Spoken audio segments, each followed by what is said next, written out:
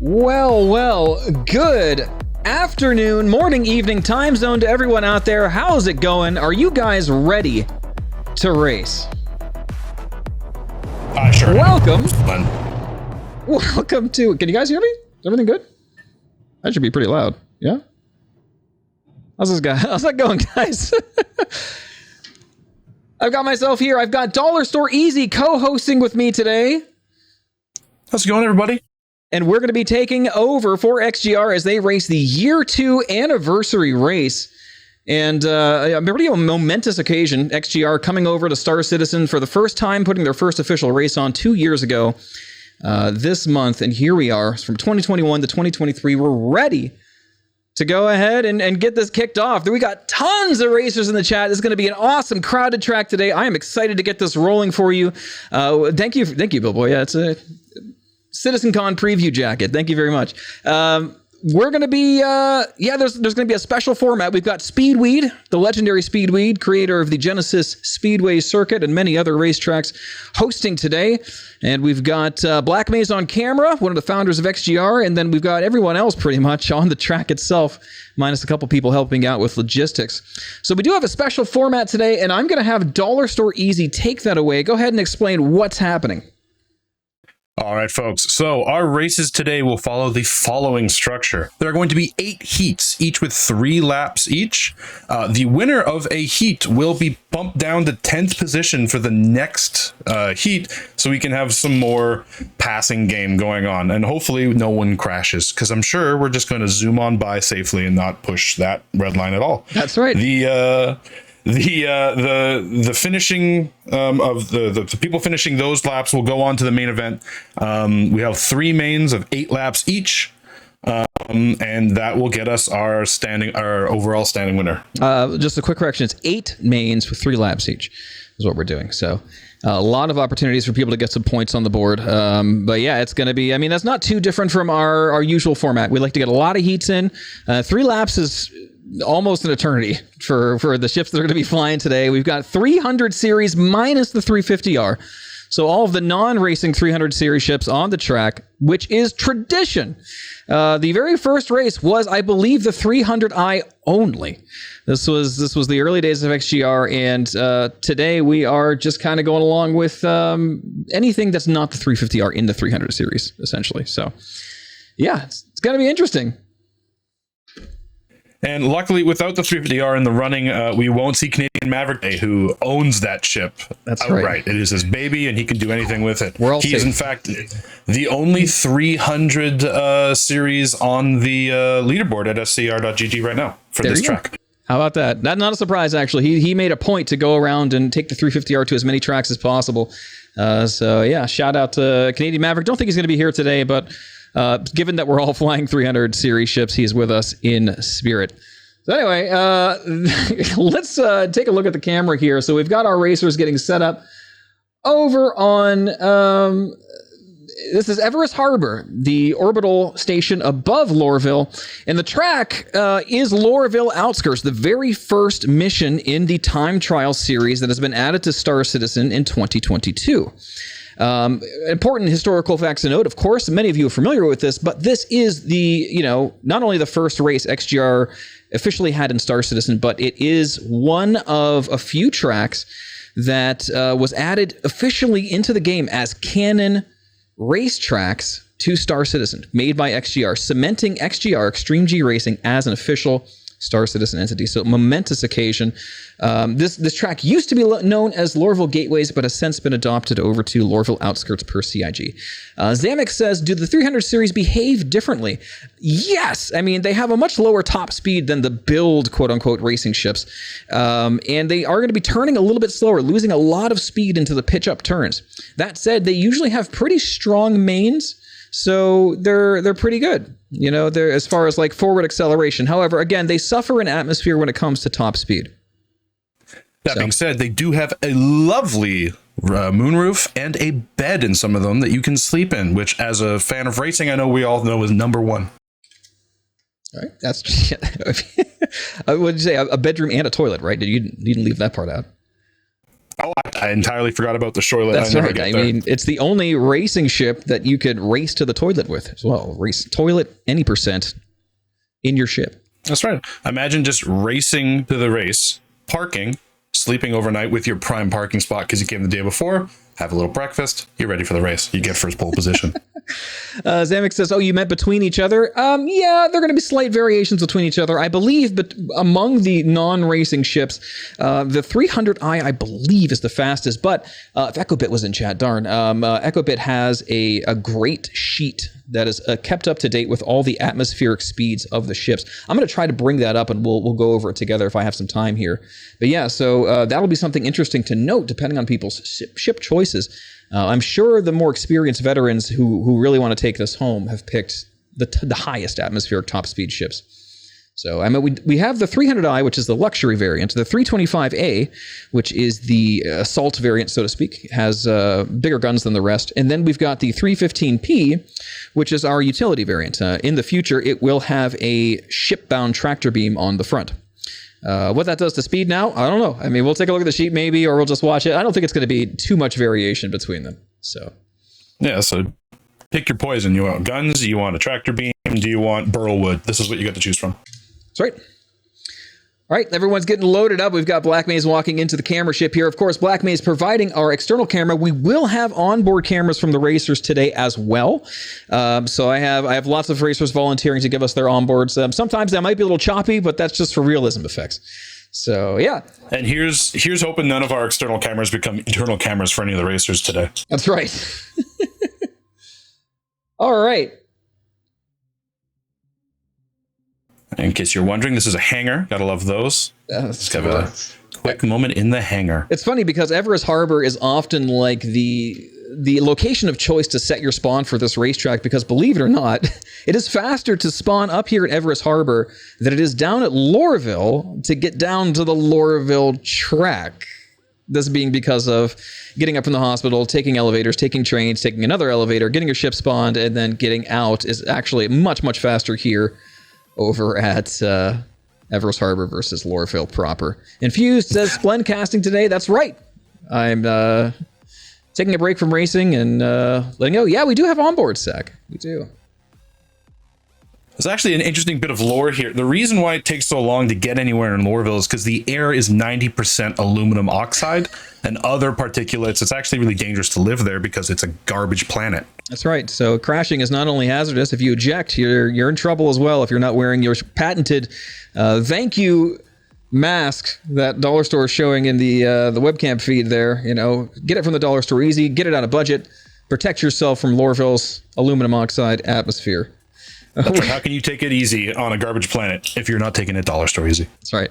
And we're headed down to the surface now. I'm excited to see this get started. There are a ton of racers going on. Let's see if we can get an onboard happening right now. Let's see who I've got. Alrighty.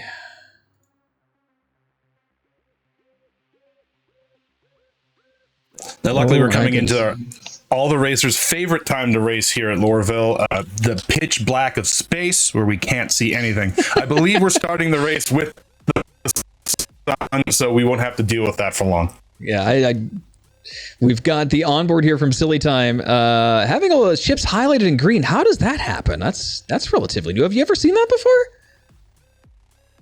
I have never seen that. I wear helmets specifically to give me more colors on this game, so that's awesome. I'd love to know how he's doing it. Oh, it's scanning mode, apparently. I'm listening to some of the racer onboards as well. Apparently that is scanning mode that brings up the other ships. That is amazing. Look at that. I didn't even know that. Well, anyway, we've got Silly Time down here getting lined up with the other racers, and Speedweed, of course, at the helm as our host today, getting everyone wrangled and getting the starting line ready for heat number 1. We'll let you guys know, of course, when that's going to take off. Still going to be a few more minutes. As you could imagine, there's going to be a lot of logistics involved to an event like this, an event of this magnitude. But hey, myself and Dollar Store are sure to keep you entertained in the meantime. Absolutely. And I have to give a huge shout out to all the logistics crews. Been there, done that. It's not always easy getting all these racers in line. Sometimes it's a bit of a nightmare. And then you have security boys up in the air, and someone flies by without calling in, and there's missiles. It takes a lot to make a show like this run. And we thank each and every one of them who've come out today. Yeah, and as you can see from this flyby, we have quite the lineup today. How many racers are we running at? Like 28? Ooh, let me count them real quick. I got a list from Speedweed here, but as you can see, it's basically party marker soup from Black Maze.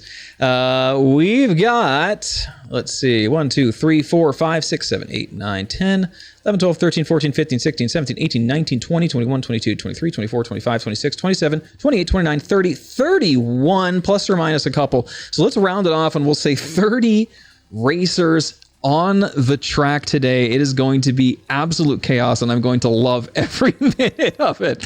So yeah, let's get a non-webcam view of this here. Holy cow, look at them all.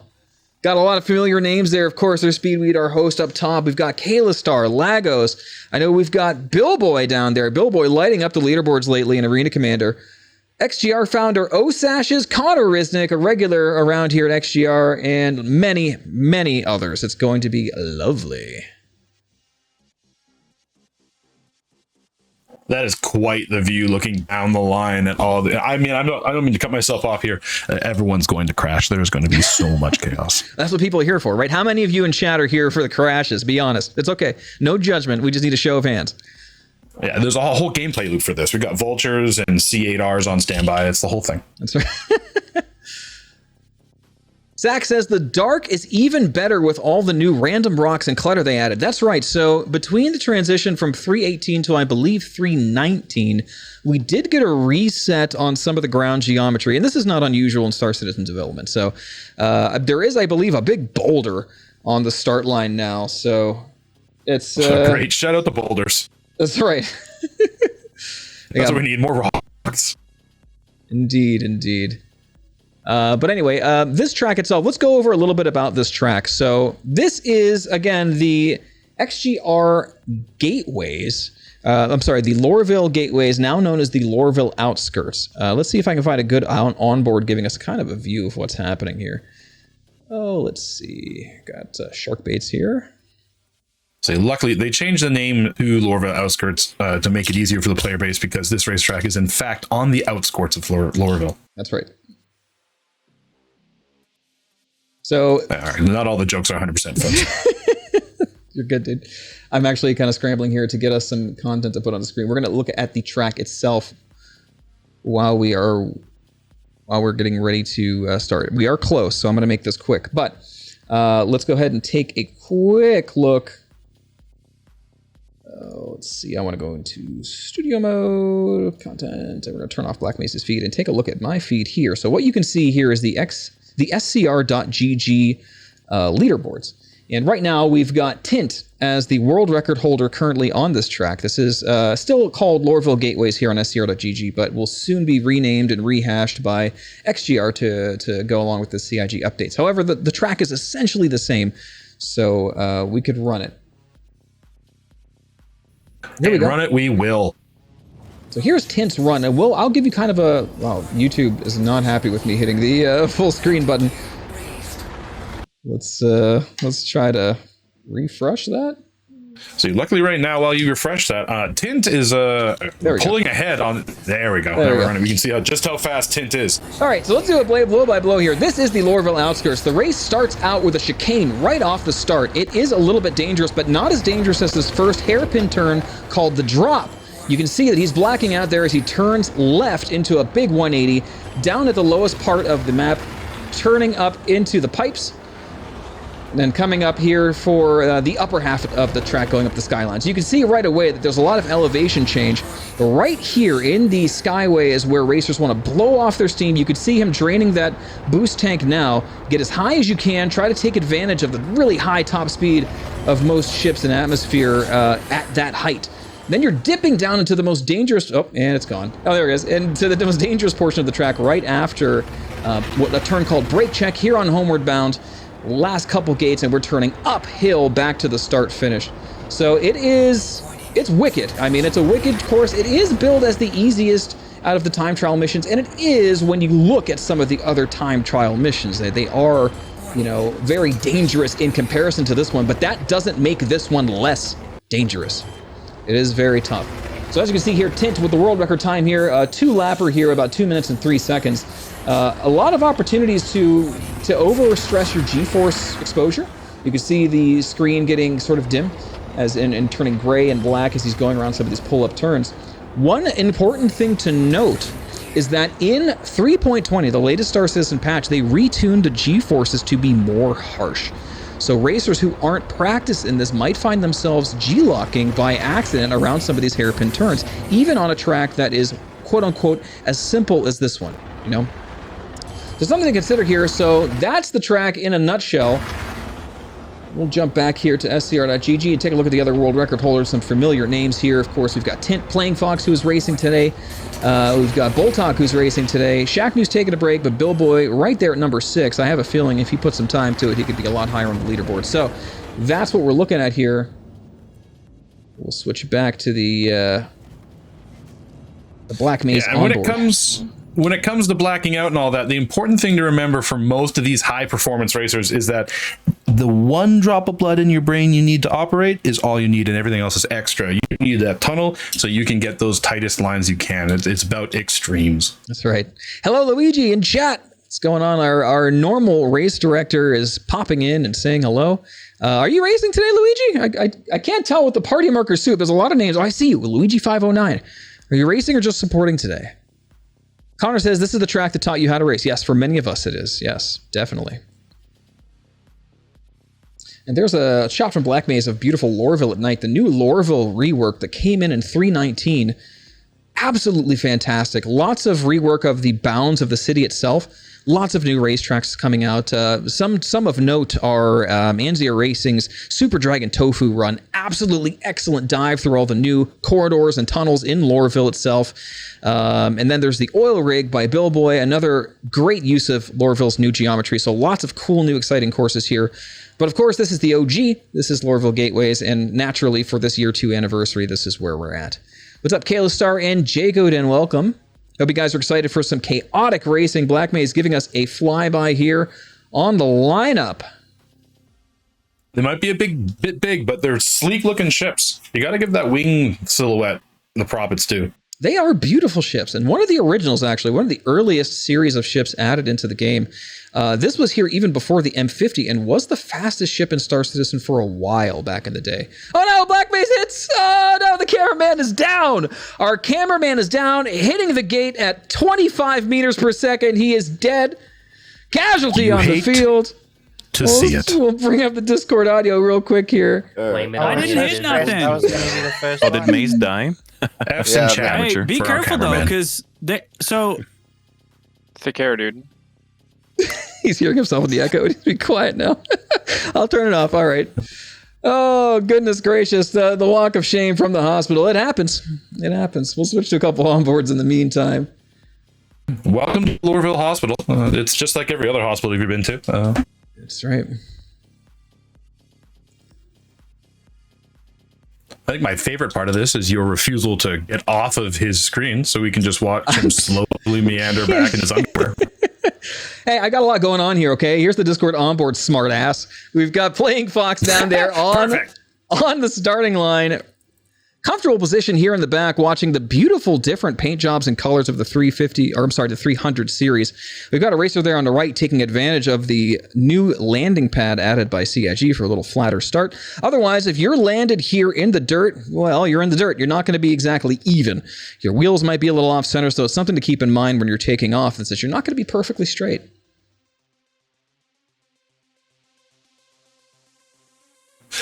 Sashes is in the chat. Asking to start the race, his deodorant's running thin. I think some people are starting to feel a bit stressed. Your deodorant's running thin. You're not the one wearing a leather jacket, my dude. Holy cow, is this thing hot? But I'm getting used to it because this is one of the outfits I'll be wearing to CitizenCon. By the way, are you guys excited for that? I am absolutely ripped for CitizenCon. I'm going to have so much fun. I hope to meet many of you there. If you're going, hey, give me a shout out. I'll be posting some more details about it. Look at it. Black Maze has got a medical. He's got the Reliant medical edition. I don't think it's going to hurt him, but he's stuck. There's a way to get out of this. I don't remember what it is. I get involved screaming and throwing knuckle bones, and I can hear him turning screaming left. in the onboard in chat. Like, this is amazing. There he is. There he is. Yeah, he's ready Thank to you for coming help for racing. any racers that have been completely desiccated and crushed by crashes. There he goes.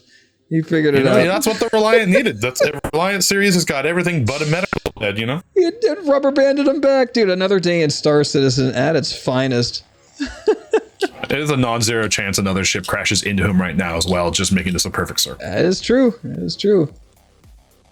You never know who's going to show up in your hangar. With a different take on dealing with the stress. His beer will almost be empty before we start the first race. Don't drink and race, folks. Come on now. You know better than that. Only bad things could happen. But yeah, coming back to our talk about the upcoming CitizenCon, myself will be there with Splen as well. And previously we had talked on stream about certain coupons you can give to Splen. And if you are the first one to get a coupon to him, you'll get a prize, a nondescript prize at some point after. It's a surprise. That's right. Don't know what it is. I don't even know what it is. He won't even tell me. So who knows? It's a surprise. I mean, who knows? Maybe that coupon will show up during the stream at some point. But yeah, I can't promise these things. You have to screen grab it and print it out in color. Osash wearing full motocross gear and helmet. Hey, I mean, that's dedication right there. I thought this racing jacket was going a little far, but little do I know. Cycling through the onboards here, this is RC Airborne's camera. Look at that beautiful baby blue paint job on the 300 series ship there. Honestly, I can't tell just from looking at them which one it is. It could be any of them. It's definitely not the 350R, but you know, they all are very similar in profile and stature. The only way you'd know the difference is if you're racing against one, or you can see what guns they have.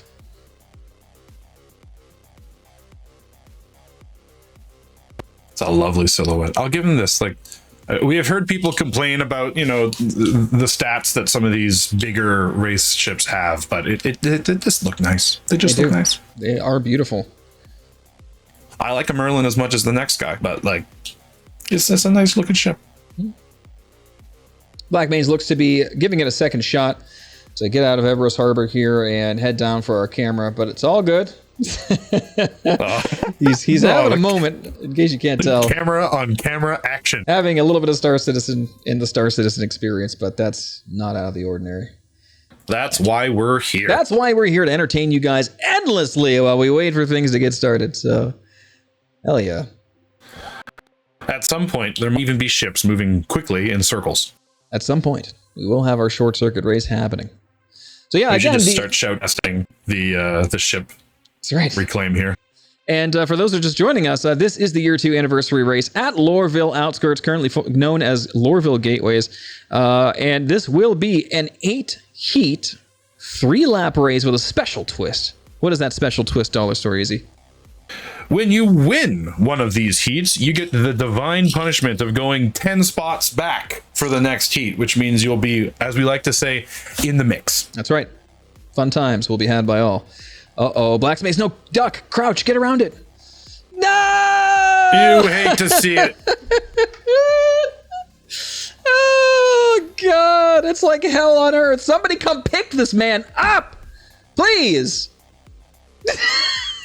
Oh, gosh, he's losing it. You got to do your Hicks maneuver. It's a high G maneuver going on here. Connor, go ahead, give me a grid flyover. Let's see it. Beautiful. Look at those racers patiently waiting down there while Blacksmaze does his nursing job. Free up in double his dog Reliant. if you invert right now, Connor. Free double dog if you invert right now. All right, he's got a race, man. Don't tempt him. Oh, there he goes. Hey. Beautiful Right, Loreville at night. I owe you a double dog. You know what? I bet all of these racers are actually counting their blessings, because this race is not exactly easy to run at night. It is much easier to run during the day. Nighttime is brutal out here. As you can see the starting line and maybe a little bit of flashes in the distance, and that's about it. This is a dark track. And to compound things even more on top of that, the track itself has a lot of dust being kicked up, either by the ships itself or by the usual weather in Loreville. So turning on your headlights doesn't always help. Does not always help. We're calling it a starting line, but this is a starting country mile. That goes back. Yes, indeed. 30 racers on the track today.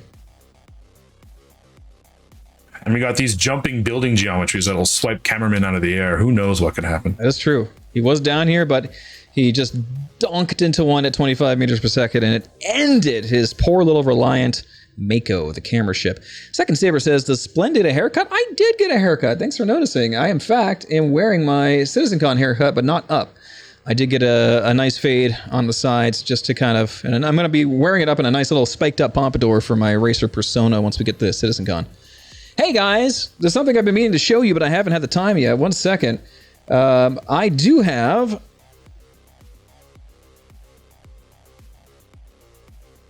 a little something. It's not a plug. It's no. It's not a plug. This is something special that people have been asking me to show, and I got this in recently. So let's take a look here. This is my prize-winning trophy from the XGR Stanton Cup. It took first place home earlier this year. Came in the mail, and it is absolutely glorious. I've been dreaming of this day for a long time, so we have it. It's been on the display behind me, and I've had a couple streams with it, but I forgot to bring it up, honestly. It's my fault, so it's a beautiful thing. And I'm thinking of, I have to work on the logistics of this, but I'm thinking of bringing this to CitizenCon and sharing a bit of champagne with some of the other racers and race directors that'll be there, but that is yet to be decided. So there it is, the CitizenCon 2022 trophy. I'm going to ask the hard question already. Are you ready? Go for it. Let's hear it. Have you had cereal out of it yet? I have not, no. My friend. You're bringing yours, Sharkbait? All right, I mean, I guess I have to, but that's like, whoo, that's a pretty delicate thing to pack in an airplane, but we'll see. Maybe I'll have it as my carry-on. Then I'll go through TSA. Well, what are you doing? Oh, yeah. I'll even wear my racing jacket. I'm like, haven't you heard of me? Don't you know about this does not finish video game, Star Citizen? Do you know how fat I can fly pixels in pixel space? And we've got Black Maze finally coming down once again, getting ready, and the sun is just creeping up over the horizon here at Lorville. Here we are, Lorville proper. Look at that party marker soup on the left. We got so many racers ready to just let it rip today. It's going to be awesome. Yeah, so you just get a screenshot and find your favorite racer in there, right there. Boom, just look for it. All right, we're going to bring in some of the audio from Black Maze's stream as well. So you guys should be hearing some ship noises now. We're going to be getting ready to kind of tuning down the music just a touch here. Let the ambiance shine through a little bit. Sharkbait says just carry it through the airport proudly. Yeah, we'll see. Put it on a chain over your neck. Oh my God. Somtelek, that's a good idea. Well, absolutely. Black Maze meandering down now, getting set to give us some excellent camera angles, and I would imagine, it's going to be a lot safer for everybody flying around, including our cameraman, during the sunlight. Right now, with the darkness and the cloudy haze that always blankets Hurston, it is quite hard to see. Yeah, they only did it to themselves, though, because they built this city on a nice foundation of crumpled up cans, paper thrown over their shoulders, and other garbage. I might hate this planet. Switching to Blunt 2020 rather, his onboard, and we're looking here down the starting line. He's picked a pretty good position up here on the top, getting a little bit of a height advantage. I'm not going to tell anybody, though, to get a little faster off the starting line, but he's got a lot of ships between him and the front, so it's going to be an interesting fight watching from Blunt's point of view. So interesting. Yeah, it is a very hefty start line, Lagos. It's going to be a good time. Now, if we've learned anything from racers like Data Machine, sometimes you just go slow and you just be reliable and you go safely and you take your moments when they come. You can let all of that soup in front of you crash and just politely finish the race. Like That's true. Actual gentleman. This is a strategy I have somewhat employed sometimes, but you remember, you have to jump on the opportunity when it arrives. It's a matter of how patient you are as a racer and how much time you have left. It's a delicate balance. I think of it sort of like a little bit of dancing. Like you're just dancing with that fire, and when do you want to leap? When do you want to go for it? It's awesome. I mean, there's nothing like Star Citizen Racing. I mean, a lot of people overlook it, and it's like, oh, how could that possibly be fun? It is one of the most adrenaline-pumping, wild experiences this game has to offer, and I could say from a lot of experience, it has not gotten bored to me in the slightest. So I think we're having... Go ahead. I was going to say, people ask sometimes if it's fun to line up spaceships and make sure there's food in them as people die and run back into them, which is the support pilot's life, and that's fun too. Unfortunately, Black Mesa has run into more technical issues. He got the ship stuck, so he's getting another one. But again, it's not even daylight yet, so these racers are down there probably like, go ahead and take as long as you want, Black Mesa, because we'd rather be able to see each other. So it's going to be a little less chaotic once we get down there in the daylight. What's up, Tint, in the chat? The full send, what's going on? Tint, again, our world record holder here at Lorville Gateways, currently known as Lorville Outskirts, although on scr.gg, still rocking the old name. We are here for the year 2 anniversary race at said Lorville Outskirts for XGR's celebration of the second full year that they have existed in Star Citizen as a just meteoric rise to fame, bringing so much to the game, becoming part of the Star Citizen lore, adding a gameplay loop I've always dreamed of and so many others have. So this is a celebration of their second year in existence, a traditional race here at the first place they had their very first race with their very first ships in the 300 series. It's going to be awesome. And we've got such an amazing turnout. It's going to be so much fun for me in Dollar Store to commentate as we watch everybody vie for position in these big, dangerous, but surprisingly fast little ships. And it's been a heck of a 2 years as well, with just even the game development side. We have seen, other than just the racing loop, we've seen salvage, we've seen all sorts of tech come into play, server meshing, and the racing has evolved and moved with it as these things came into play. Was it always good? No, sometimes it was bad, but we're still here. That's right. Yeah, it's still, I mean, it's kind of a meme now, but it is still in development. I often refer to Star Citizen as a bit of a software as a service at this point, but it is what it is. It's a fun game. I'm blessed to be as talented at it as I am, and being able to share these wonderful experiences with you guys. Not racing today though, taking a break, doing some commentary here for all my friends at XGR. So yeah, Black Mesa is getting absolutely crushed by Star Citizen right now. Not having a good time. We're going to see what develops here. But again, we're not in any particular hurry. We got a lot to talk about. So we'll see. We got the ambience cam for you. Silly time. Let's take a look. Switching over to the onboard. Look at those racers. Got the nice low FOV zoom in off the starting line there. It's going to be a hell of a show when these guys get off the ground. And I hope you guys like rocks, because there they are. There's lots of rocks. It's true. And the best part is, if you hit them, you explode. That's right.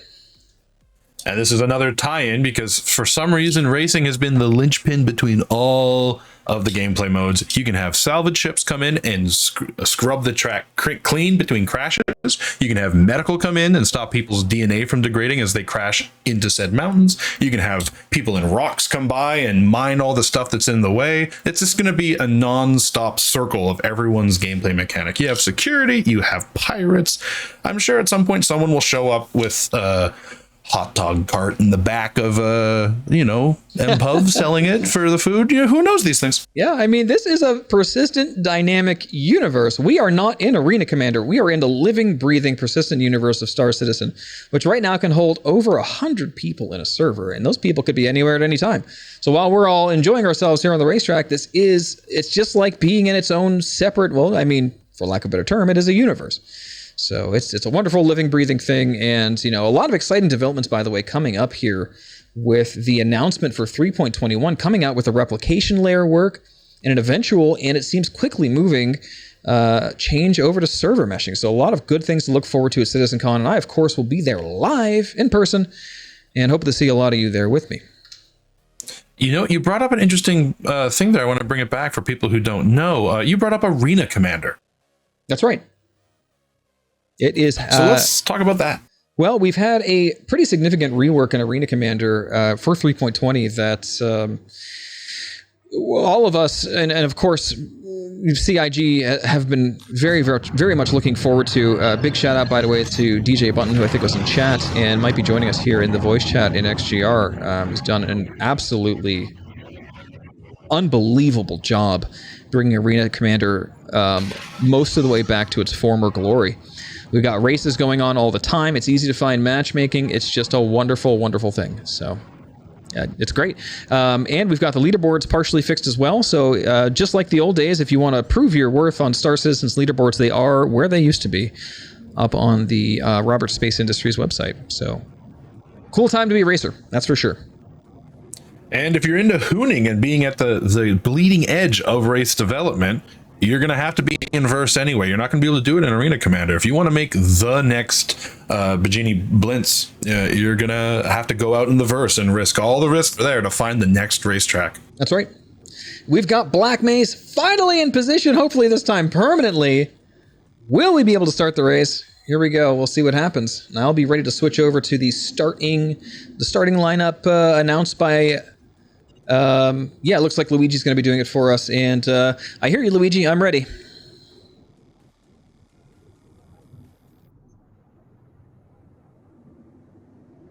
All right, an exciting flyby. Can't wait for this to start.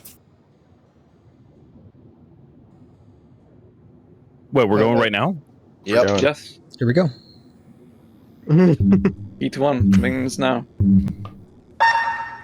And it is lights out. The racers are off and in the air. A little bit of I a slow can't see start there, but anything. there they go.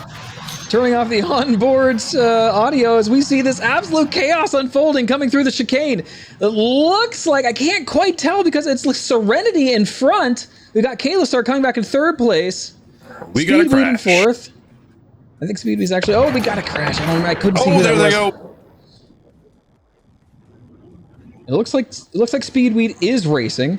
We've got third place from Speedweed there, unless he's a chase cam, and then we've got Connor and Osash bringing up the fourth and fifth places, vying for it. But whatever's going on here in first and second place, are they in the same ship? It's hard to tell.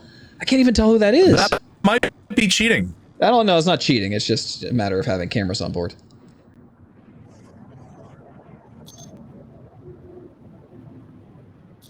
Okay, so Saber is inside Lagos' ship, so that is Lagos in the front. Lagos, who's been really making a name in the XGR community, doing really good at races and bringing home some time trials as well. Let's switch to the onboard here. We are looking at, this is going to be Silly Times onboard. A little bit in the back of the line, has some room to make up here, but definitely working on it. It looks like back at about 6th or 7th place. Playing Fox, Osash is in the direct front, and of course a climb after that, but Osash's hits! Osash's hits and he's out. One of the XGR founders has hit the deck and he's gone. DNF from Osash. We got a highlight on Speedweed here and Playing Fox coming up behind. I believe they're in 4th place contention. Meanwhile, we've got Lagos in front in 1st place. So it looks like Lagos first. Speedweed stealing 2nd from Playing Fox. Playing Fox vying for it in 3rd place. Here they are neck and neck coming around the bend. Going downhill and it looks like Speedweed pulls out in front. Speedweed taking 2nd.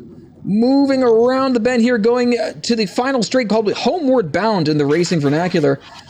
And moving on to it, I think this is lap 3 at this point. See if we got any onboards going on here. Anyone up front? We got Playing Fox, who's in 3rd place right now. Let's switch to that onboard and take a look at what this point of view looks like. So Playing Fox now behind Billboy. I don't know where the placements are exactly. It's kind of hard to tell. We don't have standings today. Again, this is a more casual race, so I don't have, anyone doing the hard stuff. Luigi himself is racing, who usually handles the race direction. So it's absolute chaos right now. But we'll try to see what's happening and make better sense of things as we go on here. I hope you like the collision alert warning, because some of these hairpin turns, you are really close to structure. Indeed. We've got Billboy on the highlight here. Again, Billboy, I would say a strong favorite for this sort of racing. Has definitely gotten his aerodynamics racing down in atmosphere. Don't know what the placement is right now. He's coming around what's called the drop. The first big hairpin turn here on Lorville outskirts, going down and then going to be coming up the pipes here shortly, making that turn. It's hard to see here in the dark. We do have some of these corners at least lit, so you can see him coming up the pipes now. He's going to be making a left and heading toward the Skyway.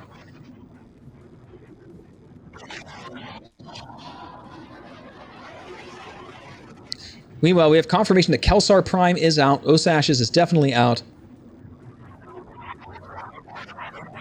Ended stream there. Aaron the God is not in this race either. Yeah, we've got a lot who didn't survive, and that is not really unexpected. I think Black Maze is looking at a 1st place right now, so it's probably a good assumption. Well, it's hard to tell. It's really hard to tell what's going on. We got Dub and Billboy just about neck and neck. Not sure of their placements once again. Billboy really pushing it and at least doing this overtake here on the homeward bound stretch. I believe this is the last lap. Okay, I got a confirmation from Black Maze that Playing Fox is second. Billboy in first. All right, so there you go. There's our first and second place. 3 laps there. Billboy in first place, followed by Playing Fox. Honestly, some well-known XGR racers and some favorites for this race. Not a surprise seeing those guys cross the line. Congratulations. We got Silly Time and Lagos coming up the rear. And here they come. Wrapping up heat number 1 of 8 for today's year 2 anniversary race. So the question was, as these different heats come back to back, will people take it easier, or will they find some gumption and try to push past the perceived glut of crashing going on? That is a good question. I mean, you've got a lot going against you here. You know, you're in Lorville, right? So the FPS isn't always like the greatest. Some people will get 20 FPS, some people will get 50, 60 FPS. So you're contending with that. You've got low visibility, you've got really big ships for racing ships, and you've got a lot of dust geometry. It is dark, you know, it's just a lot happening right now. So I think honestly, until the sun rises, if it were me down there, I'd be playing it a little safe, you know, maybe getting some points on the board, but not necessarily pushing as hard as I can. Adversely, Playing Fox is in the chat saying, who says beer is bad for racing? Playing Fox, congratulations on your second place there. Spano Pixel, hello, what's going on? Aaron says the centipede I was in cost me my wing. That's a good name for what we're seeing here. A centipede of racers as they're all stacked up 30 by 1 going through the start line on the race starts. It is quite incredible to watch. Moving over now to the onboard here. This is Billboy's onboard, our race number 1 winner. Quite an exciting thing going on. I'm going to go ahead and ask if they want to talk. Hey, Billboy, do you have a second to talk? All right, so we are live here in the chat with Billboy, our winner, and Playing Fox. We're going to be talking to you in a second here. So what was that absolute chaos like? Well, the first turn I couldn't see anything, so I was just kind of guessing and hoping that I would make it through, and it was nice being in the front right there because I didn't have to deal with anyone else at the beginning, but it was hard to see for sure. I would imagine. So when exactly did you get first place? Obviously, it's hard for us to tell with all the chaos going on, but I would imagine you had to fight to get there, correct? Yeah, I think I was side by side Lagos maybe the first turn, and then I think I pulled away on the third turn or so. Gotcha. I think they got kind of caught up in that chaos. Absolutely. Playing Fox, what's your experience like today on this first of 8 long heats coming up here at the XGR Year 2 anniversary? Already at the start, someone heard the beep probably after me, and I almost kicked someone in the ass on the start. Well, thanks to your quick reaction time, you're able to dodge it and come away with a second place win for heat number 1. So congratulations to both of you. And we'll be seeing you guys back here for heat number 2. Good luck. Thanks.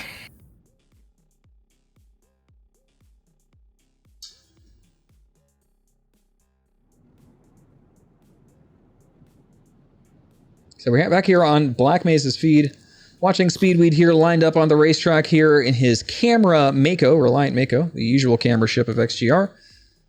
Now, are you sure it's not the medical Reliant? I mean, we're not sure. Not entirely sure at this point. Black Maze certainly had some Star Citizen moments getting down here. Yo, Herbie's racing today. Didn't even notice. Herbie, what's going on? Stayed in third person for most of that lap. Couldn't see with all the names. Well, yeah, that's one approach, certainly. Going in third person would get rid of the party marker soup.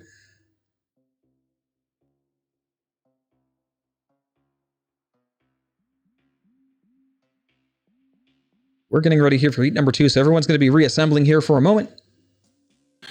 Sorry, I'm just catching up. Did you say that Herbie is flying today? That's right. That's great. We spent a lot of time ground racing with Herbie this last couple of months, almost just like a year, really, during the Stanton 7 race series done by Atmo Esports. That is correct. That's right. Dollar Store, myself, Took, and Lothar are part of Team Splen, or Team Double Dog. I don't remember what our names were during the System 7. It was a very challenging series during an interesting time for ground racing and Star Citizen, but Herbie took it all home, like winning a lot of those ground races. Probably one of the best ground racers in Star Citizen, certainly in the categories of RC, and definitely very good in the Steve and the PTV as well. So yeah, what's going on, Herbie?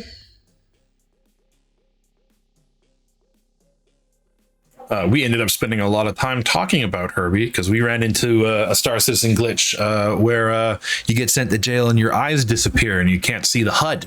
and that happened right after I may or may not have salvaged Herbie's car after a race back. So my headcanon is Herbie paid someone to my eyes. We will not confirm nor deny anything that happened. Herbie being very humble, just lucky. Yeah, right, dude. Luigi made your first 3 laps very slow. Congratulations on surviving through it, Luigi. Luigi, our usual race director. We've got some standings here from Data Machine. Here we go.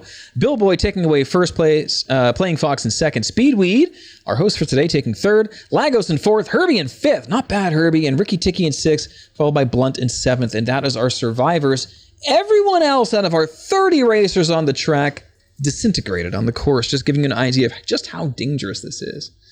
So again, a lot going on, a lot to look forward to here. We got 7 long heats to go here for our year 2 anniversary race. Hope you guys are having a good time. If you don't know, my name's Splen. I'm here filling in for the XGR commentators today and letting them enjoy their hard-earned celebratory race here. And I'm joined by Dollar Store Easy, my friend compadre, and of course, more importantly, my corporate sponsor. It's me. It's him. There we go. Yeah, slow and steady, hey, has worked for a lot of racers. It really, you know, especially in such dangerous conditions, it's not a bad idea to go ahead and pace yourself. Not at all. And we can see a lot of the racers are lining up, getting our party marker suit back together. What a starting line. Wow, we're going up the hill. It's very interesting what's happening here, because what's going to happen in this situation is we've got racers that are maybe like 100 meters higher in the back marker end of the line that are going to actually get a little more top speed coming off the start. So they have opportunities here to actually gain some space right off the bat, but that's also going to cause even more chaos. So those front racers need to probably stay low, at least off the start line, until they get their top speed up and running, because those back racers, if they know what they're doing, they're going to be running up fast with the higher elevation. That's true. They might be at the extreme here. I think we're seeing like some of them are a kilometer away from the start line, but they don't have to take off. I wouldn't be surprised if it's 2 kilometers. Yeah, they could just literally push forward with how high they are. Oh man, you're welcome, Luigi. Luigi, again, our race director, more than happy to give you a little bit of vacation time here, and I hope you're enjoying yourself down there on the tracks. Finally, the sun is rising here at Lorville Outskirts. We're going to be enjoying some more visibility. And our wonderful cam supplied by Black Maze, one of XGR's founder, currently live on the screen. And of course, we've got some onboards going. Let's switch back over to Billboy's cam, our first place winner in the last race. And again, pushed back to 10th place. My, how the tables have turned for this racer, but that was the stipulation for this fun exhibition race. From 1st to 10th, has got a nice fight in front of him. Should be awesome to watch. Looking forward to it very much. Now, a hypothetical here. If he can get first place in all the rest of the heats into the main event, it'll just be him and he'll win. That is true. Perfect. That's all you have to do. You just need to win this 100%.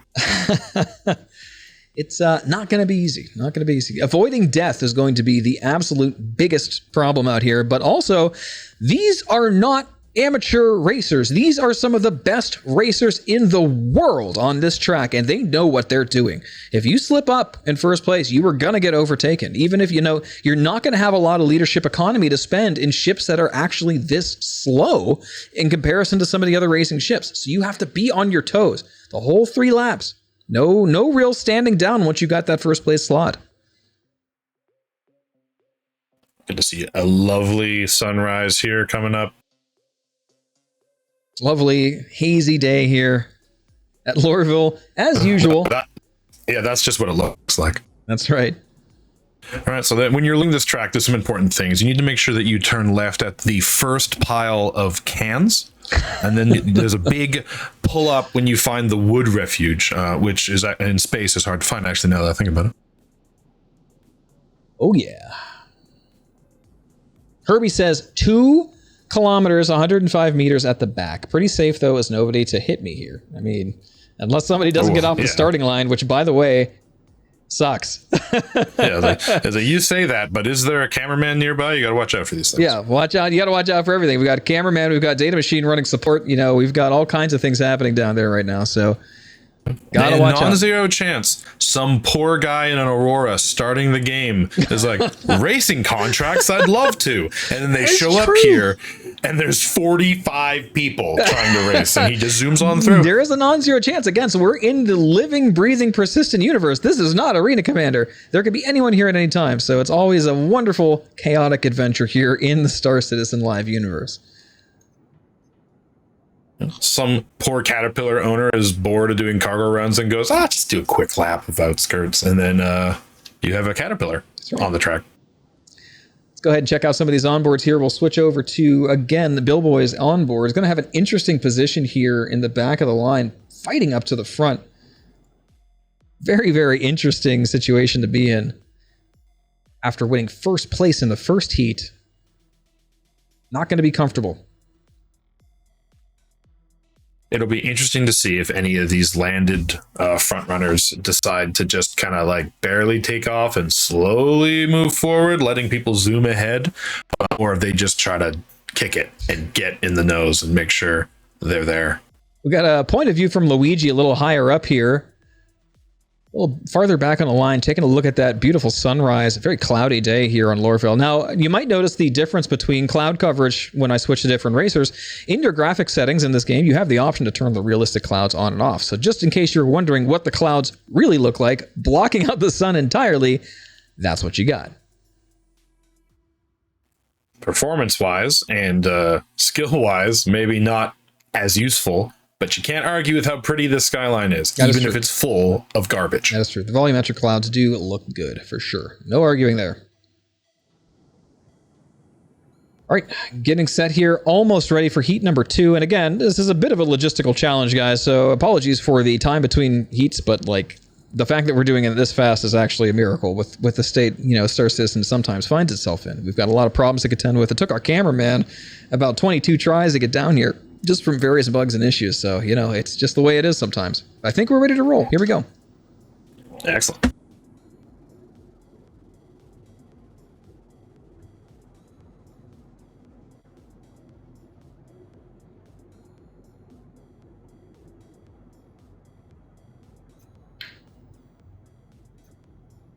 Wow, look at that party marker soup. Unbelievable. It's just a sea of blue. And it's somewhat telling here if you look here, Data Machine, not racing today, I believe, but still 4 kilometers away from that mess. Nice and safe, in control, very Data Machine approach, unless you're on Snake Pit and you're in a buggy. Then suddenly we're a madman trying to jump over people on a pipe. That's right, and Data Machine, aptly named, handing me the data today so I can keep track of the standings.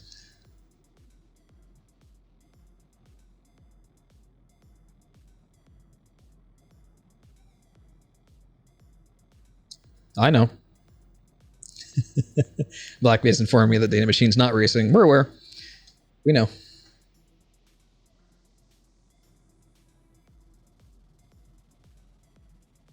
And again, now suddenly it looks pretty foggy, doesn't it? We were looking at a nice sunrise and kind of clear view, and now it is basically a different kind of soup here as we're looking at just haze. It looks like our typical Lorville storm has rolled in, so that's going to make visibility very difficult for these racers. Let's go ahead and look at what the onboard cam looks like for this. Let's switch back over to Billboy, our first place winner of Heat 1. Let's see what's happening. A little bit hazy down there. It's going to be more apparent once the race gets started, right? We're going to be seeing a lot of black particulate flying by the racer itself, but that's just going to add to the visibility problems already apparent here on this track here in Lorville, one of the most polluted places in the verse.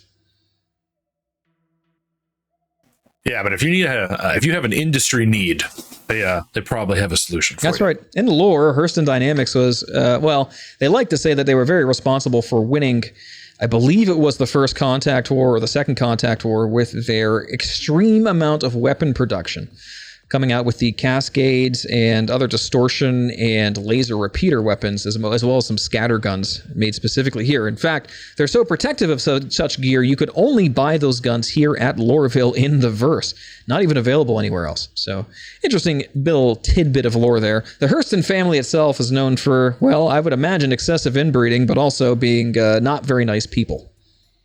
You can tell because when you're going to go buy one of those said special guns, you need to kick a train. You get off the train and you turn left at the giant statue of one of those family members. That's right. Yeah, they're a little full of themselves. They like the color gold a lot as well. Yeah, which is like probably the only piece of art other than the lights in the ship terminal, which are lovely, in this entire city. Indeed. Looks like we're just about ready here. Another interesting bit of lore here about Loreville. This is our in-game meeting point for Splen and I. During Time Trial Masters 2 years ago, I think is our in-lore meeting point. That's right, yeah. You're bringing your dollar store portable Argo cargo delivery machine and accidentally sliding across the front of Euro Trucker's Hercules. Yeah, when I met Euro Trucker at the same time. That's right. Yeah, Hell of a meeting. And then I illegally entered the race lineup to throw a hot dog at you because you said in an interview that you were hungry. I'm always hungry, baby. If you want to prove that theory, you can go look at our race guide for Bajini Blitz, and all of the turns are food related. True. We've got an interesting onboard here for you. This is Satyr coming in late at the back. Look at that. You can't even see where you're going. Absolute chaos. We've got a 1-minute warning here for the start. We're going to turn on the Discord comms. Here we go, guys. Get ready for some action.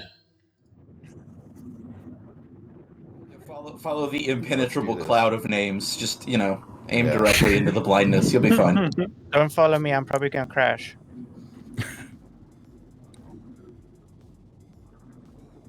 Oh, this is going to be glorious.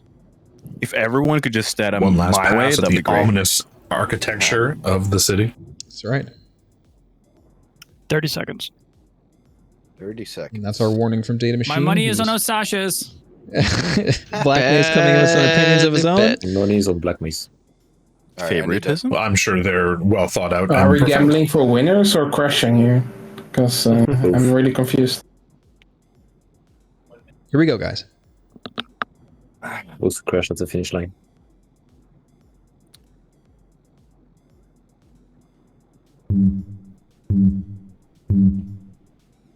The question running through our minds, how many booms? There they go. We're about to find out. Oh my goodness, they're taking so long to get off the line. There's just so much frame drops here, but it looks like Silly Time pulling out in front, followed by Osash. Billboy making quick work of that 10, but crashes! Boom. Not able to quite get through the mess. Really went for it with an aggressive start. Unable to survive, however. Taking the hit there. We've got Kalistar bouncing off to the side, hit by, looks like Boltok, perhaps. Boltok, no worse for wear, it looks like, holding on for now. Yep, and he's out. Silly Times keeping the front. Boltok fighting for third place with Osash. Lagos quick behind, taking advantage of better boost management. Oh, but hitting and clipping the top of that gate there, going off to the side, keeping it together. Kelsar and Lagos now fighting for 5th or 6th place. Kelsar using that boost management to get farther ahead. Playing Fox looks like 4th place, Boltok in 3rd, Speedweed 2nd, and we've got Silly Time in 1st. The 300 series can do anything. It's hit a couple of structures, but like at these speeds, sometimes. Oh, we have another crash. Got another explosion. Don't know who it was. Didn't get it quite on camera. We got, oh, Silly Time taking a spill. Speedweed taking 1st place. Silly is out. There's the final explosion of the tumble. Playing Fox coming up and looking like taking 3rd place now, with Boltok taking 2nd. Boltok very good in atmosphere. Should be an interesting battle between Speedweed and Boltok here as we come up to lap 2. Boltok having a better turn, but Speedweed having more boost. Fighting for 1st place. Boltok eventually pulling ahead through the start finish, coming through here to lap number 2 of 3. Playing Fox 3rd place, no slacker, definitely gaining some ground. We've got less than a second between 1st and 3rd place right now. Boltok coming down the drop, Speedweed close behind, Playing Fox just as close. The 3 of these guys are going to be having at it, coming over to the pipes and finally up to the Skyway. We've got Lagos coming in 5th place, Connor 6th, Cy Prime 7th, and Captain Ember holding on at 8th place. Boltok climbing, coming up to the Skyway, starting the boost. This is where racers want to keep their boost and let it off here. This is where you want to get that top speed and hold it as long as you can. Good TVI control goes a long way up here. Speedweed losing a little bit of distance here, about a kilometer behind Boltok. Playing Fox about 500 meters behind Speedweed, but catching up. It's going to be an interesting fight for 2nd place coming up here. All of these racers are going around the turn there at the top right called brake check, one of the most technical turns on the track. A 180 hairpin, then going downward, diving into two very shallow gates. Playing Fox really getting the distance here on Speedweed now. Less than 100 meters between them, coming through the end of Homeward Bound, wrapping it up, going up to lap number 2. They're taking it safe. Smart move here. The visibility is still not great here at Lorville. It is early morning, lots of storm cloud coverage, hard to see. Boltok with a comfortable lead now, at least 3 to 4 seconds between him and Speedweed and Playing Fox. Playing Fox really fighting for the second place position, but Speedweed, we know, is no slacker. Speedweed taking second place, I believe, in the Stanton Cup. I'm sorry, third place in the Stanton Cup this year. Playing Fox very close behind. We're going to see some very interesting developments between these two talented racers. Coming around the pipes, moving up to the Skyway. We've got Boltok starting his boost, coming around that final turn before the Skyway. Speedweed starting the turn on the U-turn. Playing Fox, again, within 100 meters, they're close. This is where it's all going to matter. Speedweed boosting ahead, a little bit better boost management, tighten that turn a little more than Playing Fox. Playing Fox feeling the pressure, moving up. 100 meters between them. Playing Fox getting ahead. Speedweed falling a little bit behind. Way better turn. Speedweed losing control, coming in the brake check. Again, that is the technical turn. Playing Fox moving down between those gates. Speedweed hits! Oh, no, he did not hit. It was somebody else. He's okay. Something hit there. He's moving. I don't know what that explosion was. It looks like something exploded right in front of Speedweed, but Boltok coming around the bend for lap number 3. Looks like he's about to finish in first place, but Playing Fox and Speedweed still vying for that second place. Playing Fox pulling ahead at the last moment, finishing in second place. Speedweed in third, and that is your podium for a wild heat number 2. It looks like we have some support staff crashing on the finish line as well. I think that was Dude 3D who just crashed. I mean, I wouldn't be surprised at this point. It is absolute chaos and pandemonium down there, but not to be unexpected for a 30-person race exhibition as it is. A great camera angle there on Connor as he comes into the race.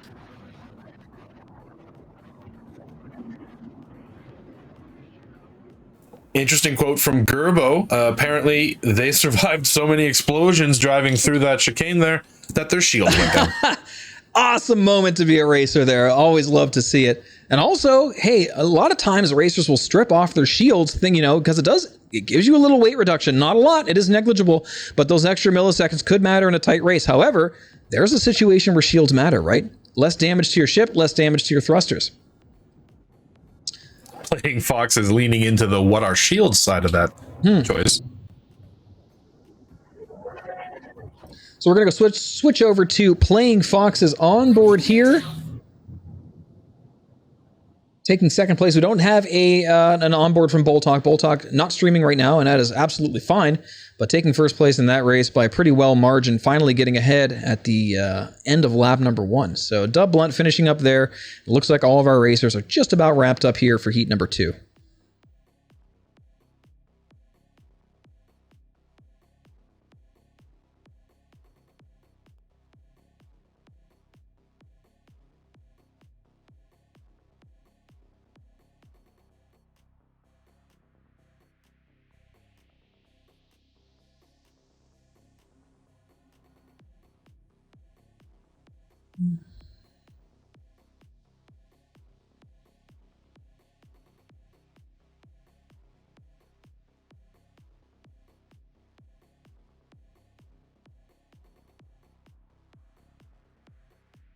All right, I'm going to go ahead and try to get some talking in here with our first and second place and third place. I think Speedweed might be busy, but I'll bug him anyway. So here we go. We're going to jump into Discord and see what happens. Our onboard camera is showing some ruckus. Having a little fun by there. the line. That's right. All right, we'll switch to the Black Mace cam. Hello, everyone. I would like to talk to Boltok, Playing Fox, and Speedweed, if that's okay. Yep. Boltok, are you there? Comment ça va, mon ami? Very good race, and Luigi, you could help if that's okay. 1 second. Yes, 1 second. I'm sorry. Uh, Stay there. No 100 meters sweat. from Connor. Well, wait a minute. Go ahead. We got Speedweed setting up the race here, so we're going to go ahead and let that happen.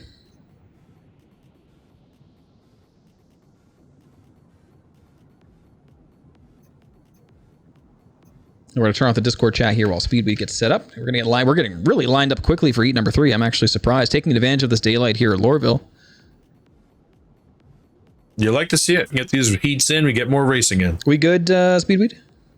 Yep. Go on. Okay, so let's yes, Luigi, if you can help with the translation, just asking Boltok here, how did it feel taking first place at the end of lap number 1? Boltok, comment ça c'était avoir terminé en premier pour lap numéro 1? J'ai eu plus de chance qu'au premier hit, parce que là, j'ai été en collision plusieurs fois, mais je suis pas été explosé, donc j'ai pu finir. He said he had more chances in the first heat because there he had so many explosions next to him, so he was lucky that he finished. Yeah, I mean, excellent. I mean, we had some actual talking from Gerbo popped in the chat and said that he was glad he had shields because the explosions actually brought his shields down for this race. So thank you, Boltok, for that. Playing Fox, I mean, you were fighting with Speedweed there up until the very end. Tell me what was going through your mind finally taking that lead in the middle of lap number 2.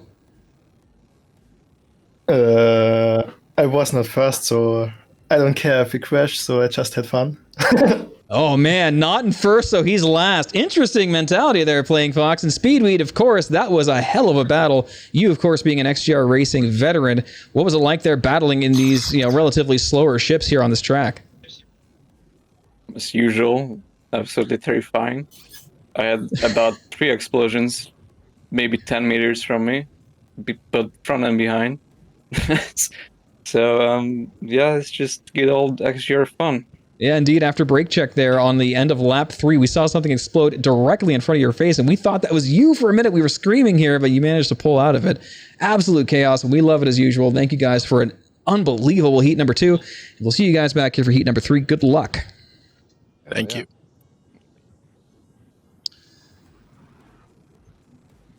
All right.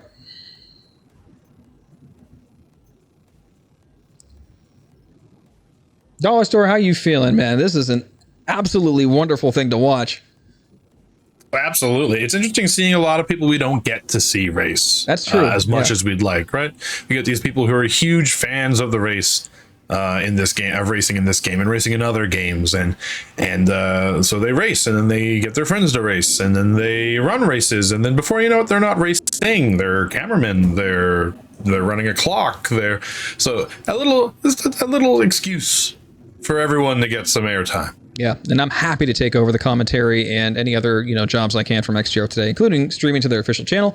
Again, my name's Splen, and I'm here at Dollar Store Easy. You guys might know me, you might not. I race a lot in the game. That's all you need to know. Dollar Store here, my friend, compadre, and corporate sponsor, helping me co-host. Semper Prime says, so happy to have finished that one. Semper, you are, I believe we were watching you race during the British Army esports races a couple weeks ago. Is that correct? And then we have the Data Machine's results from Heat 2 coming in right now. We got the official results. Here they are. Boltok in first, Playing Fox in second, Speedweed third, Lagos in fourth, Connor in fifth, Sater in sixth, Herbie in seventh, and Dub Blunt in eighth. And Semper confirming. Yeah, Semper, looking forward to seeing you grow here in the racing scene. Wonderful to have you. Just to double check there, what did you say Herbie was at? Excuse me? What did you say Herbie was at in that standing just there? Herbie coming in seventh.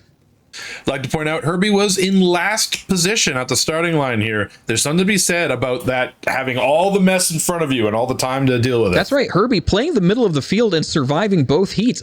Can't say that for a lot of these racers. We've only got Playing Fox, Speedweed, Lagos, Herbie, and Dub are the only racers who have survived both races so far. So there you go. There's your 4 or 5 out of 30. 30 racers. That's how dangerous this is. We're watching this chaos unfold, and it's wonderful to see. As you can see there on Black Maze's feed, we've got the Party Marker Soup reforming down there on the starting line. And we're going to watch it unfold.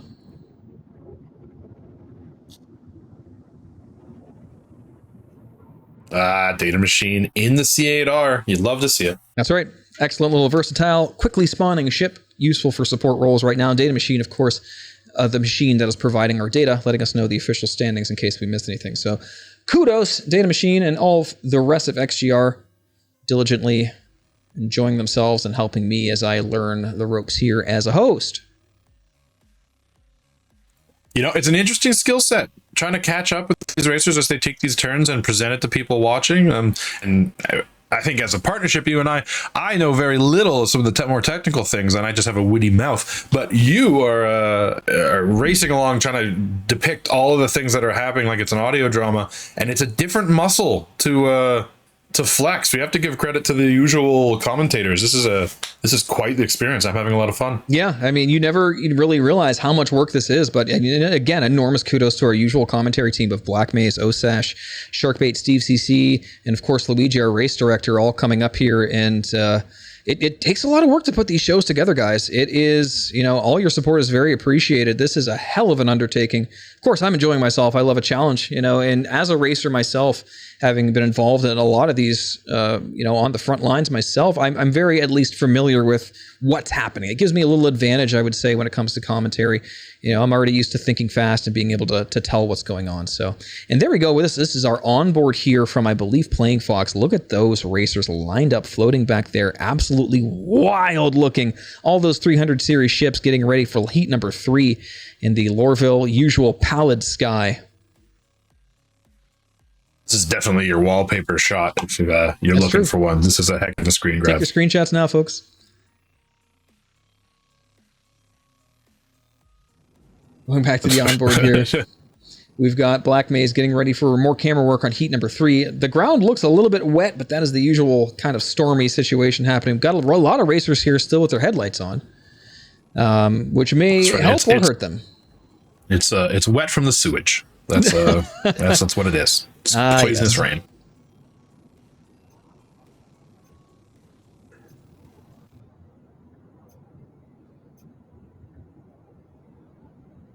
Apparently, we're having some issues with Hurston security coming to break up the underground race. Somebody's diving down there. We don't know what's happening.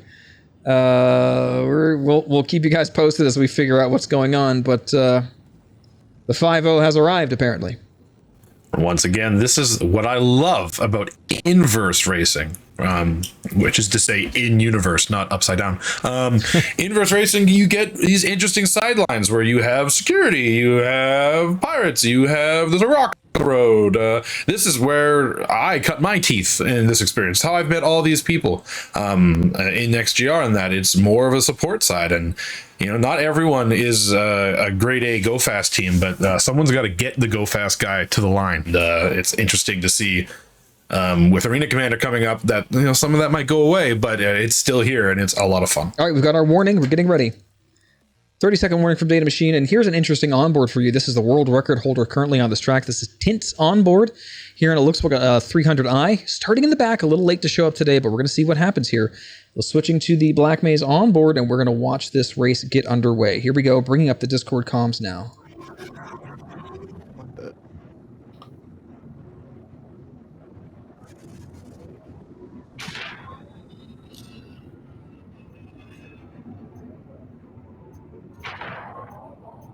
Good luck, guys. And there they go. The sound has buzzed. Connor off the start line in first place, followed by Billboy directly behind. We've got Speedweed and Lagos bringing up the second, third positions there. Billboy falling a little bit behind. Not sure what's happening. Maybe taking a little bit careful approach. Playing Fox spinning out of control. Doesn't look like he survived. Speedweed's out as well. 2 of our survivors from heats 1 and 2 are out.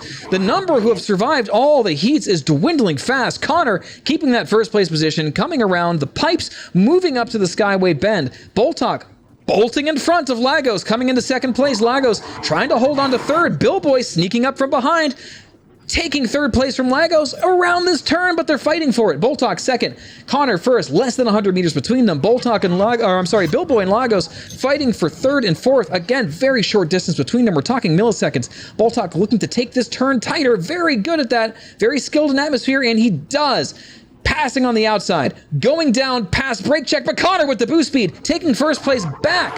Coming down to the start of homeward bound. Lagos taking third place from Billboy soundly. Billboy falling a little bit behind. He might be saving up that boost fuel though. Lagos moving in front of Connor. Connor fighting for third place now. Between Lagos and Boltok fighting for second. Billboy bringing up that fourth, but probably looking for blood. The Osash is in fifth, making sure they earn it.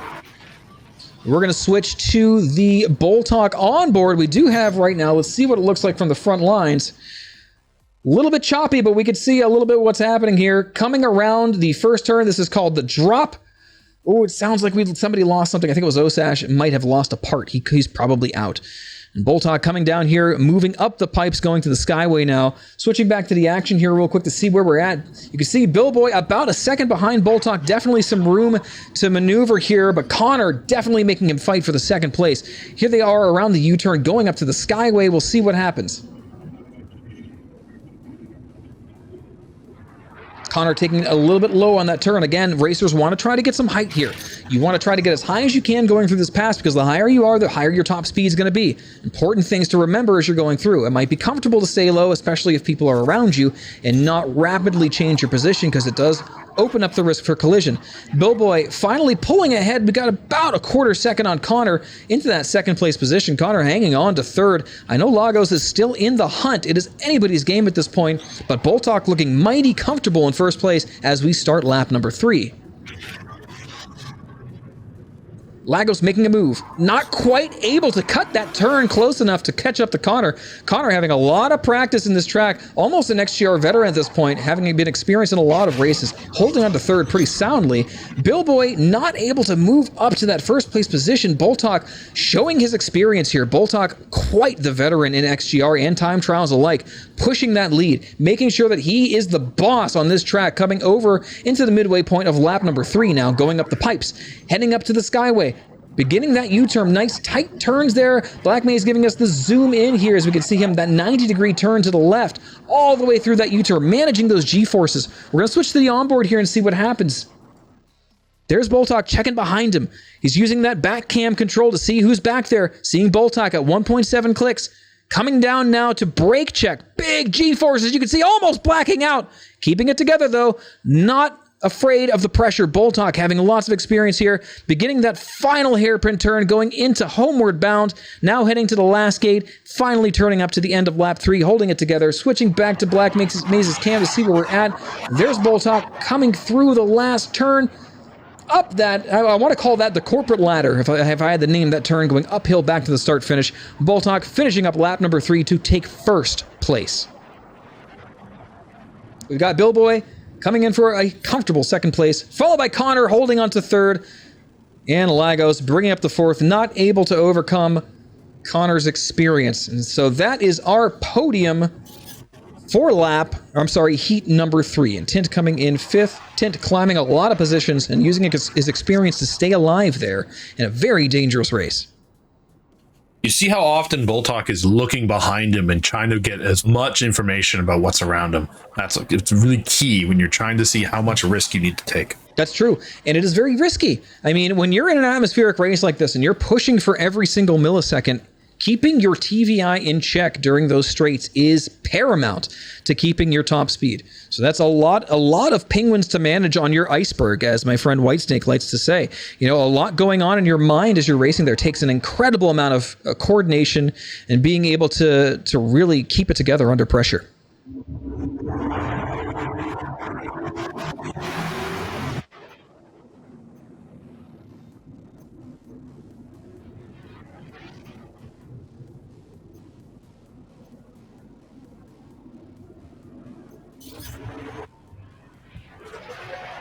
Got our cameraman here flying over to those who have finished, seeing if we get any more ruckus like last time. Interesting to note out, we have a Gladius down there. Not sure what that's all about. Could be abandoned, but there it is. I'm sure it's not related to the security issue previously noted. That must have been a misunderstanding. Unrelated, Fox waiting for free SCU. He's excited to get some salvaging done on the side. After my own heart. That's right, and there's plenty of carnage to be picked up from this racetrack for sure. Infused, what would my strategy be going into these heat races? So as I was saying earlier, like if I'm starting in the back of the pack, I would be trying to work my way up perhaps to a better position for the next race, right? When you've got 30 people, you've got some climbing to do.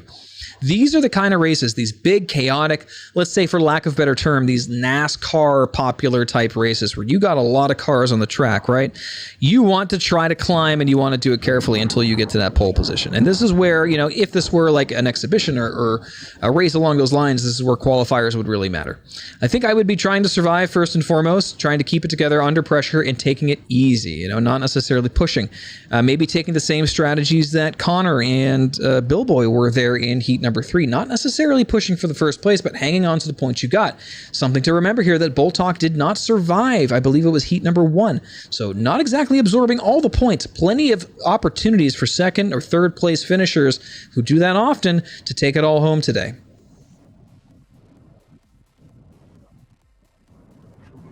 Herbie, you stayed alive again. You're one of the very few racers who have survived all 3 of these heats so far. So congratulations on that. Your strategy appears to be paying off. I mean, if you That's what it says on my Herbie trading cards. Die. If you just keep alive, you have a really good shot at least getting podium.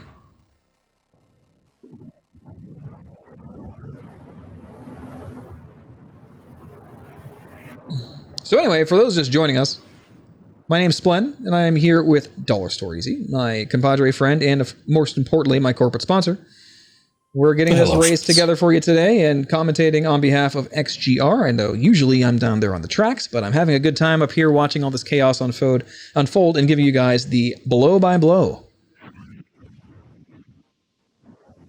We were talking previously about kind of your global awareness while you're racing, and our quote from it was Gray, the iceberg and penguins quote. It's usually a white snake thing, but that's become sort of a trope around Legacy Fleet. How many penguins can you manage on your iceberg before they start falling off? It's a good metaphor because you have so much going on, and you can either just decide not to know who's behind you and focus what's ahead of you, or you can try to make better decisions by knowing who's behind you. This is where some things like Tobii eye tracking come into play. These are devices that can make it easier to look around without having to use keybinds or to totally hard switch between different views. Tobii, of course, being a longtime sponsor of the Splen Shep show. That's something that we almost swear by here. Thanks for that plug there, buddy. But yeah, you're absolutely right. I mean, there's just absolute chaos happening, and all the situational awareness you can get are extremely useful things to have at your disposal here, because you're battling other racers, but you're battling your lack of information at the same time. You want to make sure that you're in check, everyone else is in check, and you know what you're doing on this track. We're switching to the onboard here. This is Boltok in the back now. Remember, first place finishers go back to 10th place. He's probably looking off to another screen right now, so that's what a Tobii eye tracker will look like. Looking at Data Machine standings now, coming back, we have our official standings for heat number 3. Here we are, our top 8. Boltok in first place, Billboy in second, Connor in third, Lagos in fourth, Tint fifth, Dub Blunt 6th, Kelsar in 7th, and Gerbo the Gnome in 8th, finishing intact. Congratulations to our top 8 for that round. What do you think we got to do to get this cameraman to float on back to that MPUV he flew by, so we can enjoy a real ship for just 10 seconds? I don't think Black Maze wants to take any chances right now after the absolute horrors of getting in for the first heat. I'm glad he's staying alive. Hopefully he's keeping an eye on his hunger and thirst and also his fuel, so nothing bad happens out there. Well, luckily I believe in our friend Black Maze. Semper Prime was landed engines off on green light. Had to start the engines before starting. Yeah. It happens to the best of us, Semper. No sweat there. You'll get used to it. You save gas that way. And Herbie, employing the strategy of third person for at least the first half of the race. He says better frames for half a lap. Plus, don't have to worry about those party markers. Something interesting of note here from a technology standpoint, the party marker system in Star Citizen is still in Flash. That is like Adobe Flash, like written in Flash. They're moving everything over to their own building blocks. So, eventually the performance of these things, a lot of HUD elements will be improved, leading to better FPS for most racers. The response to Herbie in chat, we have Gerbo, I'm just trying to live. You can have all the tech in the world you want, but sometimes you just need your heartbeat in your ear and sweat on your palm. That's right. All right, getting ready here. And these aren't small silhouettes. If you got something in your rearview mirror and it's a 300 series, that's a lot of inertia and mass just barreling towards you. Luckily, they're all in the same category of ship today, but if you're mixed ship racing and you're in something like a Merlin and you get wing tipped by a 350, 350 is probably doing better than you. It's true. I mean, these are durable ships, and it's relatively speaking, because fighters in general, single-seaters, are not exactly very durable at all in Star Citizen unless you're a Terrapin.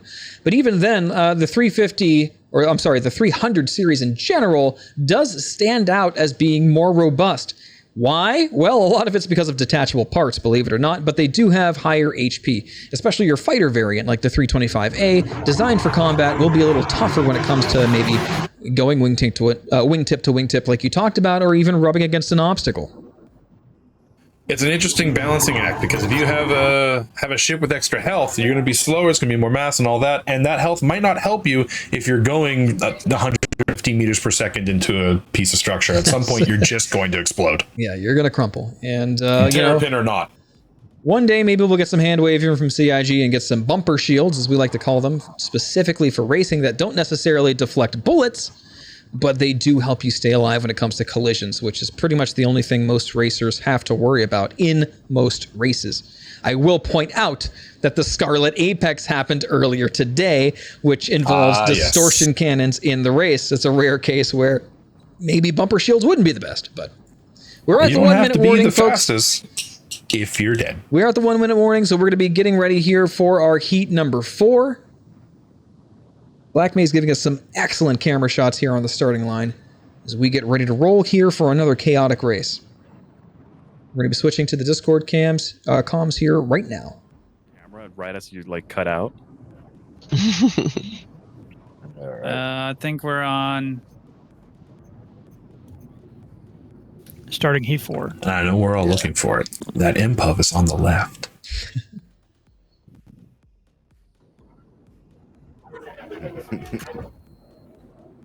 Landing gear. 30 seconds. Roger. Look at that. It doesn't stop being scary. I know, it's so amazing to watch. I'm just loving it here, guys. It's all about.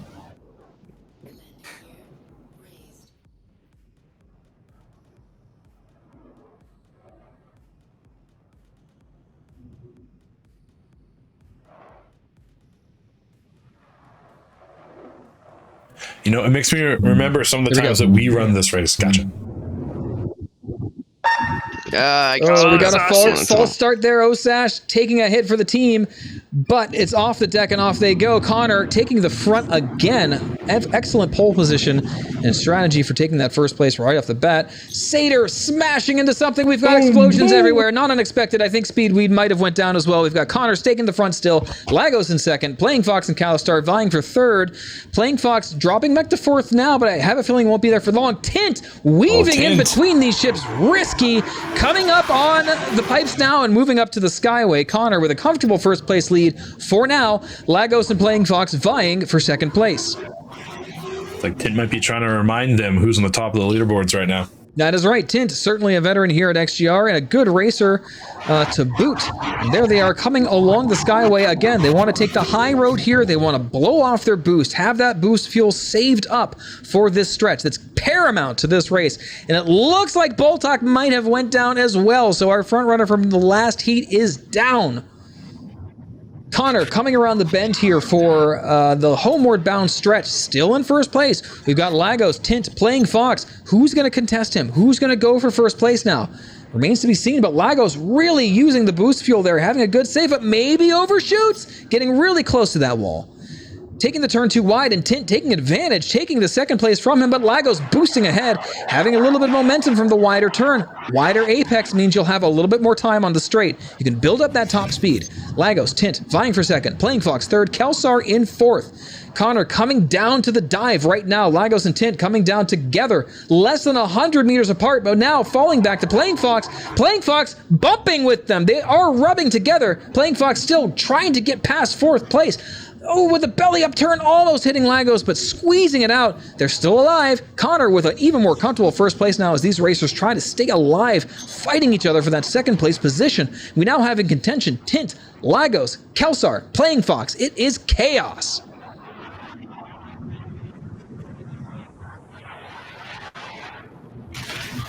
Now, Connor coming around what I call the most technical turn on this track, that is brake check. take it a little bit wide.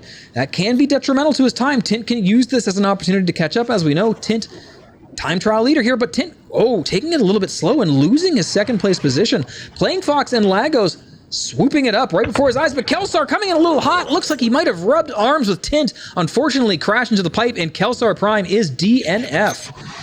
Connor now in first place still. Playing Fox trying to catch up. Tint taking back the third place position, at least from Lagos, looking to get his second place back. See what we got here for onboards. There's our first place, our leader right now. This is Connor's onboard coming down through the drop. A little bit of G-forces exposure there. In this widescreen cam, he's coming around the pipes now. Nice tight turn in that 90 degree coming up to the Skyway. Let's check out Playing Fox. I believe Playing Fox is in second place right now. You can see Connor right there in his sights. He's trying to make these turns tight, trying to keep up. This is where, look, you get almost a full tank of boost. This is where you want to have it. It's taking out these gates a little bit high, as you should, and then getting ready for the big turn here at brake check. You want to turn early, keep your apex tight. Here it goes. Here the G-force is building, and he's able to hold it out. Almost G-locking through the turn, but I have a feeling that is standard for this race. You just need one drop of blood in your brain. That's right. Going back to the overhead tam, we see Playing Fox holding down second place. Tint a little bit slower here. I'm wondering if he might not have taken damage from either explosions or rubbing wings with so many people. He might not be able to keep up. Connor coming through. Definitely was in the mix. Starting lap number, was that lap number 3? It looks like he's finished, so that must be it. Connor taking a first place finally. Playing Fox in second. Tint bringing up third place. There's your podium for heat number 4. That was bloody. That position, like the second half of that podium was fought for with tooth and nail. Another awesome heat here from XGR's year 2 anniversary. Wow, what a race. What's up, Shaq New in chat? What's going on, brother? Wow, that was absolutely incredible. For those just joining, my name's Splen. We've got Dollars to Easy here with us, and we are hosting today for the XGR year 2 anniversary race here, where it all started at the race formerly known as Lorville Gateways. I am covering the commentary today so the founders and others can race and enjoy themselves on this nice momentous occasion marking their second year in existence as an official racing entity in Star Citizen. Yeah, Osash, we saw that false start, so you suicided. I mean, you could have just waited, but it looked a little bit chaotic, so I don't blame you there. All right, and our main man, cameraman, is so close. Just a 90 degrees to the left, and we can see true space and aviation history. What, the Argo Cargo? Is that what we're talking about? It might be a personnel carrier variant. All right, let me see if we can get some interviews going here. Now let's recap here. Our top 3 were what? It was Connor, and then it was Playing Fox, and then Tint. Correct? I believe that's correct. I believe so. Okay, let's go over. Hey guys, do you think I can get a quick interview here? And I believe our top 3 were Connor, Playing Fox, and Tint. Correct? Okay, let me go ahead and pull you guys in. So we're gonna talk to Connor first here. So Connor, finally pulling out that first place win. Looks like you had a good grip on the situation there. How did it feel finally ripping through and staying in first place? I will add, for the entire race, which has not happened yet. I'm not gonna lie. I'm pretty happy that Tint and Playing Fox and all them were fighting in the back. But yeah, no, that's a first for me. That's it's been a while since I have shaked during a race, but that got the jitters back. So that was intense. But I'm just here having a great time. So. I mean, the shakes are what makes it good, man. If your heart rate's anywhere below 160 BPM, I don't think you're actually alive. Meanwhile, I'm going over to Playing Fox. Playing Fox fighting for that second and third place positions between you, Tint, and even Kelsar Prime getting in the mix there. Man, what was it like being in all that chaos, Playing Fox? It was chaos, yes. I somehow touched, I think, Lagos in the between and stuff, but we are not exploded, so it was quite fun. Awesome. And Tint, our world record holder currently on this track. Tint, I know I saw you rubbing wings with at least 3 other racers, and you managed to hold on in 3rd place. What the heck was going on down there? What was going through your mind?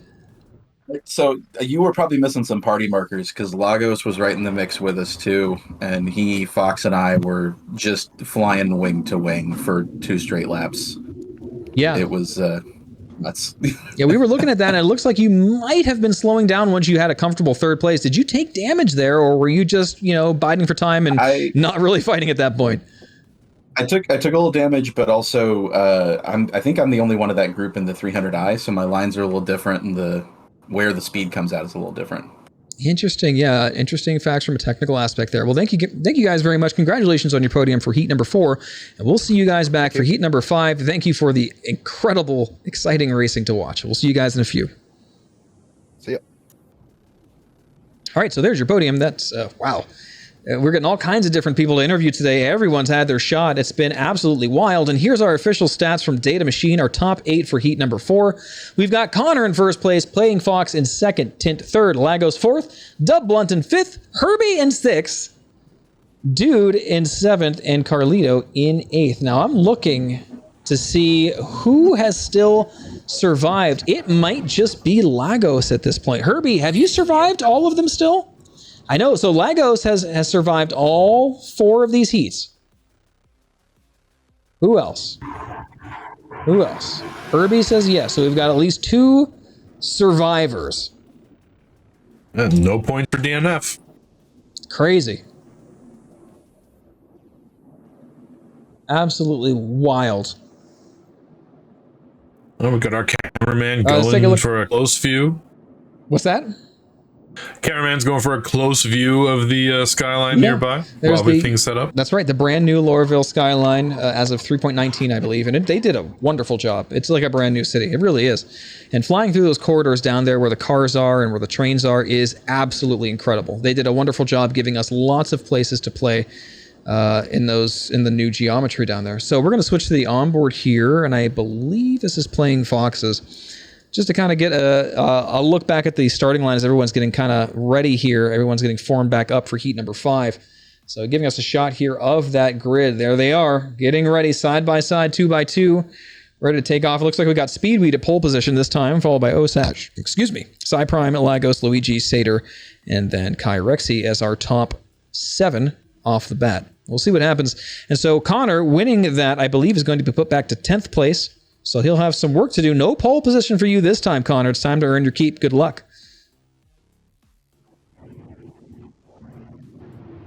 Quick reminder from Laurelville, report suspicious behavior.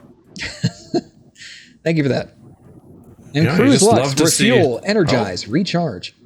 Looks like we got a repair going on. Someone took a knock but ended the flight. You can't argue with that. Yep. Until we get some better on-site pit crew mechanics in-game, it's still your best option, especially if you're missing a part, is to kind of fly back to the hangar, get your quick repair, and come out. But hopefully one day, we're looking forward to the possibility of having pit crew there available for us on the racetrack. So you land there at the starting grid or somewhere close by.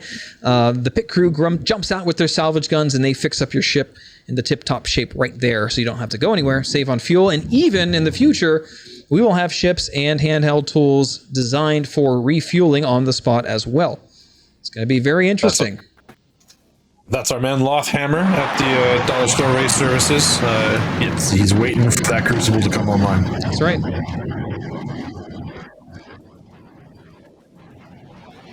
Although for now, this is a part of the benefit to racing right next to a major city. You know, all of the repairs are right there. You do a race like Icebreaker. It's really is the Icebreaker. And you bust a wing off, you're done racing for the day. That's right. Yeah, you gotta take a pretty long trip back, and if you're in a snub, you gotta get on your capable quantum jump ship and go out somewhere to get a repair. There's nothing nearby that can really help you out. So this is all again 100-kilometer winds. Yeah, and this is the opposite of a remote location. This is a major port in the Stanton system here at Laurelville. So lots of services at your disposal. Hurt Locker says that sun hits the snowed icebreaker and your eyes are done. That is true. We know this all too well here. Myself and Dollar Store having done plenty an adventure there. Bit of a logistics nightmare, but also a wonderful challenge to rise to. I mean, it would be boring if you could see at all the races. Like, there has to be some that you just, I mean, I guess. Fly with feeling. I guess. Let me put on my space sunglasses so I could see. That's all I asked for. Where's my Star Citizen CIG official space aviators? Spaviators, if you will. See, we're dangerously close to a Dollar Store support position where it's just some guy on the radio. You are too low? You're too high? You're dead. That's just calls out the height because you can't see the lamp.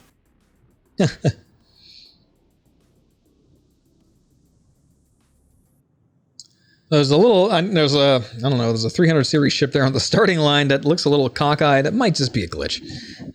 Probably not going to be starting from that position, although it would be humorous to watch. It's a power play. Everyone behind them is not going to know what to do. That's right. Moving to the onboard, we've got this is Playing Foxes once again, and there's what he has to work with in front of him, right? Like, that is a lot of party markers. There's a lot of ships to dodge and try to survive. I don't even think he's at the back, so he has to watch his front and back here. It is going to be chaos, as it has been. But Playing Fox placing pretty well in all of these races, definitely holding his own. A contender to win it all today, for sure. There you go, and they're paying attention. They're showing us what's behind them. Yep, well, I appreciate that. Always good to have some community contributions to our show today. And of course, let's not forget Black Maze doing a bang-up job as cameraman, as always. Usually doing dual purpose, by the way. Black Maze used to both commentating and camera work. I'm sure he's enjoying the break today, just being able to focus on artistic shots, such as this methane gas disposal unit here at the Lorville Outskirts track. Absolute fire shot. Good job. Absolutely fire, gotta say. Now, that yellow paint job there on that 350R is one of my favorites. Why is everyone upside down? Are we 30K'd? What's happening? We're being punked. We're not 30K'd. They're doing it on purpose. We've got a 30-second warning. Let's get ready. You actually race like this, do you? That guy's not only upside down, but landed on the canopy. No, they're all lined up very neatly. Cool. Maybe you're right. It is a power move. All right, we got the Discord comms active. Here we go. Energy you have carried on here. Give me a bit of vert, Oshi. Thank you.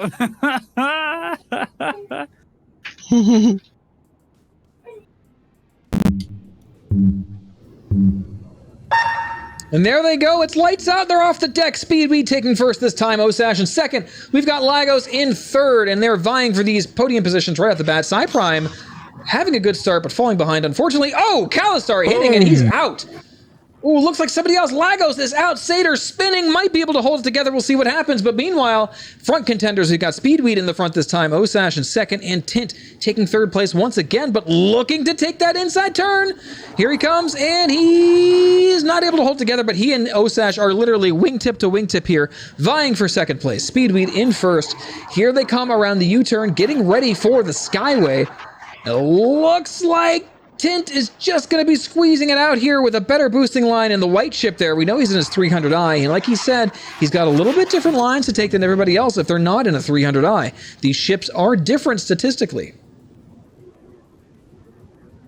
And Speedweed up ahead with the banana. Oh no! Osash is out! Tint! Oh, well, Osash is spinning, but Tint is definitely out. Osash looks to be the cause of Tint's death, but Osash holding it together. If he can get back on the track, he might be able to at least finish. We'll see what happens. Yeah, definitely lost some geometry to the ship there, to the collision with Tint, taking Tint out of the race. Unfortunate.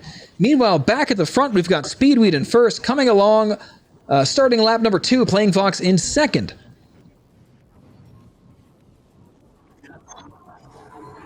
Speedweed, I believe, in the banana paint job.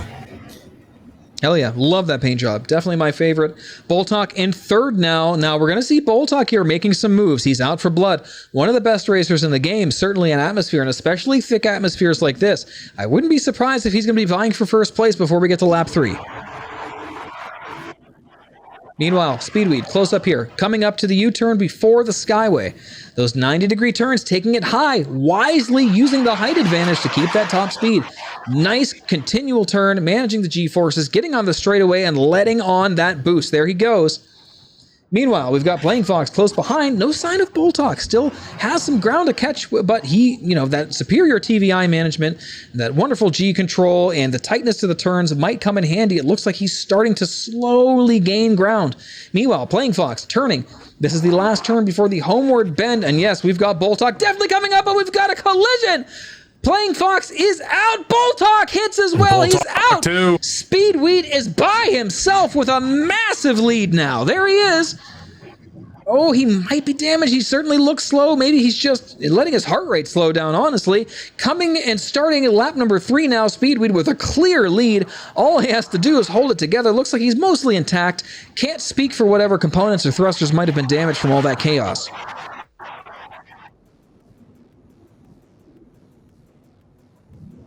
We've got Kyrexy now in second place. Not seen up in the podium before, but our contenders have all evaporated. Hopefully they're fresh and they can use their undamaged hearts to great success. That's right. See if we can get some onboards going here. Who is even alive? I don't even know. I don't think any of our onboards are currently among the living. We have Blunt. We're going to switch to Blunt's. We're going to switch to Blunt's onboard. Here it is. He's coming around the bend, going down to the dive now, probably back in like a 4th or 5th place position, taking it easy, but that's points on the board at this point because just so many people have evaporated. Coming around this bend here, going up the climb of the pipes, heading up to the Skyway, about to take that left U-turn, using a lot of boost early. And again, we want to see these racers saving that boost until they get to this turn here. This turn into the Skyway is where you want to have that tank full and be able to capitalize on the extra top speed. A lot of TVI management needed, here in this race as well. And we've got our racers like Boltok and Speedweed, absolute masters of the trade. And, it's why we keep seeing them at the podium. Boost management, TVI management, managing your heart rate even, all great traits to making a great racer. Oh, we're hearing from Connor in chat. Apparently there was a big lag in the back. All of those different racers moving at once, and it became a bit of a mess. Yep, not unheard of. And we've got our first place finisher, Speedweed, crossing the finish line for heat number 5. Congratulations again, Speedweed. And we will see what the official standings are. I didn't get to see everyone crossing. I'm going to assume Kyrexy was in second. But honestly, I'm not sure. The race line here has just been shredded. Absolutely shredded. Well, luckily, Playing Fox and their Vulture will have something to do. Moving on to the onboard, we've got Blunt here with a major torque imbalance, taking some damage from that race, heading over to the repairs now to get that patched up before heat number 6 starts. Pretty much you don't really have a choice. And that probably explains why Blunt was having the struggles going up into the Skyway, right? If you look at that ship wiggle. That is a result of missing geometry. You're not able to get the aerodynamic profile and balance you need to stay straight easily, right? You're going to be losing speed. You're going to be using your boost to survive. So kudos to Blunt for making it all the way through that race despite the damage. And again, this speaks volumes to the robustness of the 350 or any of the 300 series for that matter, because they are able to take a few hits and keep on going. True. Any of our kind of standard or new racers, like with the Merlin, the Archimedes, and now the Fury LX, any of these sort of contacts we've seen would have just been you're out. There's no way. Yeah, I mean, it is wild. You're right. If that were any of the smaller ships, any one of those brushes with death would have just been instantaneous death, or at least being extremely disabled. I've had hits with, the Merlins and the Archimedes and ships of that magnitude that don't necessarily kill me, but I might soft death. Or I might lose my engines to such severity that I can't even continue with the race. So basically dead at that point. Whereas ships like this, take a few licks, keeps on going, right? So there is some merit to being able to taking the bigger, badder ships here when it comes to survivability. And, it also depends on kind of your race format, right? So if you're doing a time trial, you can take the light ship and do your laser laser perfect run over and over and over again like we do on stream all the time. But you're racing by yourself. You're aiming for pixels because everything is controlled as much as anything can be. When you're doing shoulder to shoulder racing, I mean, bump it's racing. Like there are other factors you can't control, and you can't treat it like a time trial. You can't just hit the perfect line, the perfect pixel, because you don't know. I think Data Machine sent me a mistake. He said Heat 5 top 6 and just sent me a picture of Herbie. I believe we had more racers crossing the line there. Congratulations to Herbie. We love to see it. What's happening here, Data Machine? The machine that sends the data has done a weird.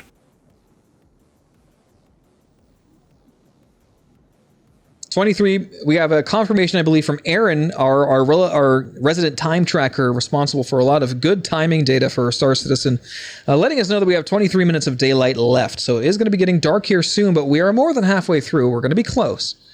We should be able to finish it up before the night falls. And here it is, our Heat number 5 standings. 6 racers are the only ones who finished. Speedweed in first, Kyrexy second, Aaron the God third, MDX Nightmare in fourth, Dub Blunt in fifth, and Herbie in sixth. Wow.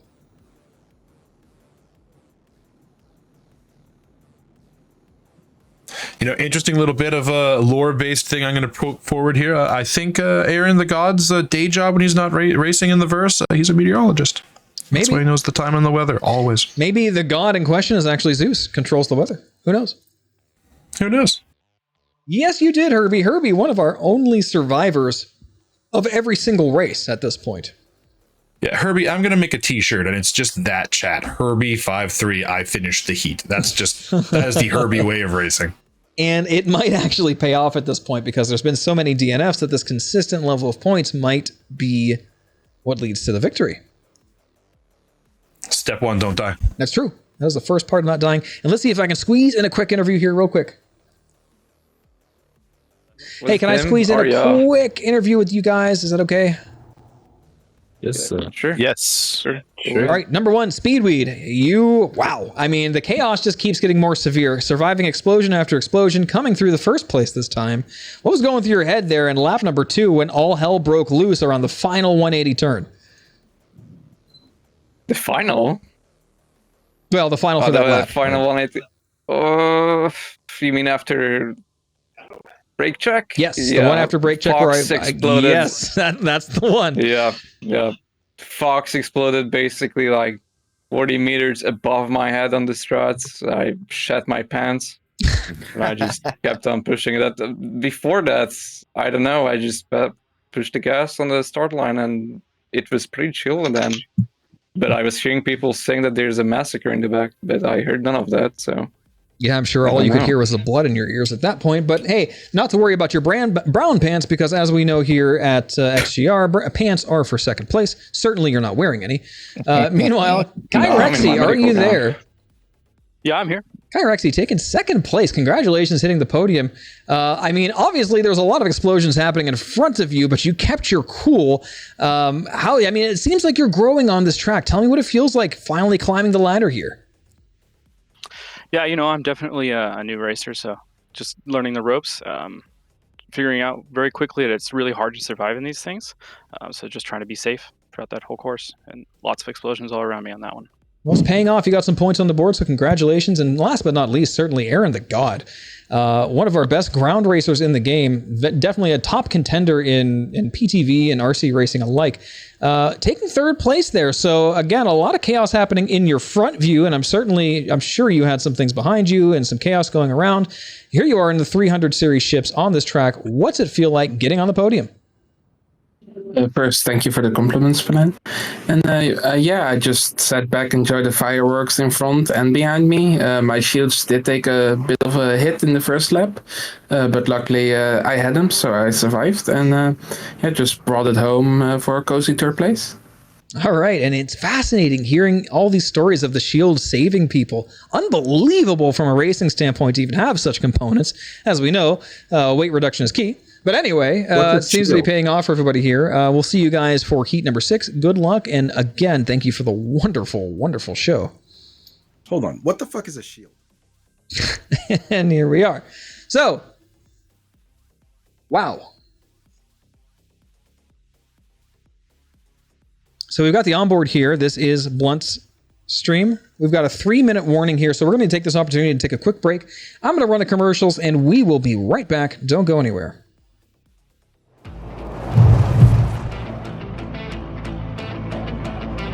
Bro, what was that line? Oh my goodness! Splen overtakes him. These guys are neck and neck. Now entering Cargo Valley before Splen does. Who comes out first? It is Shaku, but Splen with more speed and they hit! Splen way out ahead. This guy is impossible to beat. This guy is an absolute beast. Splen's got missiles firing. They're right behind him. I see missiles tracking him. Your reputation is on the line. The money is on the line. You got something to actually bring home. That's the races I grabbed to. The big ones, the high stakes. Yes! Let's go! Whew.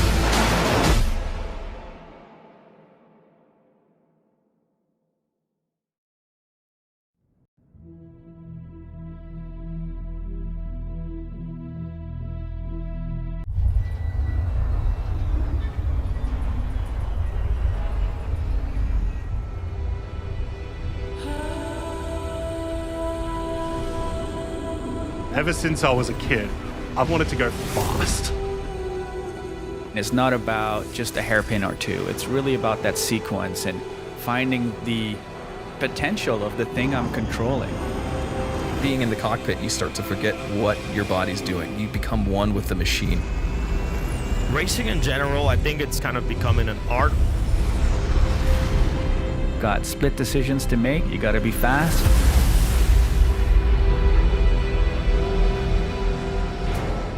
Racing is one thing, but racing when you know your reputation is on the line, the money is on the line, you got something to actually bring home. That's the races I gravitate for. The big ones, the high stakes. Racing is just as much as survival as being fast. What wins the race? It's the pilot. It's the ship. The ship. It is 100% the pilot. Always the ship. It's definitely the pilot, man. You're the one maneuvering and moving it. The best pilots are so close in skill level that a different ship can change the game.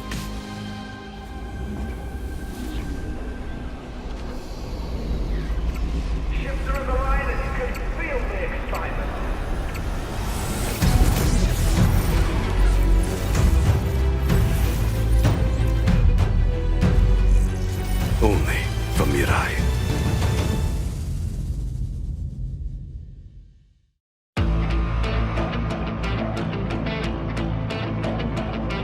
Bro, what was that line? Oh my goodness! Splen overtakes him. These guys are neck and neck. Now entering Cargo Valley before Splen does. Who comes out first? It is Shaku, but Splen with more speed and they hit! Splen way out ahead. This guy is impossible to beat.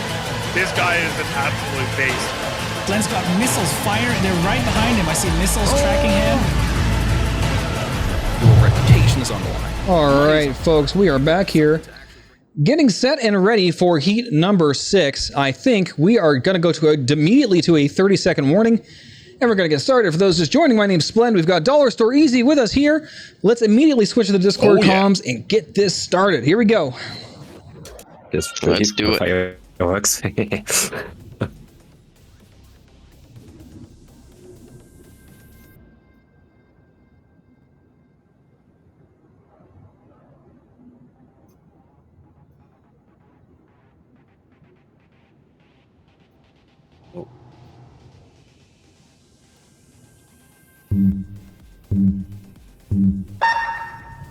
There they go with the quick buzzer. Running off the start line, we've got Aaron the God looking to take first place right off the bat with that pole position. Osash flying in high, using that extra top speed to take some positions right off the bat. But looks like he hits. Oh, the chaos! It's insane! Ooh, is that What's Baldock? happening? So many people are dying. We've got Lagos Baldock dead right off the bat. Dub Blunt now taking first place. Look at that. Going through the drop, coming up to the pipes. Tint looking for second, but dump one hitting. He's spinning out of control. Playing Fox coming up to second place now. Tint, world record holder here, taking first place and holding it together. Coming along the Skyway. He's taking that high ground, letting the boost off. There he goes. Comfortable lead in first place now. We'll see what's happening back here in second place. Playing Fox. We've got an unmarked ship behind him. Not sure who it is. Can only assume at this point. But Playing Fox in second place. Kayla Star in fourth. But what if it's Hurston Security? Oh, Tint. Tint down. Our first place is out. No pressure there, but still manages to crash. Unfortunate for him, but Playing Fox taking advantage. Now in first place. And we've got the darkness settling in here. It is getting harder to see. These guys are going to have to turn on their headlights, and it's going to get very dangerous. That might be what got Tint. I would say, and I've seen this before many times in racing, that the twilight hours are even more dangerous than the nighttime hours. The visibility is worse, and you still have some of the glare from the lights of the city to contend with. And Playing Fox hits as well. Playing Fox. Nobody's able to hold this together. It is absolutely wild here. He's not dead. He's not dead. He can come back in. He's stabilized. Looks like he's got the second place for now, but Psy Prime, Satyr, everyone rushing past him. He has to stay alive here. Carlito, first place. Definitely moving ahead here and enjoying that first place lead, but who is that? It looks like that is, oh gosh, it's Nightmare taking first place now. That is our unmarked racer. It is Nightmare coming along here. Oh man, and we're gonna try to get some onboards going here as soon as I can. We've got Psy Prime coming along third place, looks like, so Nightmare in front, Carlito in second, and Psy Prime in third. Absolutely wild start to heat number 6. We are in the middle of lap number 2. Carlito looking to take that first place back from Nightmare. Connor taking the high road really well through the Skyway and definitely making up some time there. Third place is now hot in contention between Connor and Satyr. They're moving on second, but Connor hits along brake check, the most technical turn on this track.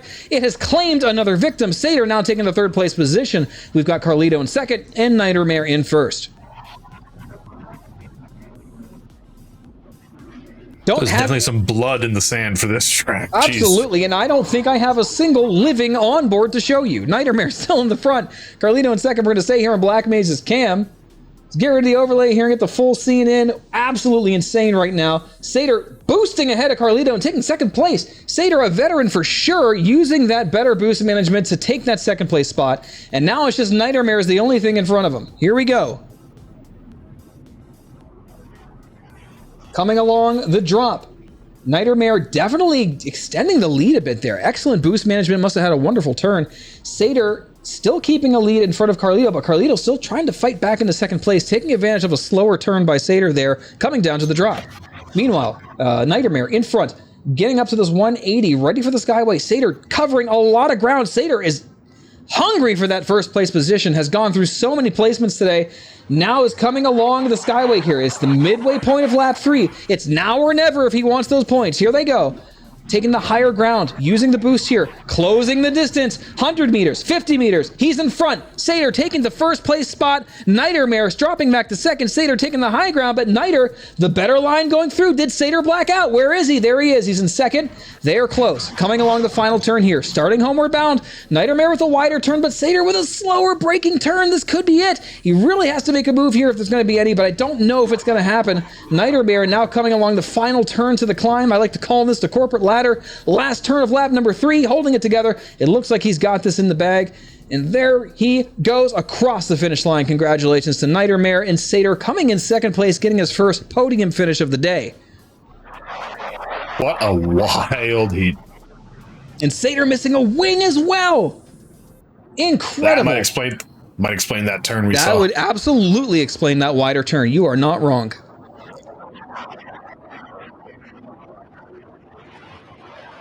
So there we go.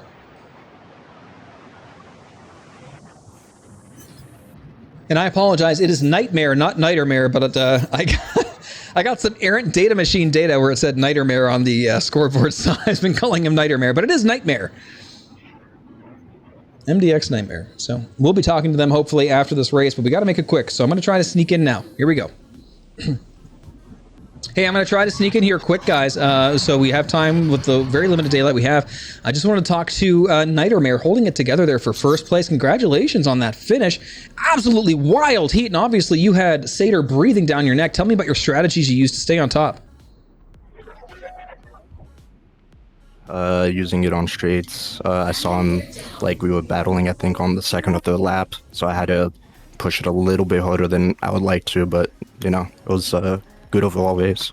Excellent. Yeah, indeed. And you held it together and you got those first place points. And then Satyr, I noticed right at the end there that you had some damage on your wing. What happened? You were still absolutely vying for that position despite it. Tell us what was going on.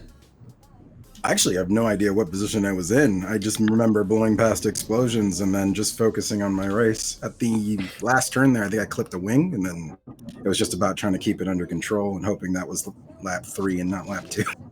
Yeah, I mean, hey, that fog of war sometimes comes to your advantage. You're able to hyper-focus on what you're doing, and you almost took that first place, but unfortunately, I think that ship damage did you in.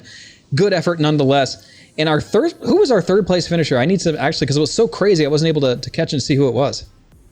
Third place was Carlito. Carlito, you had first place there for a little bit. You know, it was looking like your race, but unfortunately fell back a little bit. But you managed to keep it together and still get a podium finish. Tell me what that was like. Yeah, so on the past races, a lot of things were going through my mind, mainly rocks and gates. So then I decided to try and avoid those, and that worked pretty great.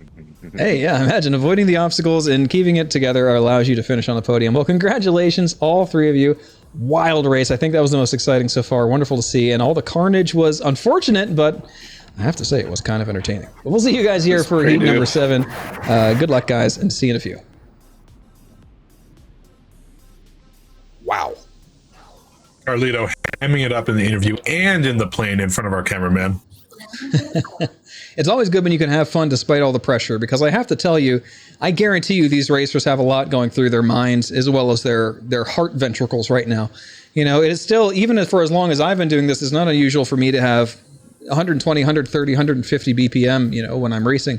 And I'll sometimes have my BPM displayed on stream. I'll sometimes have it on my watch just to see what's happening. But it really, you know, after my first round of the Stanton Cup, I remember specifically that it felt like I had just run a marathon. Like I had run like a 10K. And it was wild, like how much calories you burn. Like it is just incredible, the focus and everything that's happening, the nerves. It is really a whole body workout. So, you know, this is serious business for these guys, and they're holding it together and giving us a great show. And there we are, a nice picturesque view of the Lorville skyline, if you want to call it that. We've got the Hurston H building, as it is called, the Hurston HQ, and underneath of which is the business district of Lorville, where you can buy and sell your commodity goods, as well as buy the weapons available specifically from Hurston. Tell me about your experiences at Hurston, Dollar Store Easy. What do you think about the city of Lorville? Well, it's a pretty garbage covered rock, frankly, and the air is mostly solid. You know, if we're talking about visual, if we're talking Dollar Store Easy and the visual preference, I'm a New Babbage guy. You know, it's crystalline ice when you see it and it's not snow in the air.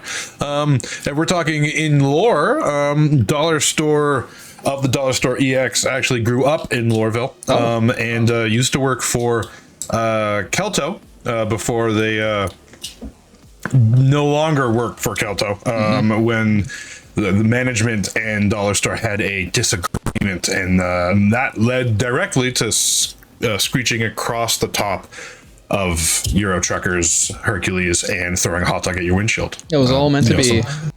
Some deep lore for the fans today. And we've got Black Mace here flying above the clouds. It gave us a little shot of the moon aerial there, the closest moon to Hurston, and then a shot of Stanton, our star. Looks like in the background there might be Magda, hard to tell.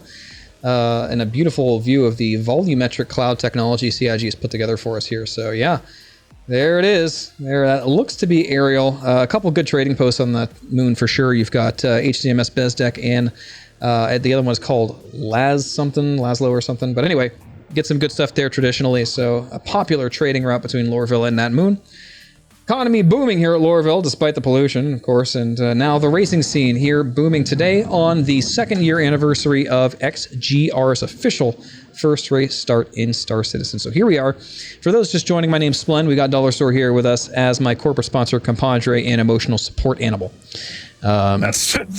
So we are covering for XGR's normal commentators today as they enjoy this well-earned break from taking the helm and just having a good race. A lot of fun happening today. The absolute chaos is wild, as we thought it would be. 30 racers to start. The numbers have dwindled a bit as people have had, real life get in the way. But Zamek says, "What do you think caused such a crazy start?" Personally, I got this. Go ahead. You ready? What caused it? The crazy start was brought on by them all crashing. Well, besides that the would obvious, be the main one. I think from a technical standpoint, Zamex, the crazy start was caused by lack of visibility, especially light. So it's gotten dark, and like I said, I think the twilight is more dangerous than pure darkness here, for a few reasons, but I'm not going to go into detail right now.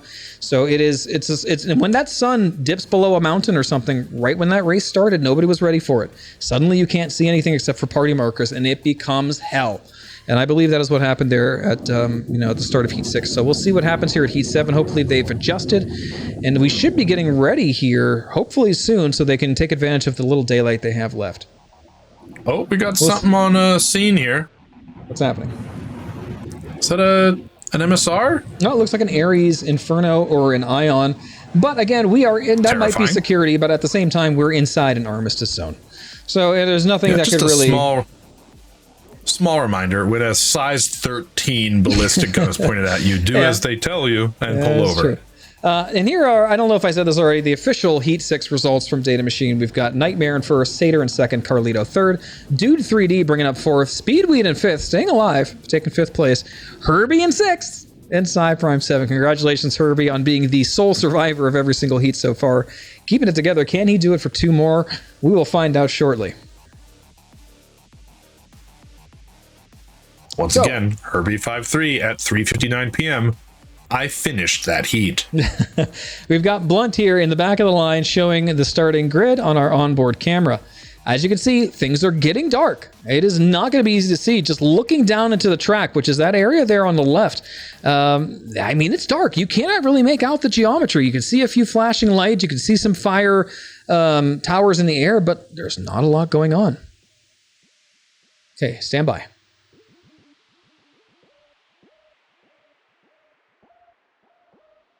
Speedweed is doing some logistics in chat. So we're going to be on a little bit of a delay here as we wait for things to get started.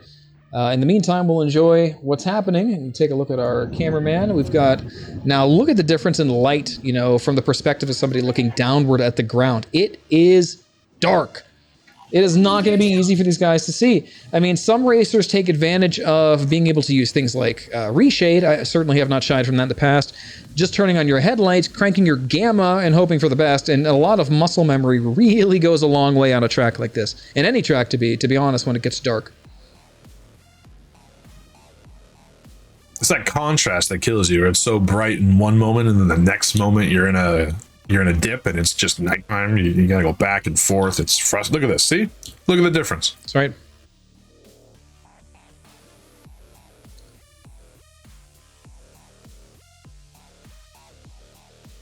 Let's check and see if we have any other feeds to look at real quick. We'll check out Silly Times. He's usually got a pretty good one going on. So Silly Time there.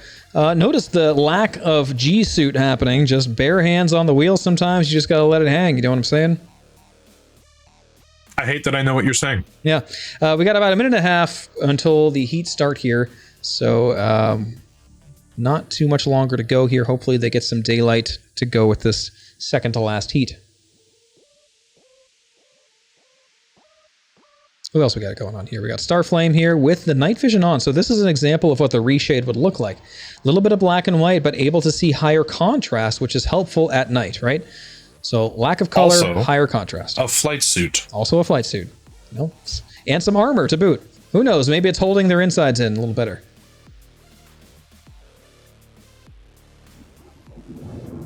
Black Maze getting us our shot of the front line. We can see all the racers lined up. Now we can notice that the party marker soup has certainly thinned out a bit. The amount of racers left here still participating has dwindled, but it is still a lot of racers. I have to say, like in competitions like Time Trial Masters, we're talking like there's a max of 8. And here we have at least double and probably 2 more. So that's a lot of ships on the track, especially ships this size. Squeezing through some of those gates is not easy when you're side by side with something that has a 15-meter wingspan. The gate itself was only about 50 meters. And high, it's probably only about 20. These ships have about a 10-meter height to them. So not 10 meter. I think it's closer to about 3 or 4 meters, actually. But anyway, we've got the 1-minute warning. Here we go.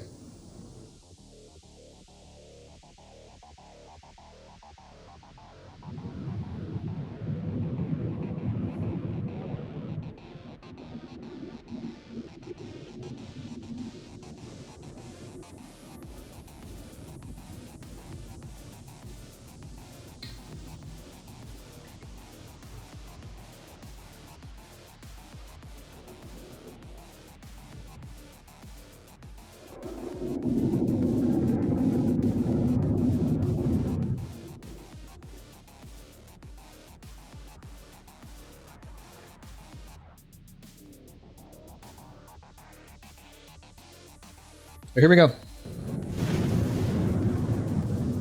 We're going to be turning on the comms now and listening in as they get started for heat number 7. All right, racers, get ready. 10 seconds. Roger. Oh.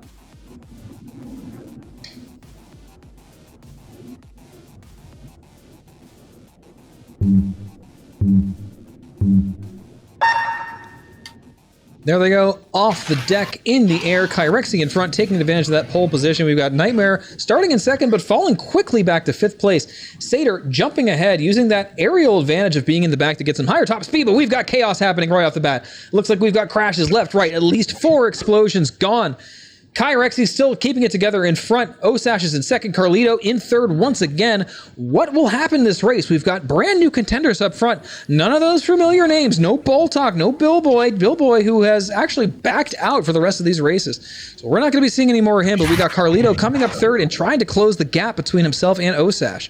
Meanwhile, Kyrexy holding in first, taking the lower ground here on the Skyway. Not necessarily the wisest choice, but blowing off the boost here, getting ready to go down into brake check.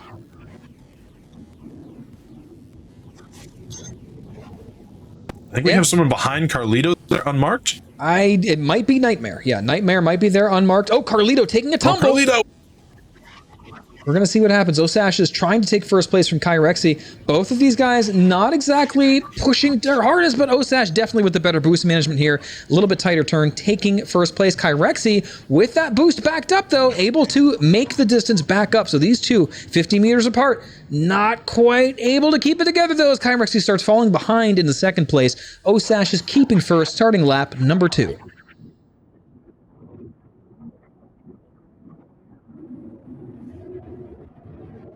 There the racers go, starting the chicane for lap number 2. Osash is still keeping that first place position. Kyrexy close behind. No sign of anyone else. Carlito taking that tumble. No idea if Carlito's still alive. We're going to check and see if we have an onboard, but I don't think so. Yeah, so we have no idea what's going on there. We're going to find out afterwards. I think Carlito crashed. Okay, so we've lost Carlito from Dollar Store Easy here. Let's see what else happens here. And this is going to be an exciting battle between... we do have a third place there. Just no party marker. That's Nightmare, yeah. So Nightmare looking to take advantage of it. It's going to be hard to see in the dark without a party member, but that's okay. We have enough light here that I can make it out, and we'll see, try to see against these, the transference across these obstacles to see that silhouette of that 300 series ship. Meanwhile, Kyrexy getting ready for brake check. Again, most technical turn of the track here. Kyrexy taking it nice and tight. Not too tight, though. You don't want to end up like Carlito or Tint a couple heats ago and end up crashing in the geometry from losing control, having too much G-forces. It's okay to slow down sometimes. Osash is losing a little bit of ground, and Nightmare looking to take advantage of it here in a position to pass Nightmare as well. And I'm getting information from Black Maze here that Tint is also unmarked. So who knows who's going on here? We're going to find out at the end, but we're having some party marker issues. As you know, Star Citizen's got a Star Citizen sometimes. That's just the way it is. I'm being immersed. Indeed. And so here we got these three fighting for position here in third place. Osash is losing a gained first place position to Kyrexy. Kyrexy really holding it together. Very impressed here by the showing. Osash is, of course, a XGR founder and a veteran of the racing scene. Might not have a lot of familiarity with the ship, and that's going to be a struggle, right? Could also have damage. There's a lot of chaos happening. We don't have any close-ups, don't have any onboards that can show us what's happening with the ship stats of these two. I'll double check through my line here, see if I have anybody. I do have an onboard for Osash's. Let's tune in and take a look. Osash is here turning off all the targeting screens to save on FPS, so I can't tell the ship loadout. Not seeing any torque imbalances at the very least, so I think he's holding it together okay. Whoa! Taking it a little bit close there on brake check, but definitely not pushing the G-forces too hard. So again, nice safe lines, and it looks like, oh, Kyrexy taking the right shoulder there on the inside pass. Using that boost speed, a little bit reckless, but it's working out, keeping that first place position. And I believe we're wrapping up. Is this lap number 3? I believe it. This is it right here. I believe so. There he goes, coming up the corporate ladder here. Kyrexy, just squeezing it together. And with the better boost management, I think he's going to pass first. Oh, it's a photo finish. Ooh. Who was it? Data Machine Black Maze saying that Osash's took it by a nose. What a wild finish. And that's Tint in third. Tint in third. Thank you for the confirmation. Appreciate that, my friend. So there's our podium for heat number 7. Good race. What a chaos at the beginning. Lost a lot of our front runners right off the bat. And of course, I'm very curious what happened to Herbie. But Herbie might still be gathering points there, taking the safe lines. We are well and truly into the dark of night here now. Yeah, we got a little bit of twilight sun left. Osash's having a after race post-mature crash, unfortunately. Oops. But that's okay. We're everyone has to come back because a lot of people died there, and we're not going to be ready for heat number 8 right off the bat. What's up, Smithy Joe Bob in chat? Party markers don't always work. I know, crazy, right? It's wild. All right, so we have our podium was Osash's. It was Kyrexy and Tint, correct? I believe so. All right, let's jump in here for an interview, see if I can get an edge in. Hey, can I get a quick interview in with people?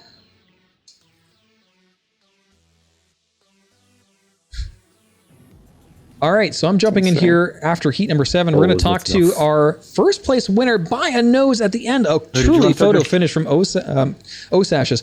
Osash's, tell me about that photo finish there at the end. I mean, just taking right ahead of Kyrexy at the very last possible moment. I honestly thought we were on lap 2 until I heard you talking on the stream that it was lap 3, and I was like, oh shit. So I saved all my boost for the last stretch.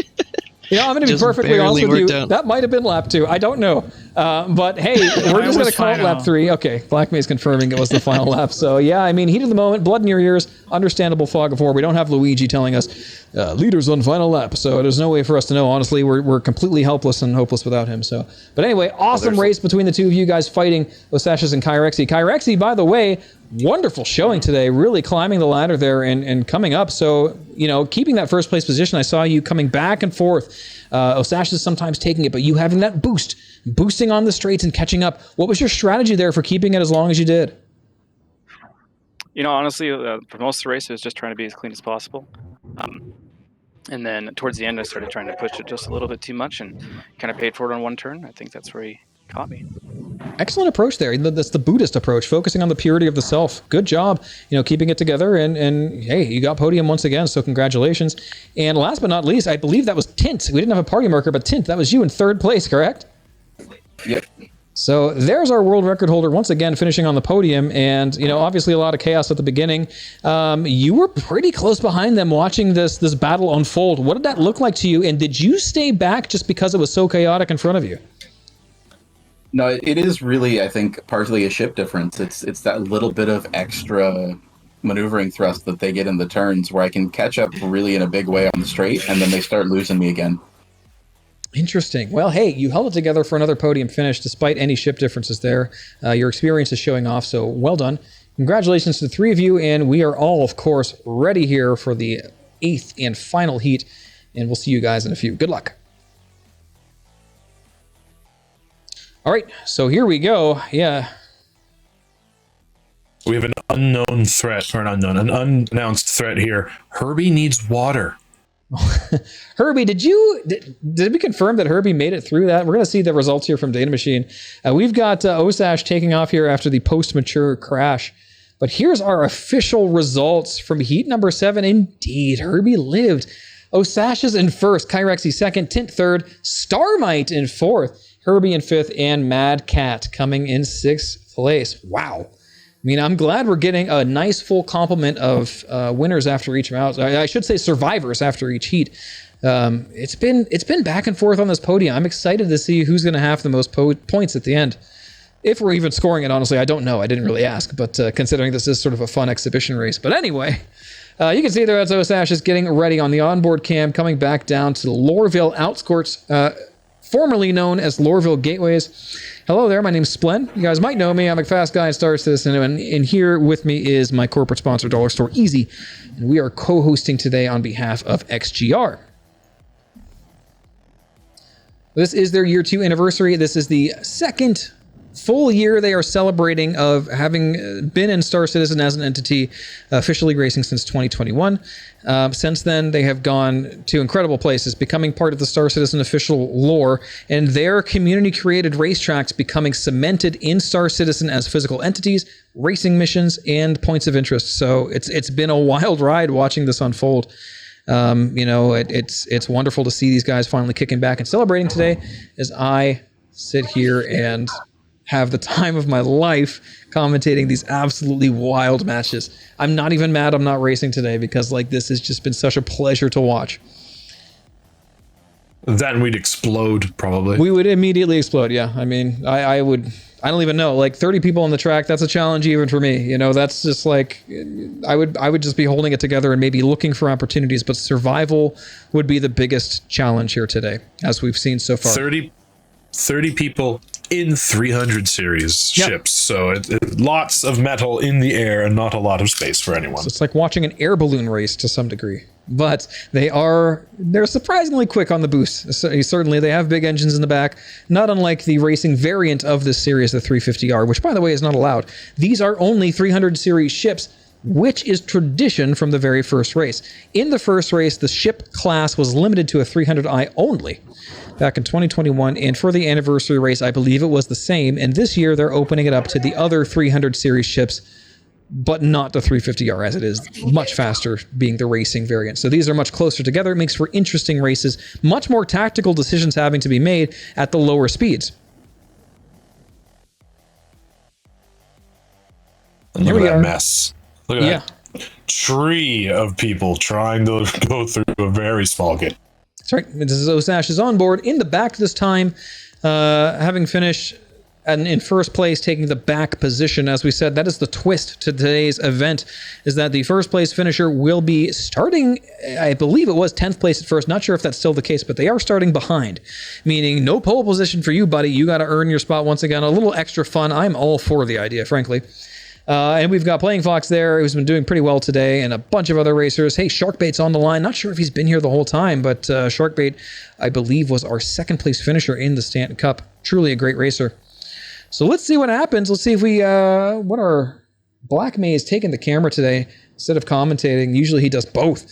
Having a little break today and enjoying giving us some excellent shots of this beautiful city and the beautiful track down here. So there's Cyber Fox up there in front with Satyr. It looks like midline racers here on as far as pole position goes. Lagos there showing up pretty well today, having a few unfortunate crashes these last few heats. And there's Kyrexy really showing up today. Very impressed with that. Carlito also. Some of these newer racers really making a name for themselves in this exhibition race. And then Kelsar Prime had a chance to make podium, I believe in Heat 4, but had an unfortunate crash after going a little bit too hard right before the homeward bound turn.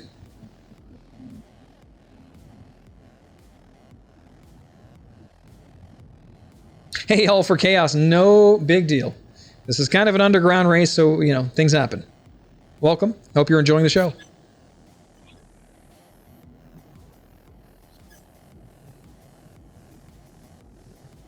As the race continues, we are losing party markers. So I think we have two right here, one directly in front of us that we're staring at, and one behind the person behind them. Okay. Hopefully we'll get some intel as to what's going on. Or they'll crash. One of the two. One of the two. That is shark Frankly, you could apparently. Oh, you can make a case for just not taking off, letting them all leave, and then taking off. And shark bait in the traditional attire of racing, the medical gown.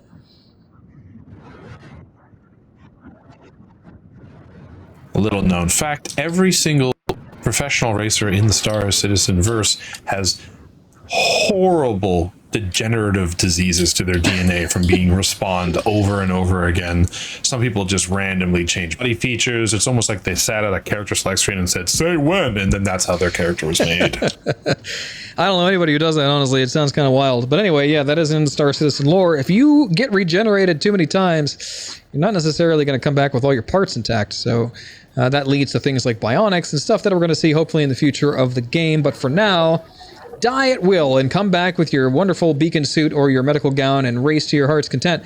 There's the beautiful Lorville skyline, reworked in 319, looking pretty sharp. And here we are lined up at Lorville Outskirts, ready for the 8th and final heat of this year 2 anniversary race. Eventually, Dollar Store RX will be available to get your body back for you so you can save that DNA data. That's an official job he has.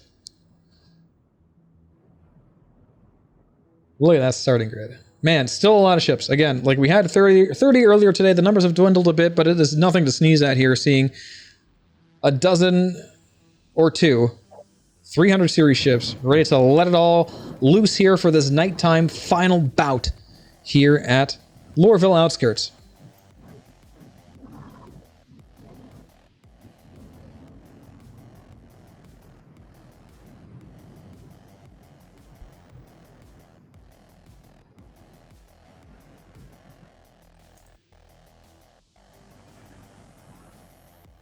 We got somebody facing the other way. Absolute Chad move, honestly. Power play. You just pull up, straight vertical takeoff.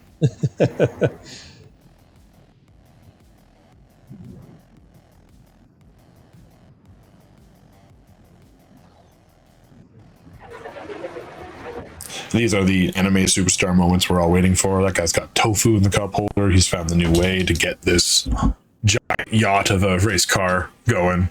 Absolutely. We've got Osash being told he's not back enough in the back. Going to definitely be a back marker here now, resetting his position. And you can see, again, this wonderful party marker soup we have here as our starting grid. What's up, Bull Talk? Won't be able to stay till the end. Have to stop here. Another good evening with you. Bull Talk, a pleasure as always. Au revoir. We'll see you next time. Thanks for showing up. Always a pleasure to see a master at work here on this track.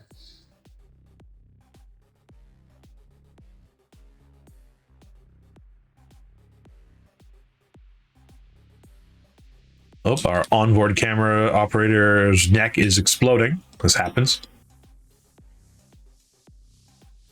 Oh, that's Osash. It just happens sometimes, okay? Yeah. Black Maze giving us our camera today. Thanks again, Black Maze, for the wonderful work as always. Plenty of experience and practice in this regard. So we've got Kelsar, and we've got an unmarked ship there next to him. That's Sharkbait. And then we've got Lagos, Carlito, Kyrexy making up our front 5. It's going to be very interesting to watch these guys. They're all been showing up today. Some of our longtime pros, we've got our Speedweeds, our Sharkbaits, having mixed results today. Certainly. You know, we've had some real shakeups on the podium, but it's nice to see both old and new showing up today and really laying it down on the track.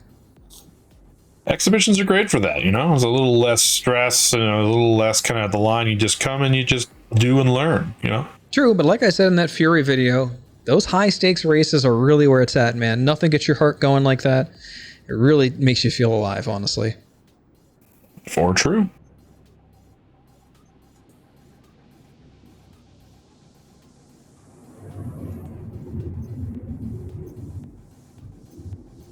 Any day we get an inversion from the cameraman is a good day. It's always a good day in the verse. Now about that MPUV. About that. One day we'll do an MPUV race as an exhibition. It's inevitable. Harkens back to the... heats. Well, yeah, maybe. 2 heats is about 30 minutes as is in the MPUV, so... That's right.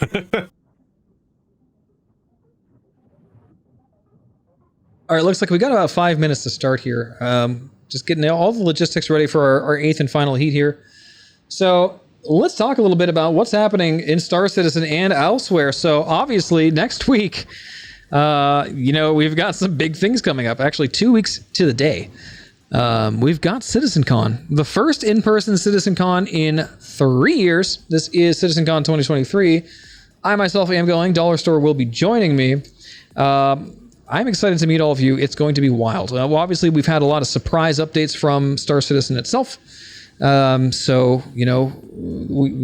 to be seeing some interesting developments, at least. It could all be hype. Maybe it's got some substance this time. We'll know. Who knows? Maybe server meshing on the horizon. I don't want to say anything too fast. We've all been down this road before. So, anybody who's going to LA to sit for CitizenCon this year, I hope I get to see you there. It'd be wonderful to meet you in person. And again, if you bring a Dollar Store Xenothreat coupon and give it to Splen, color printed, if you're the first one, you'll win a prize, but I'll give you after giving you details. You heard it from the horse's mouth. I have no idea what's going on. I'm going along with it. Again, he hasn't even told me what the prizes are, so I'm in the dark, as much as you all are. But Being said, he does have the coupon and can show it to you to get a screen grab of to print off, but you'll have to probably subscribe or do something monetary. I will see. It's in my Discord if you guys haven't already joined, but discord.splenshepherd.com. There's the details for the contest Dollar Store is putting on. But yeah, I mean, either way, we'll see you guys there. It'll be a great time. You can subscribe here. I'm sure XGR would appreciate it. Absolutely, as you should. I mean, this is a monumentous undertaking. There's a lot of parts that have to come in place, even for an exhibition race, for this to happen. So, of course, everyone's support is appreciated, especially for XGR. Black Maze doing Corpo proud and making sure we all see their marketing material. That's right. The Lorville advertisements here. That's not foreboding. Right. Not at all. Not at all. All right, let's move on to an onboard here. Let's see what we got. So we got Satyr here, midline here, about 6 places back, looking down the gullet of the beast here. He's got a lot in front of him. And again, these first couple turns, as you've seen in this first lap, are absolute chaos. It is wild, these ships exploding. It is dangerous. This is where everyone's kind of getting up to speed, and not everyone's getting up to speed at the same time. We've got a lot of different skill levels here on the track, so that's when the chaos happens usually. Turn 1 is the one you want to survive through. This is said a lot in racing. So, going through the first chicane right before the drop, it is chaos. It is difficult. You've got 2 basically banking turns. If you got a good line, it's mostly straight, but even then, it is deadly, and it has been so far. Welcome, Novus, coming from Solden's stream. Yeah, Solden was racing with us today. Sadly, his internet just died. That's a shame. Yeah, Solden coming in and showing up today. Wonderful to see some newer racers on the scene, and definitely happy to have you here, Novus. Welcome to the stream. We got the 2-minute warning from Data Machines Liberty starting off here shortly. Hang tight, guys. Heat 8 of 8 about to begin. This will be, hopefully, and I don't doubt it, another exciting race to watch.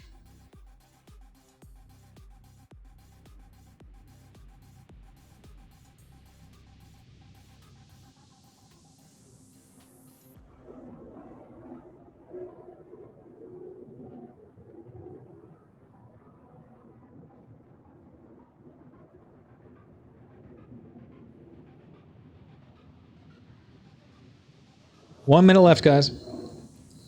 There's our top 6 on the starting grid. We've got Kelsar Prime, Sharkbait, Kyrexy, Carlito, Satyr, Lagos. It is going to be wild. A lot of good racers here. Some of these turns have been very impressive with how tight they are. Yeah, I mean, this is considered among the official racing missions in Star Citizen. This is considered the first and easiest, but don't sleep on it. It is difficult. All of them are. We're at the 30-second warning, guy. Here we go, turning on the chat. Here we go.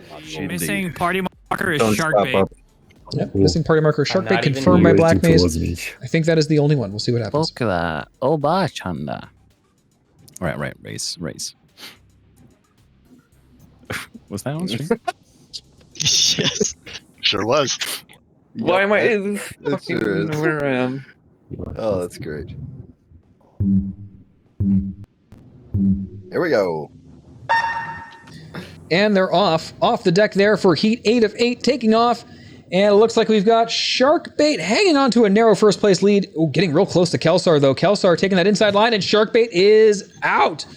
Good night, Sharkbait. Good night, Satyr. Two racers out. Kyrexy taking that first place position with Kelsar in second, vying for position along with Lagos. Lagos taking second place. Osash is now fighting for third with Kelsar. We've got Carlito bringing up a fight for fourth or fifth place, depending on what happens. Kelsar falling back to fourth. Starmite taking an inside line there with the high ground. Oh, but Kelsar crashes and he's out.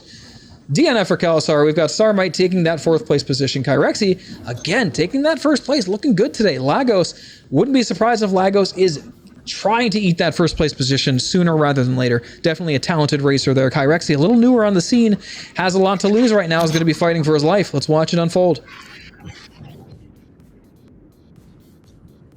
The chat's noticing how dark it is. It's definitely difficult to get these ships around these turns. That's right. It is the creme de la creme, the darkness here at Lorville Outskirts, adding an extra layer of challenge to an already difficult course in these bigger ships. Again, these guys are racing 300 series ships. There's no Merlins here, no Razors here. These guys are tanks. They have a lot of room to turn. They don't turn on a dime, and they don't go that fast. Kyrexy keeping that first place position. We got to zoom in there on second place. Coming along the start-finish line, beautiful banking turn, and we've got some gap closing between first and second right now. Here they come through the chicane, going up to the dive. Oh, but Kyrexy keeping that first place position. Osashes and Lagos fighting for second, and again, just as I predicted, Lagos making that move. Talented racer here, experienced racer. Kyrexy, not so much, so we've got a lot to see here. Osashes, one of the XGR founders, first place, I believe, in last race, holding on here. Looking to try to take that second place position, and they hit! But Osash is going down, holding it together. Able to pull out of the crashing spin, still stable, and somehow take second place. Lagos might have gotten the short end of the stick there. He might be more damaged. Again, these ships can take a hit, but it doesn't. Yeah, we've got a missing wing for sure. That's not good. That gives Kyrexy all the ammunition they need to keep that first place position. Yep, a lot of control surfaces being affected there. We're going to switch to Osash's onboard and see what the heck is going on. Looks like Osash's is actually keeping up speed pretty well here, taking that second place position, closing about 700 meters away from Kyrexy. Who's going to have the better boost management? Looks like Osash's might have mostly stayed intact, but Lagos, unfortunately, I don't think did. Lagos, I think, was the one missing the wing there, is going to be struggling to keep that third place position now. Here we are starting a lap number 3. Osash is going through the start finish. Kyrexy having a rough time. Osash is overtaking, now in first place, coming down to the chicane. Going back to the overhead cam, we have Kyrexy taking that front place back. Again, these two fighting. It's been wonderful to see. Kyrexy taking that first place back. Their boost timings almost opposite. Interesting strategies from both of these racers. Osash is now 300 meters, 100 meters. Coming tight here on this turn, but Kyrexy taking the inside a little tighter, able to keep the lead ahead of Osash's. Osash is struggling here, might have taken more damage than we thought from that crash, not able to tightly do these turns, probably missing a lift surface or two, not able to capitalize on the extra G-forces from aero-braking turns. Kyrexy, on the other hand, able to take those turns tighter, keeping that first place in check. However, it is still anybody's game. Again, we watched Osash's take that photo finish first place at the end of heat number 7, and Osash is hitting again! But staying alive. No, he hits. Oh no. Did they survive? He survived, but it's pretty much over for him at this point. Drifting out of control. He's definitely not going to be taking first place. And we've got Kyrexy and somebody perhaps in first unmarked. I don't know who it would be. It might be Tint. We're going to find out at the end here. Tint coming through possibly the start finish. That's not in front. Okay, that's a back marker according to Black Maze. So that's a back marker coming through lap number 3. So I think we have Kyrexy finishing. And there we go for our... Kyrexy was missing a left wing. Manages to hold it together for first place. Wild race. Excellent to watch. Absolute meat grinder.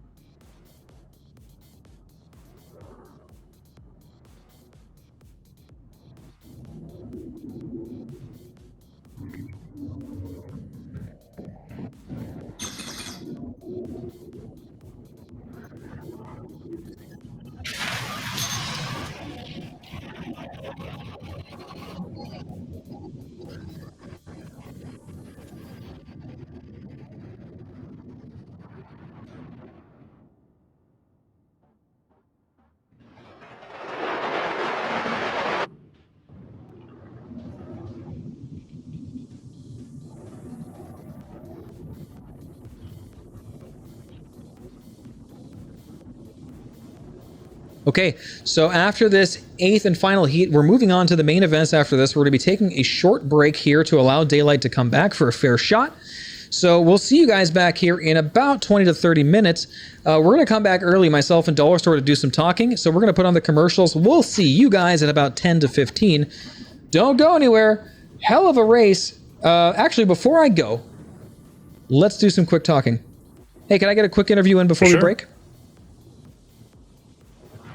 Go ahead, dude. Okay, so that was another absolutely wild race. Osashes, we're going to talk to you first this time because, wow, what a roller coaster of emotions. We saw you hit at least 3 times, turning red a couple of them, and you managed to still hold it together all the way until the 3rd section of the 3rd lap. So what was going on? What happened? Who'd you hit? What did you lose? I don't know what happened. I don't know who I hit. The last one took out enough that I just couldn't hold it together. That's basically how it went down. Yeah, I mean, it was brutal racing in the dark. Was visibility an issue out here? 100%. I don't have the reshade thing either, too. So I was just straight up turn up contrast, turn up brightness, turn up gamma.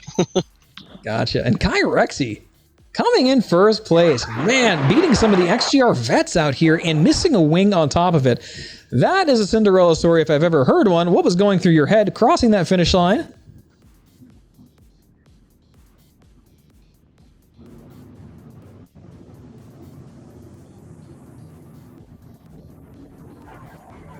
Awesome. Congratulations. I am sure you got a lot to think about right now as we move on to the main events. Take your well-deserved break, guys, and we'll see you guys back here in a few. All right, so that's it for us here for right now. We'll be back here in a few minutes. We're going to head to the commercial break, and I will talk to you guys shortly. This is Splen here with Dollar Store Easy, and see you in about 10 minutes, we'll say.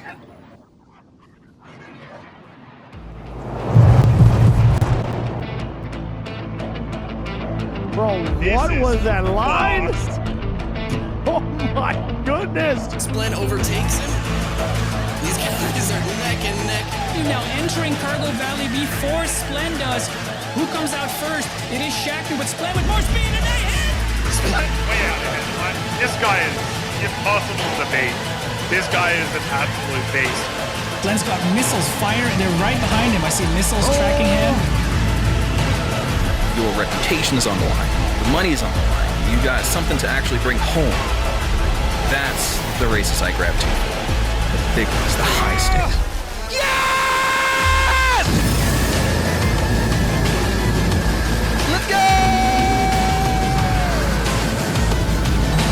Whew.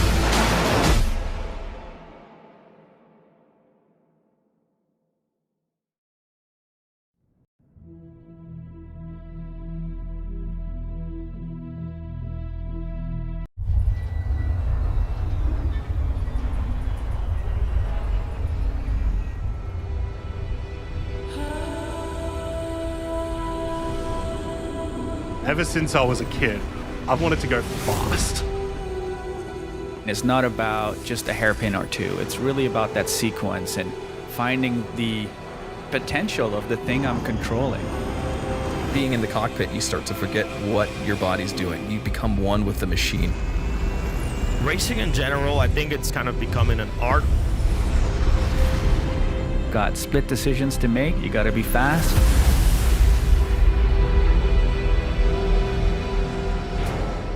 Racing is one thing, but racing when you know your reputation is on the line, the money is on the line, you got something to actually bring home. That's the races I gravitate for.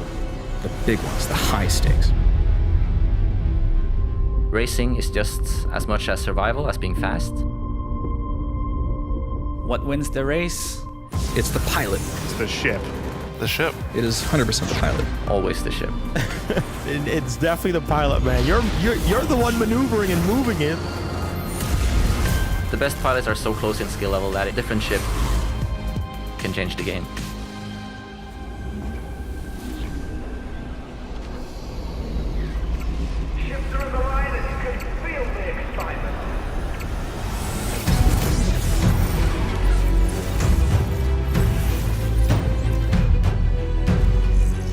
Only from Mirai.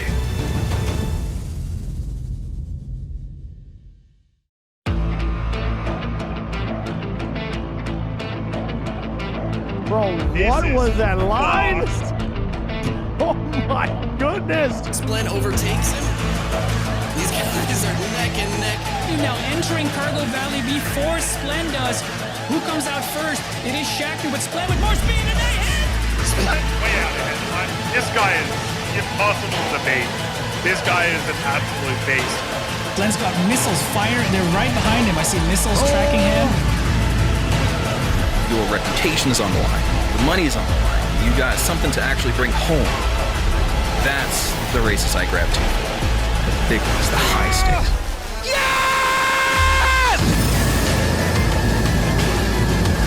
Let's go! Whew.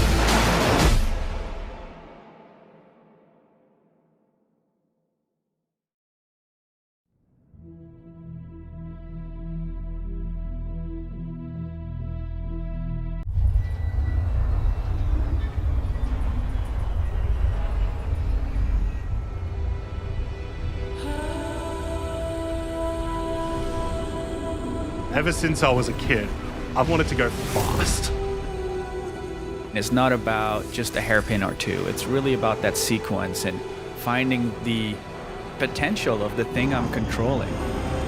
Being in the cockpit, you start to forget what your body's doing. You become one with the machine. Racing in general, I think it's kind of becoming an art. Got split decisions to make. You gotta be fast.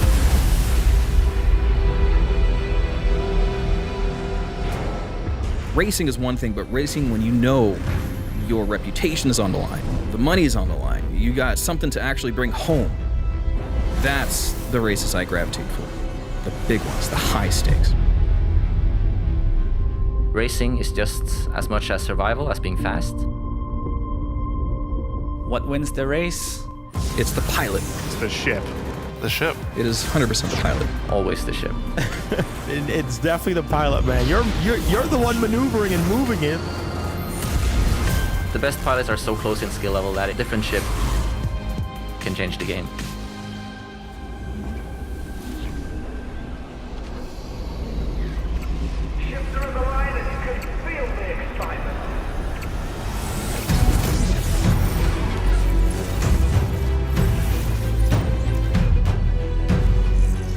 Only from Mirai.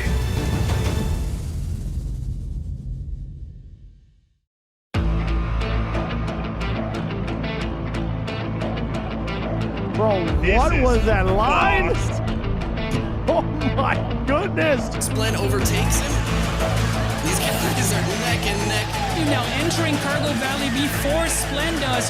Who comes out first? It is Shackner with Splen with more speed and they hit! Splen way out ahead. This guy is impossible to beat. This guy is an absolute beast. Splen's got missiles firing. They're right behind him. I see missiles tracking him. Your reputation is on the line. The money is on the line. You got something to actually bring home. That's the races I gravitate for. The big ones, the high stakes.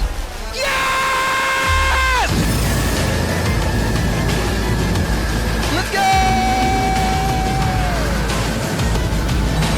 Whew.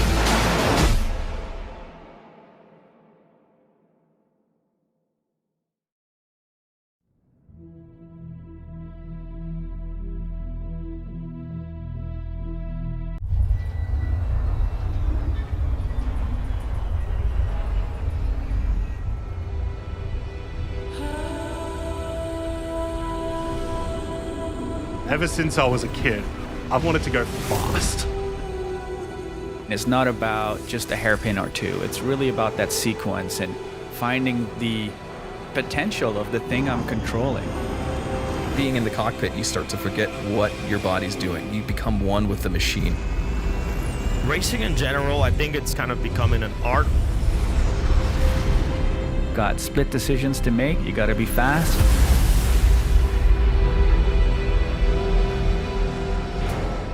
Racing is one thing, but racing when you know your reputation is on the line, the money is on the line, you got something to actually bring home.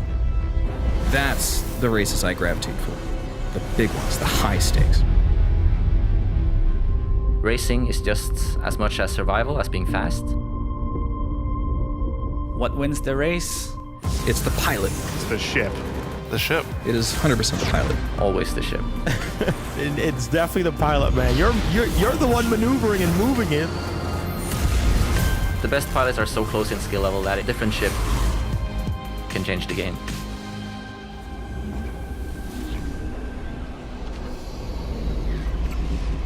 Checking in to let you know we are on our break here. We'll be back in a few minutes. We're going to be doing our giveaway for the racers on stream here live. So don't go away. We'll see you here back in a few. Only from Mirai.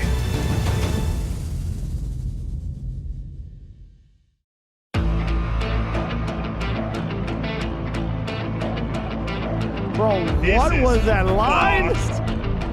Oh my goodness! Splen overtakes him. These guys are neck and neck. Now entering Cargo Valley before Splen does. Who comes out first? It is Shaku with Splen with more speed and they hit! Splen way out ahead. This guy is impossible to beat. This guy is an absolute beast. Splen's got missiles fire. They're right behind him. I see missiles tracking him. Your reputation is on the line. The money is on the line. You got something to actually bring home. That's the races I grabbed to. The big ones, the high stakes. Yes! Let's go! Whew.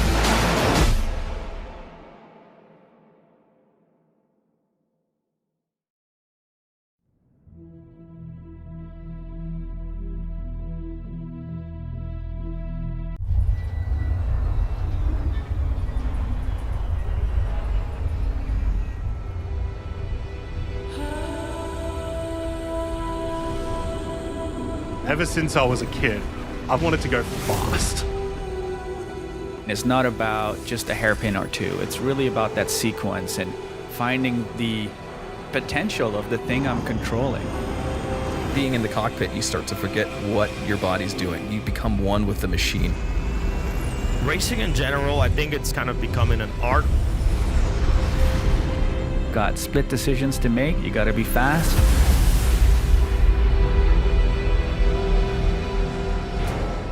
Racing is one thing, but racing when you know your reputation is on the line, the money is on the line, you got something to actually bring home.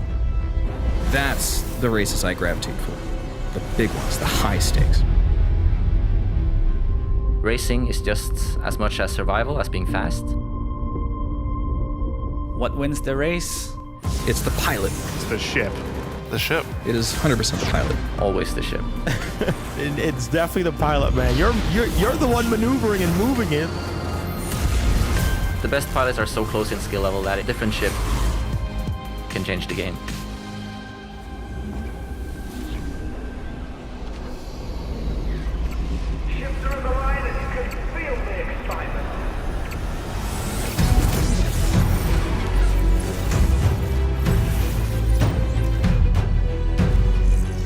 Only from Mirai.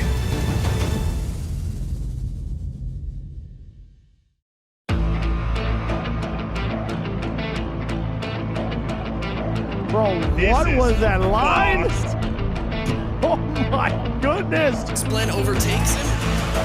These guys are neck and neck. Now entering Cargo Valley before Splen does. Who comes out first? It is Shaku with Splen with more speed and they hit! Splen way out ahead. This guy is impossible to beat. This guy is an absolute beast. Splen's got missiles fire. They're right behind him. I see missiles tracking him. Your reputation is on the line. The money is on the line. You got something to actually bring home. That's the races I grabbed to. The big ones, the high stakes. Yes! Let's go! We're back here. I might be a little crackly as my computer settles in, but I think we're okay now. Here I am with Dollar Store Easy. We're going to be doing a quick giveaway here. Let me get it all set up. We're going to be doing a drawing on the Wheel of Names for the racers, and let me just announce in Discord, we're going to be doing the giveaway now, guys, so pay attention.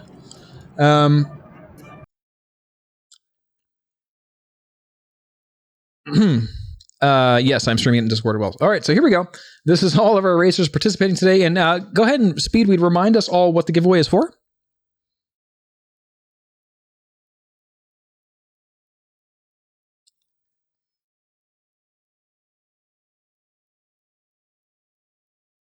Okay, so he's telling us it's a Mustang with LTI and a Fury, I believe. Hold on. I'm losing some Discord audio. Let me restart my audio real quick, see if I can fix that.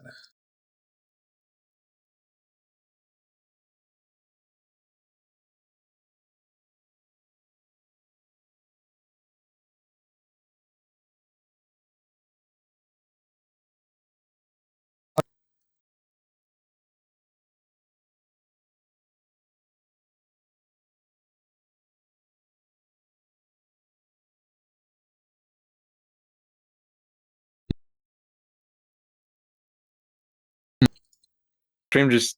Oh, there it is. Okay, audio's back. Yeah, I just had to fix. It's good for me. Had to fix the audio there real quick. Okay, sorry, Speedweed. Can you say that again? Because it cut out when I was trying to get your answer. Oh yeah. So it is a combo package of a Mustang Alpha with a Mirai Fury LX, both of them with LTI and the game package. Hell yeah! All right. So here we go. I guess I'm just going to click this thing. I got the list here from Speedweed of the Racers. Good luck, everyone, and here we go.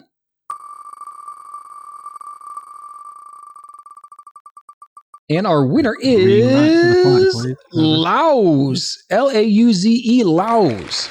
Something's going on with the audio now, Glenn. Hey, congrats. Congrats. All right, so there you have it, Lauz. Congratulations on your prize. I shouldn't be muted anymore. Everyone can hear me okay? Dollar Store, you could hear me okay, right? Dollar Store? Okay, Dollar Store can't hear me. Let me fix that real quick. Get the music going.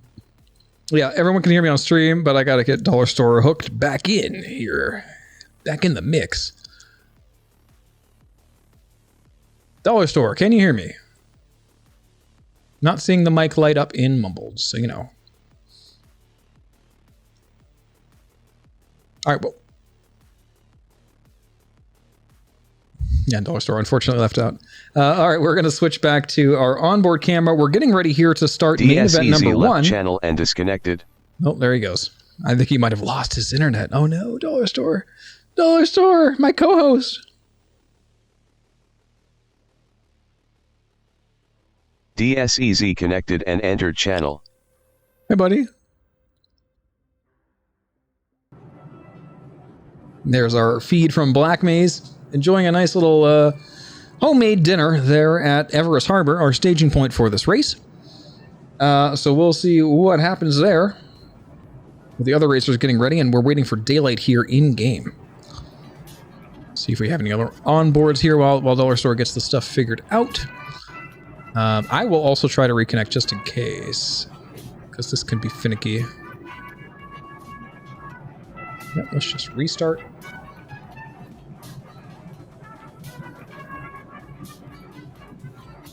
Dollar Store hard.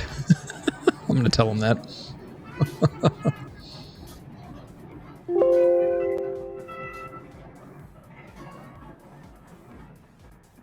Connected. Message from server. Hey, there he is. What's going on, buddy? It might have been my fault. That was weird. It might have been I hear you, but I wasn't coming across. Yeah. Who knows? It's all good. I had to restart my mixer board because I think it overheated or something, because we've just been going wild today. All this wonderful stuff going on. I'll get you into those laptop coolers underneath it. I have one. I'm using it for my router right now. So what's going on, guys? We got our giveaway done, so Lauz is our winner. Congratulations again. They're going to be getting all kinds of a couple ships, a Mustang and a Fury. And I believe they both have a game package with them, so that's pretty cool. That's pretty exciting. Yep, so we're just recovering from our break now. I got some water for myself.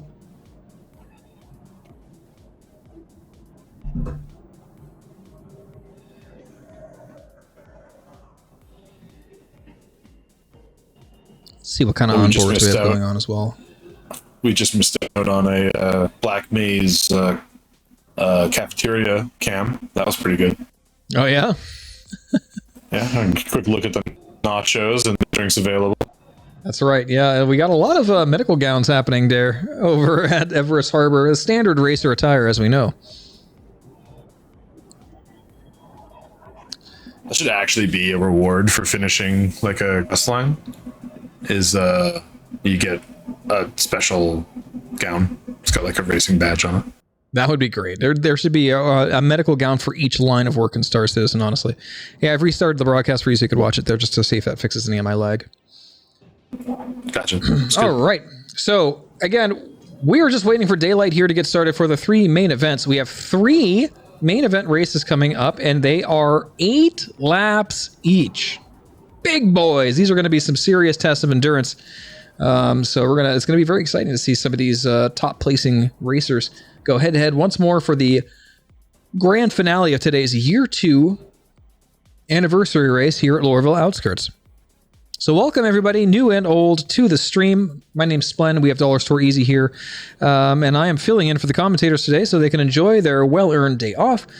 Black Maze, of course, giving us a wonderful camera feed regardless, but I am happy to take over the commentation duties.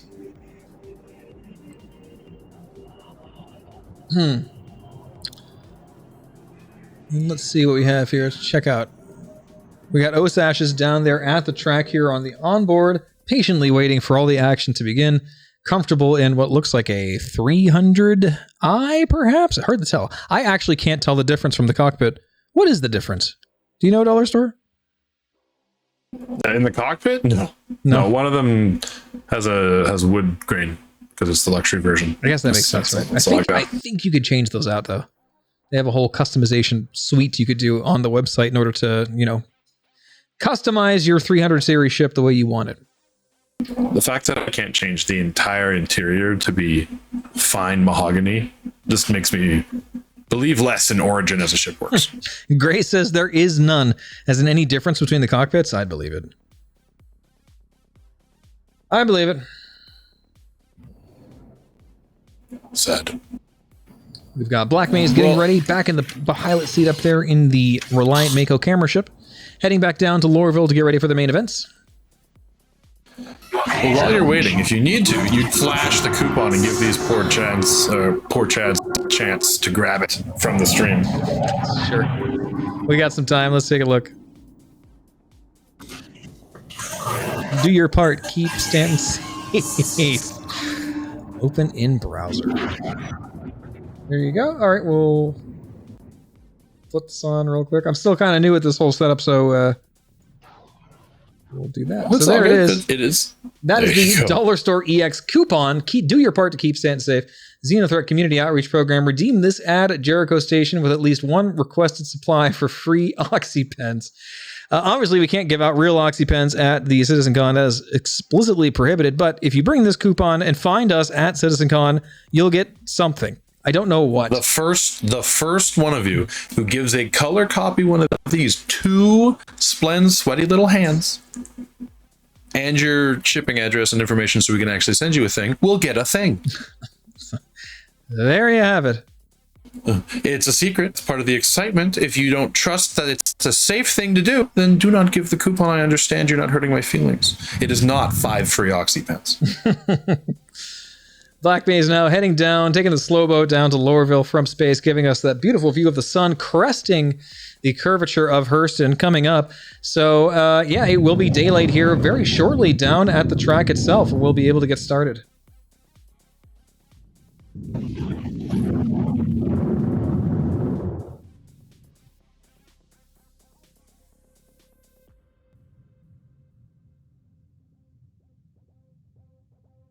Yeah, the 350R definitely does have a different interior. It has a bed, and then that's it. No desk or coffee machine.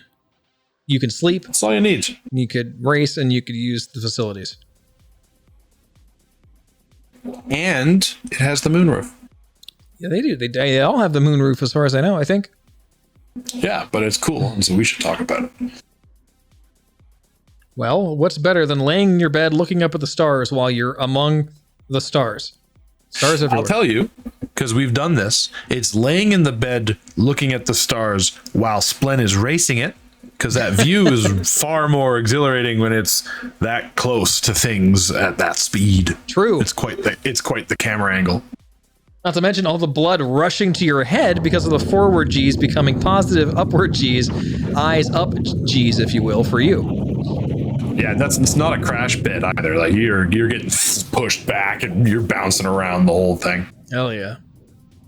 This is not a raft. There's no safety beds. Speaking of the raft, did you see that in the latest 3.21 PTU, the raft now is able to get multiple size cargo containers attached to its cargo areas? So we can actually do like the whole SCU, like what the hull does and stuff. That's right. That's exactly correct. So now it can do the quick dump and dump stuff. That's dope. Mm-hmm. Yeah. So I mean, I think there's no jettison button. You still have somebody who needs to have a tractor beam down there, but it does have the ability to carry different size cargo boxes. Now, I think they are box sizes that actually are meant to fit in that area. There are 32 SCUs, correct? Like the big shipping container sized ones? Yeah. That's awesome. I think they're 32s on the raft. I have a bit of a romance with the hull, or the hull, not the hull, the raft. I like the idea of the raft. I like that the raft it's got the best interior in all of your, other than the Caterpillar, of course, of your long haul cargo stuff. And you can land, dump giant containers of stuff, and leave. Right? All those nerds with Herculeses and stuff, you got to go out there. You got to move them. You got to pay people. It's a pain. Mm-hmm. But us based raft boys, you just show up, litter, just dump it on the ground, and then leave. That's true. Right? You don't got to get out of your ship that has comfy beds and a coffee maker. You don't have to leave your little home. It's perfect. Valid point. Yep, there is some utility to it. However, I will say this once. I've said it before. There's nothing slower than an Argo ship, man. They do their things, but they do it at their own pace. They're not fast ships. I mean, the raft has a fantastic efficiency on its quantum drive, and that's kind of like going fast. As Gray says, faftastic. He meant raftastic. Oh, yeah, right. On our onboard here, we've got Silly Time down there at the start line getting ready for our main event. We got some racers starting to finally sort of amalgamate down there. Of course, we have Osash as well. We have Connor coming down. Switching between the onboards, we've got Blunt there. Resting, perching, let's say, over on the geometry. Yeah, barely landed. Mm-hmm. Just managed to do it. Precision. Indeed.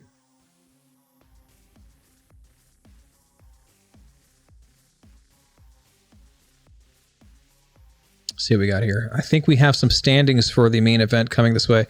Diplomat, can you send me... Oh, not Diplomat. Data Machine, can you send me whatever you have as well?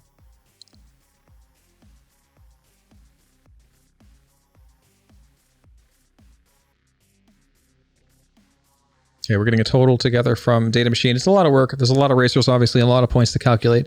And this will give us our standings, and I believe as well our podium positions, not podium, sorry, pole position and lineup for the main events.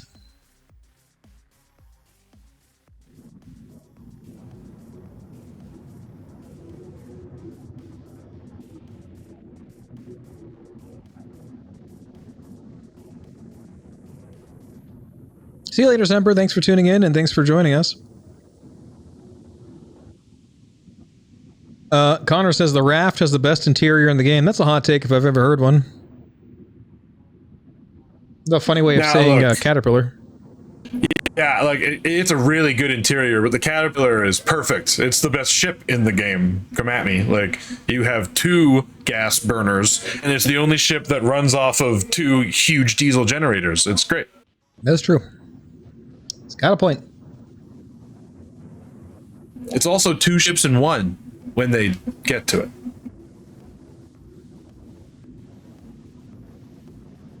But the raft is great. It's got escape bunk bed. You get in your bed, you press the button, you get jettisoned out into space. That's great. If there's a problem on the Caterpillar, you escape the entire control module. You just have another ship. That's all.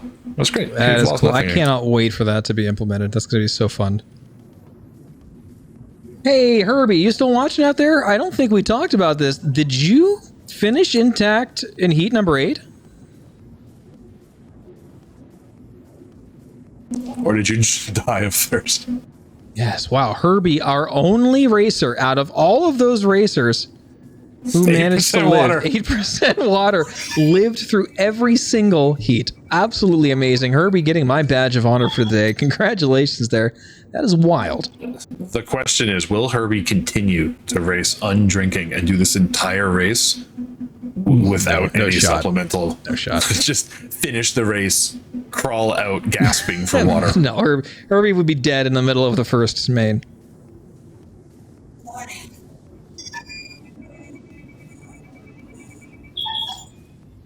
The permanent snooze button. Hell yeah, Gray. What if I was sleeping in space? Man, it is 2 weeks from CitizenCon. Does anybody know if we got the event schedule yet? Oh, man. I don't think we did we? Like, we're all just like, hey, what's going to be happening? And nobody seems to know yet. Certainly not CIG.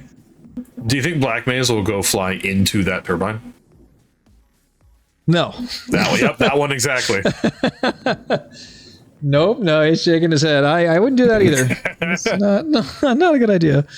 Going back to the starting line here, we've got people slowly trickling in and getting into position here as Speedweed sets them up. Speedweed, our host for today, veteran XGR racer, and putting on today's event on behalf of the org. So yeah, there they come, falling in and getting ready.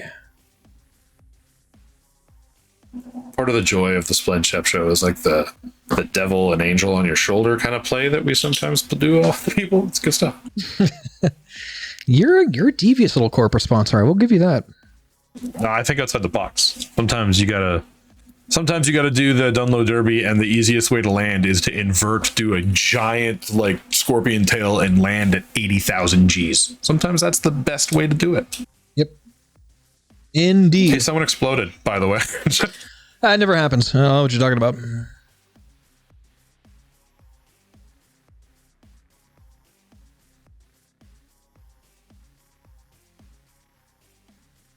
And I don't always have them on stream, but I have been listening to the in-race comms this whole time, and now we've got Speedweed directing people left and right.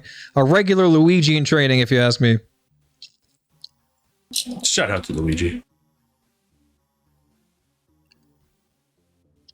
Who knows? Maybe Luigi will bring you a coupon. I'm excited to meet that bunch at CitizenCon. Yeah, we don't know what's going on yet with no schedule. Right. We do have a confirmed troop of XGR racers coming, and certainly some Legacy fleet coming, and it's going to be a great time. Going to be a lot of cool things happening. So for those just joining, I'm Splen, and that's Dollar Store Easy, and we're here celebrating the year 2 anniversary race at Lorville Outskirts. We've got Black Maze on camera, XGR co-founder, Osash's Racing, another XGR co-founder, and a whole slew of talented and new racers all at once. And we've seen the podium filled by both today, and an exciting 8 heats happening. We have a lot of interesting developments happening right now with the point distribution and how the lineup's going to go.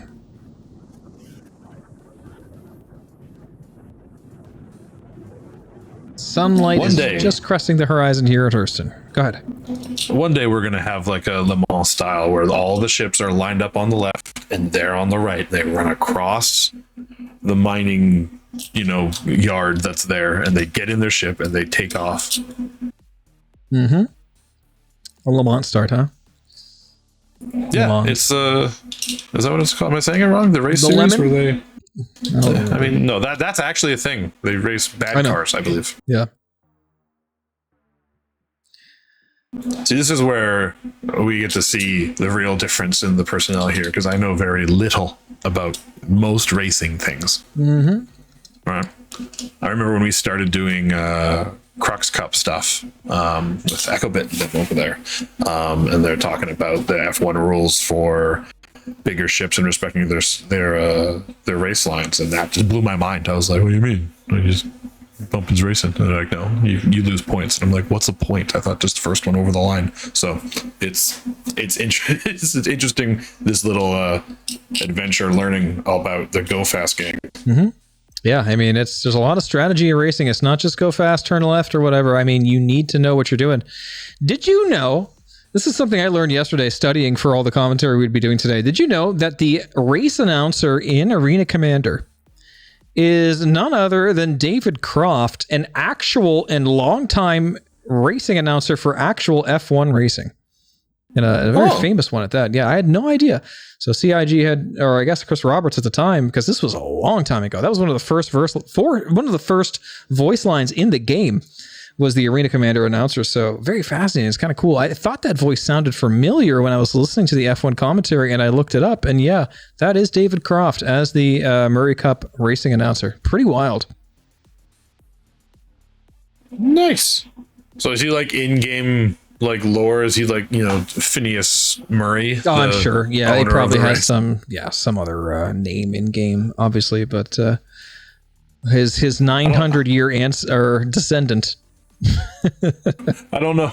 I went with Phineas. That doesn't scream like F1 driver, but who knows? I guess. Dude, I mean that would be typical for this game. We've got people like Constantine Hurston. The names are wild. So cool. I know. That's so cool. This neo-Victorian aesthetic happening over here in Lorville area.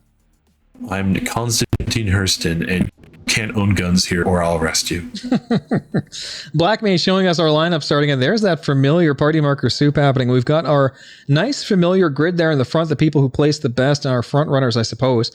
Although, frankly, I have no idea how they're even keeping track of everything with all the chaos, but I trust our hosts. That lineup is there for a reason. And then it looks like in the back we have somewhat of an overflow.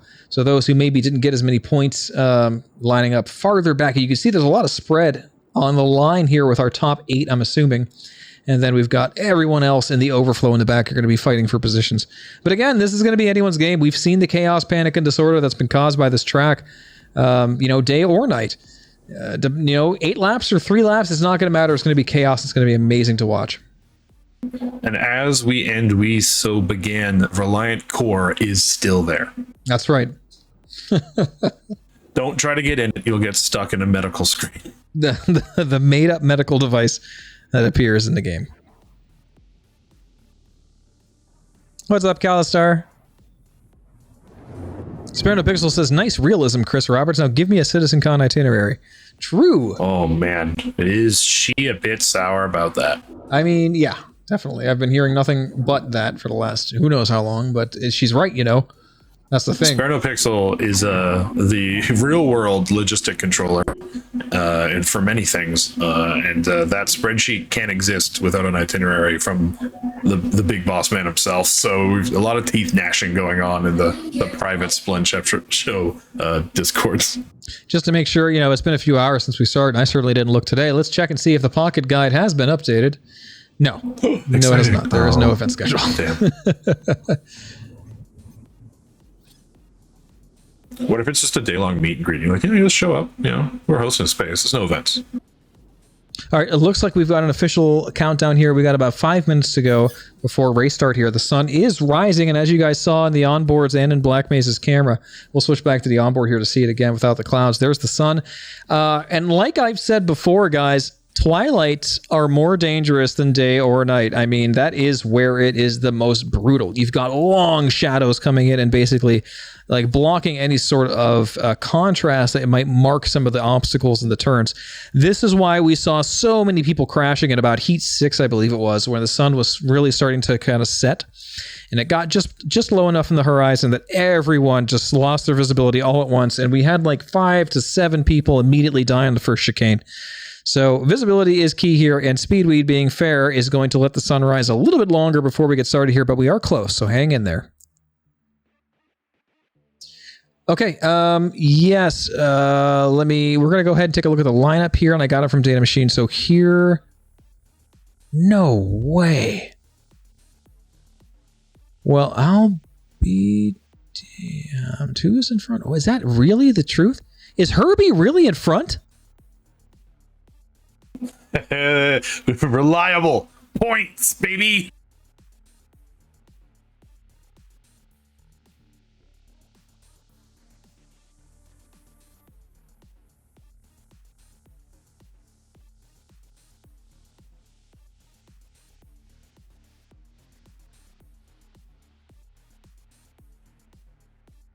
Step 1, don't die. Step 2, finish that heat. All right.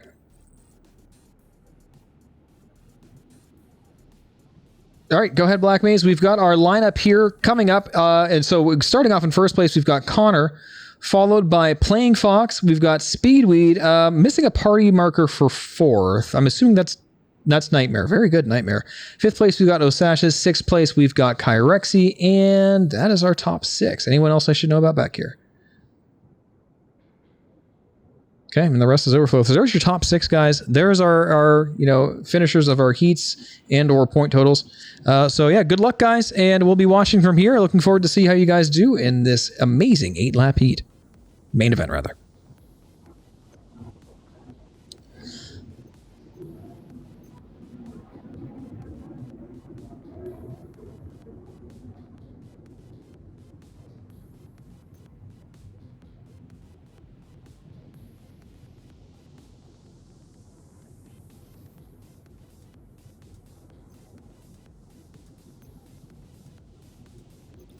So Herbie, yeah, you kicked ass. Congratulations, your strategy paid off. As far as like if they scored this, those data machine went through the trouble of scoring this as if we were scoring like a division race or something, and you are indeed in first place, but with 105 points, followed by Speedweed with 91 and Dub with 74. Staying alive and being consistent really, really paid off for you guys. So congratulations. Yeah, the DNFs were really the killer here.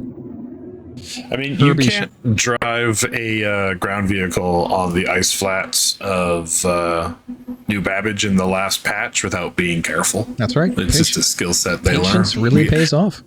Obviously, we didn't learn that skill set, but they did. Yeah, I have a lot to learn when it comes to ground racing, but honestly, like after System 7 and how busy and crazy and chaotic everything was, I'm not sure I'm going to do it again this year. I just don't have the bandwidth. We could put together a Splend racing team, but I might not be front runner, I might have to find somebody to do the hovercraft racing instead. I'll just be the sponsor. I wonder what Took's up to. Yep. Well, we'll see. Maybe. I mean, the game's in a quite a state of flux right now. We've had a rough couple of patches, but hopefully with the ground physics reworks and stuff, we'll have some cool stuff happening in the future.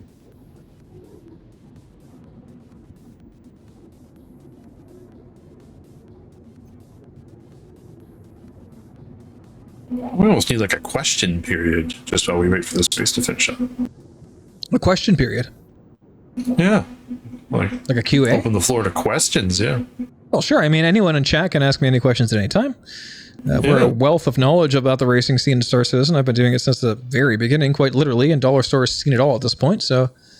Yeah, or the made-up lore and dumb stuff we've done in the meantime. True, Dollar Store's sides really of that good coin. at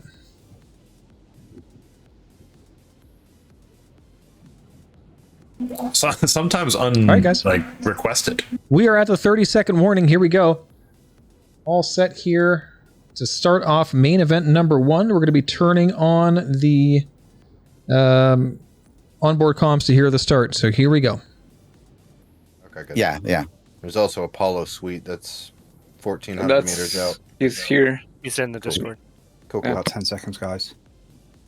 I'm just watching. Imagine stumbling upon an XGR island.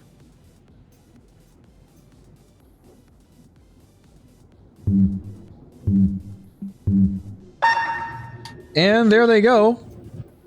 Connor keeping that first place position off the start, followed by Playing Fox, Speedweed in third place, and we've got Nightmare in the mix somewhere there. Remember, Nightmare having that, missing a party marker, but having that fourth place spot, and Connor and Playing Fox collide and then crash into the geometry. They are both out. That leaves Speedweed in first place, followed by Osashes. They're coming along the outside of the drop now, going up the hill, up the pipes, and heading to the giant 180 turn before the Skyway, where again, we want these racers to hold on to their boost fuel here and let it go as soon as they get on the straightaway. Right where Speedweed is now, he's taking that 90-degree turn, straightening out, and now he's going to let that boost go.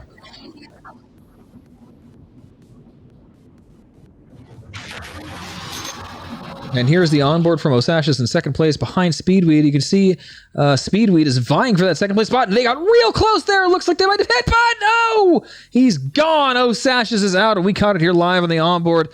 Osashes DNF going back to the overlay here. It looks like we've got Speedweed taking that second place position now. And where is our first place? Is that still in contention, or has Speed taken it? Have we had a collision? Looks like Speedweed might be in first place now. And then we've got Kyrexy in second place. Wow, wild turn of events. And so Speedweed starting lap number 2 of 8 now. These racers pacing themselves for a long main event coming up here. Kyrexy in second. Kyrexy again showing up real good today. And it looks like we've got Nightmare coming in third. Here comes lap number 2. They're going through the chicane now. And Speedweed coming around the bend, going down the drop, turn number 1, if you will, on this track, followed by Kyrexy. Kyrexy a good 3 to 5 seconds behind. So Speedweed now enjoying a comfortable lead.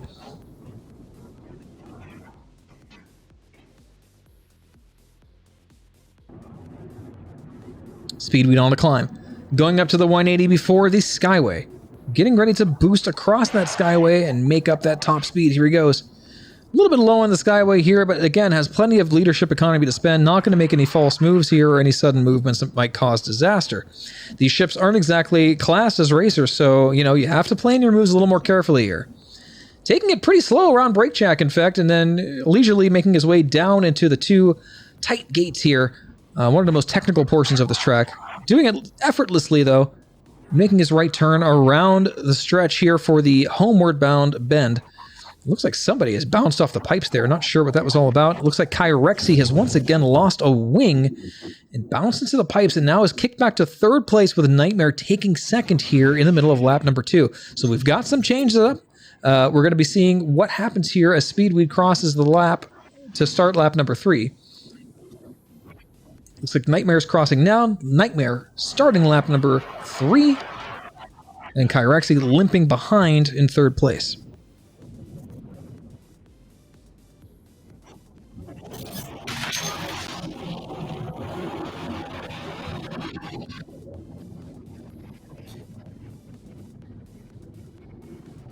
Speedweed making the climb now.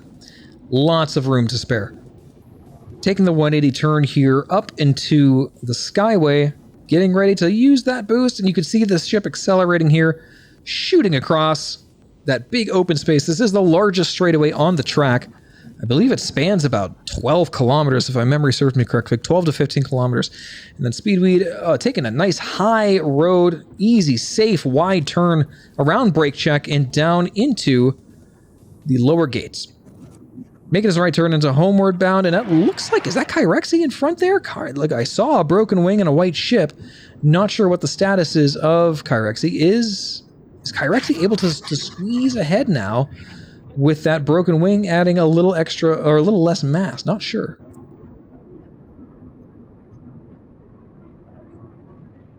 But we got Speedweed now on lap number 4. I think still in first place. I was going to say, do we have any idea how many are behind him? Not sure at this point. We definitely had a lot of casualties as expected, but I think we are about at the halfway mark right now as soon as he gets to the halfway of this lap. We've got... here, let me just chime in real quick. Laps. Yeah, I counted 4 laps here. He's on lap 4, rather. Yeah, but compared to the previous heats, he if he has the space, he can slow down to not lose it, because every turn is an opportunity for mistake. Certainly, and listening to the racers' comms, it sounds like there are some performance issues happening right now. Now, something to consider here is that in this patch 3.20, the servers haven't exactly been long-lived. So it's possible we're getting some server FPS drops, might be getting some performance issues from all the debris on the track. So things are going to get hotter and harder for these racers before it gets easier. Is the price you pay for playing a game where you get to see how the sausage is made. That's it can true. be exciting to see it from the ground up, but you know, sometimes the sausage has got garlic that's too big and you get a mouthful. And Chaos says, imagine getting them repair ships in-game and Haven pit crews. Yes. Or having pit crews. Yes, absolutely. We were just talking about that earlier. Yep. We got staff picked out for it. We got people waiting for that to turn on, and then they'll be on the ground doing it. I don't think I have any onboards of anybody alive right now. Let me double check here. Speedweed is pretty much on an island. First place in lap number 5 and just pretty much drifting into... It looks like there's a back marker in front of him at this point that he has to get past. Hard to tell, though. That might be Nightmare. Or no, just politely finish and not risk a pass. Yeah, that is confirmed as a back marker. Thank you, Black Maze. So Speedweed is just going to take it easy here and find a safe place to pass if possible. Maybe not the most exciting, but I mean, these endurance avenues are still their own sort of challenge. Let's switch to an onboard here. We've got and there. Speed actually touching, going past the back marker. Just desync says Speedweed, so I think we're okay. It looked pretty dramatic from this point of view, but they're both unscathed, and it seems okay. It is risky. I mean, they are big ships, as we know. We're going over to Dub Blunt's point of view here. A little bit behind, but definitely at this point still might be podium considering how many racers have died.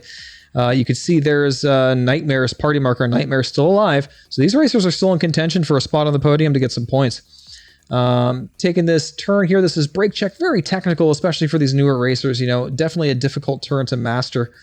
Coming down and handling the two lower gates there pretty masterfully. Meanwhile, Speedweed now starting, I believe we're in the midst of lap number 6, if I recall correctly, and he's doing the 9-degree turn, drifting nicely into the pipes, coming up into the 180 before the Skyway. I have to say, love that paint color. Definitely my favorite paint color for the 300 series, the yellow on black. I've always liked yellow as a color. It looks great here. Stands out wonderfully against the terrain, and Speedweed's rocking it. Definitely doing very well today. You should see Splend's Corsair. It is yellow and black, indeed. Yeah, picked that color for a reason. Speedweed coming around, brake check here. Black Maze with the the low FOV camera, making a great show of what's happening here. And coming down to the gates, there they are. So you can see just how tight those gates are. It is not an easy fit for those very large ships. Herbie, still alive. Herbie getting them points, playing that long game, but worked out well in the heats. Definitely accruing the most overall points in the heats. Speedweed is going to have to get past Herbie as a back marker now in these last 2 laps. So here he comes, coming up the corporate ladder and about to start lap number 7 here, going through the gate.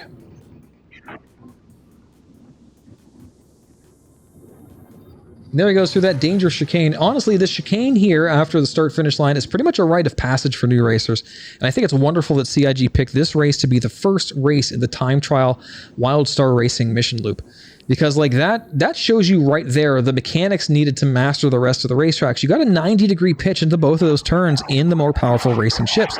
It is not an easy skill to master right off the bat, especially for racers who might be mouse keyboard, using yaw primarily up in space, and not really expecting the challenge of low atmosphere, high thick air flying, that requires you to use aero braking turns to be able to get through those correctly.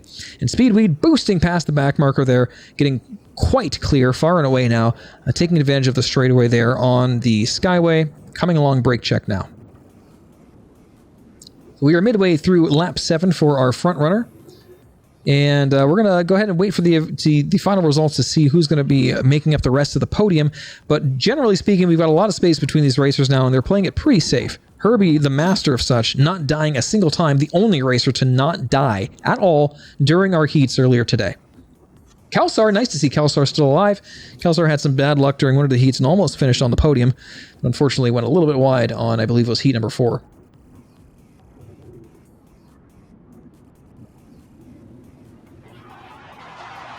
The race officials confirming that the final lap is started, so we've got Speedweed flying through. He's dodging some floating debris. We've got definitely a lot of stuff happening on this track after 9 races so far today.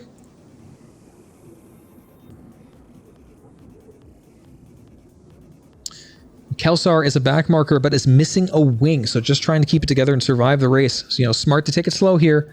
Speedweed's still pretty much intact and definitely making it look easy as he flies through the rest of the lap number 8. Herbie, meanwhile, also keeping it nice and safe. Beautiful paint job on that one as well. A cross between the yellow and gray looks really good on that ship. Speedweed coming around, brake check. Sliding down to the double gate. Black Maze giving us a nice shot of incoming Speedweed. Here he comes. Beautiful. Flying through and under through the top of the first gate, under the bar of the second gate. Pretty standard procedure. Nice banking high G turn around the final stretch into homeward bound. And coming up the corporate ladder here, that'll be the last part of this race for Speedweed, taking first place on main event number 1. Congratulations, Speedweed. There he goes.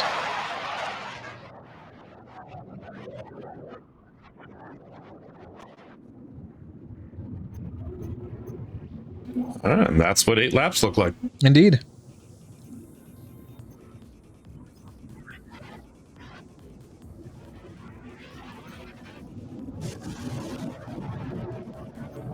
These guys are a couple laps. These guys were lapped by Speedweed, so they definitely have another lap to make up here.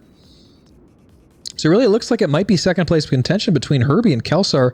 Herbie likes to play it safe. It's working out so far. Kelsar, unfortunately, has been damaged. So we're going to see what happens here. Herbie getting across the inside there, but taking the turn wide unexpectedly. Kelsar, you know, just trying to keep it together here and capitalizing on the straights when possible.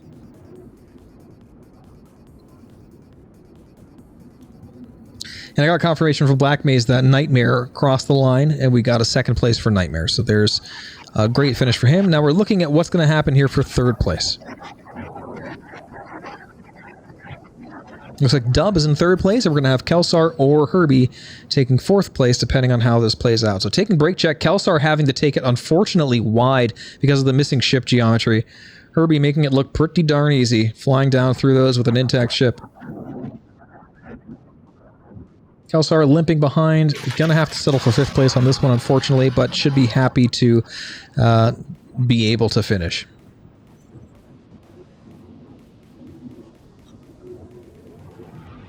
And here they come across the line. Herbie wrapping it up here with fourth place, and Kelsar enjoying a fifth place finish despite being injured. Not too shabby for both you guys. Congratulations.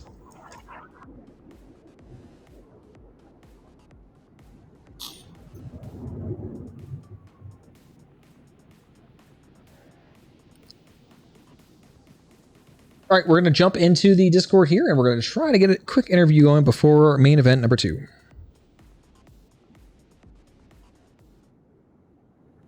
Hey guys, can I jump in for a quick interview? Connor and Playing Fox right now. It's hot. All right, fine. Connor, Playing Fox, what the heck is going on? What happened at the beginning of that race there?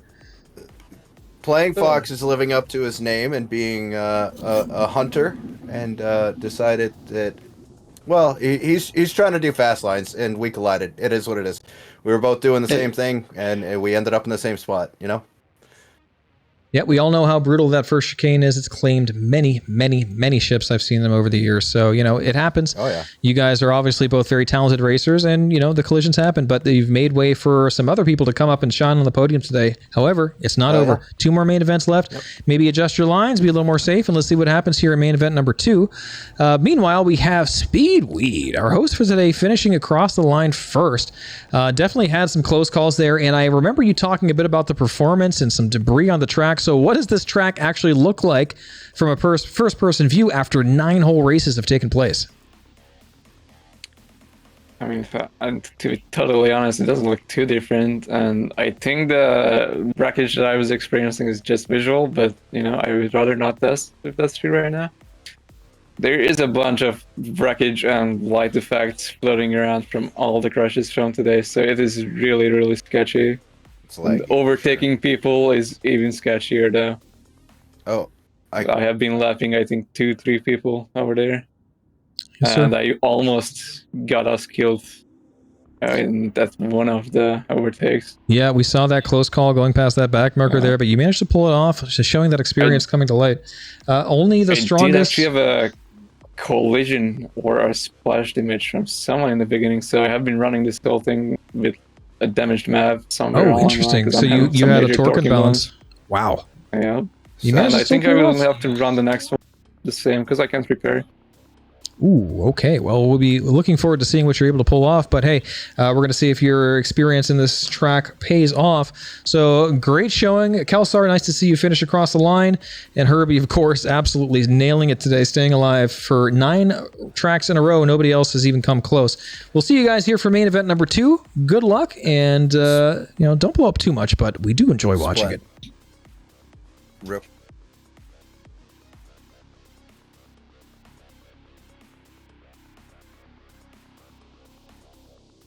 Okay, we'll do the podium after we're all done here, and then, yeah, we can get that all together.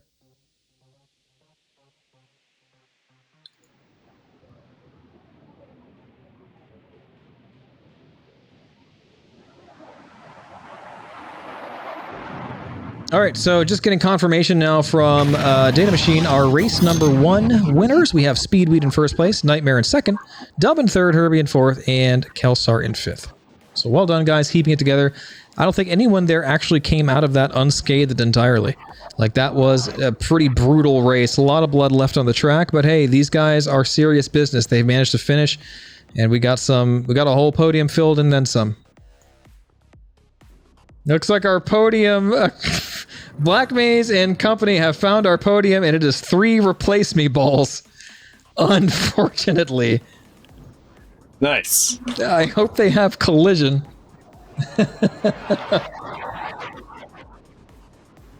There's our podium, guys. Gorgeous. So stunning. Absolutely stunning. A podium in its natural Star Citizen habitat. For those just joining us, welcome. We are about to start main event number 2. My name is Splend, and we have Dollar Store Easy here.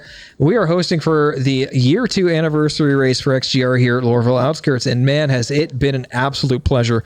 It has been crazy, chaotic racing, excellent overtakes, just awesome racing all around. So that'll be our podium later on, I suppose. We got 2 more races to get through here, so we'll see what happens.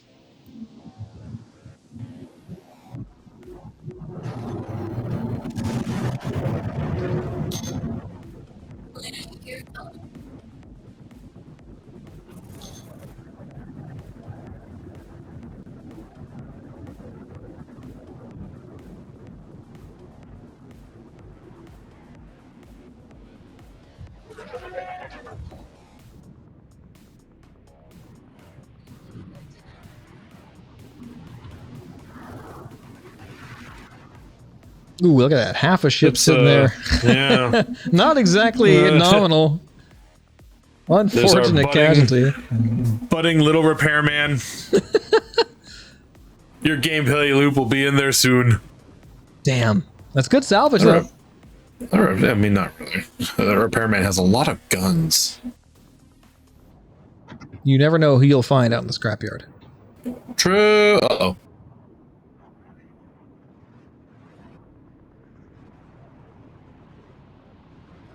It's time to play a game of blow the repairman around with our backwash. We've got an onboard here showing the racers going back and trying to get some repairs. Speedweed had said, like you guys heard, that sometimes repair services were not working, so hopefully these guys are able to get either some new ships or get the existing ships patched up enough to be able to run another race. And we'll see what happens. And this is the onboard cam of Blunt 2020. Dub Blunt in game. Took 3rd place in the first main event.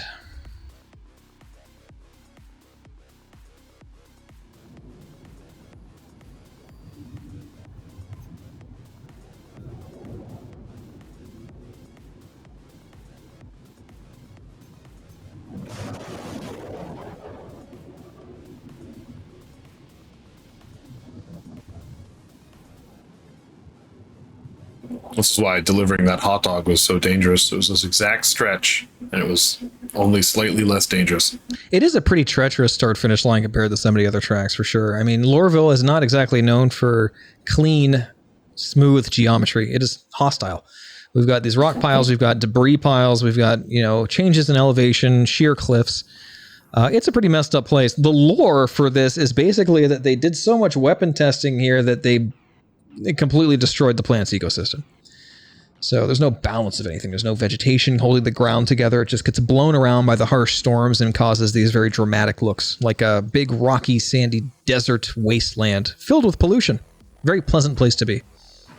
Something that's just come to my attention while looking at this young lad here. Mm-hmm. Isn't that the Nine Tails armor? Yes, indeed. Nice collector's piece for mercenaries. Is this a criminal? He's hiding behind a rock. I just outed him as a Nine Tails, and he's hiding. Well, this is an underground race after all, so we don't exactly. Hey, you put the purse down, you get your butt down here. You're allowed to race, right?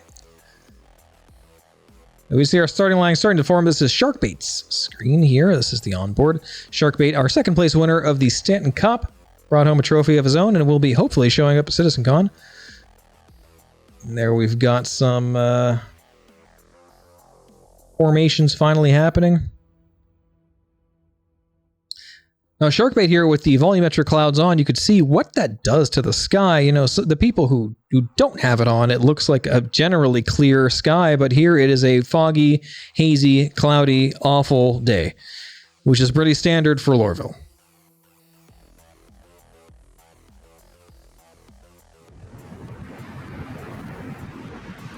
Got some additional pieces of the ship debris found on the ground now. Yeah, this ship keeps getting worse.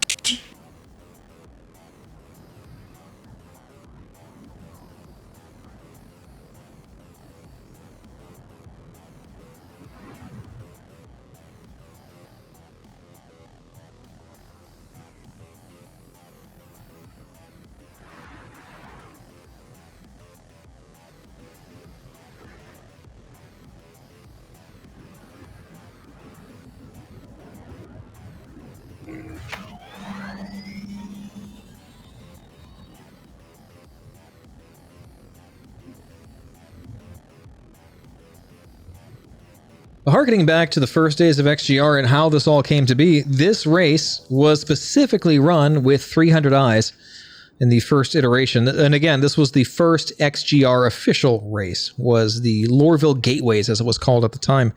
So this is a traditional race, so to speak. It's why there's only 300 series ships here. You know, normally some of the meta racing ships, you'd see things like P-52s, you'd see P-72s, you'd see Razors, you'd see Furies. Not so here. These are the farthest from the meta you can get pretty much for a single seater. Big, not exactly fast, but certainly have a little bit of acceleration, but not the top speed needed to really be competitive in atmosphere. However, what that does is create an environment, as we've seen today, that causes a lot of very tight racing. You know, these are not ships that are often practiced. On top of that, they're not really that fast. So you have to make very tactical decisions when it comes to being able to pass each other and being able to succeed.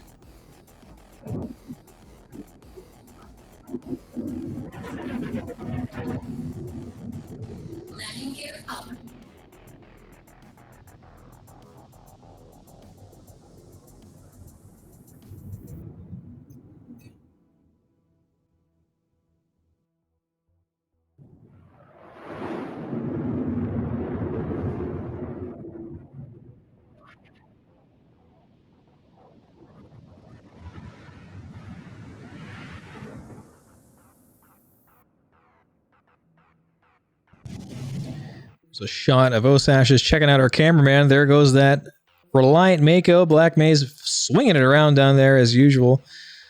And we've got Connor here getting lined up on the starting grid. We're still waiting for, you know, some of the racers to get their ships fixed. The server is not exactly cooperating, it sounds like. That's why there's a little bit of a hold up here before main event number 2. That beautiful glossy dark blue paint job on Osash's ship here.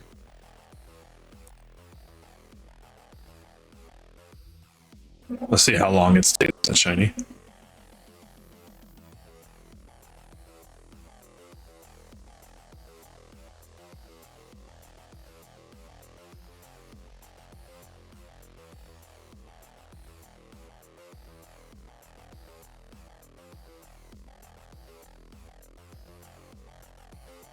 So I don't know if you looked Dollar Store Easy, but today was a wild day for racing. We also had the Scarlet Apex taking place earlier today, heat number 1. Did you see any details about that? I saw that the CIG Hammerhead crew was involved in this race.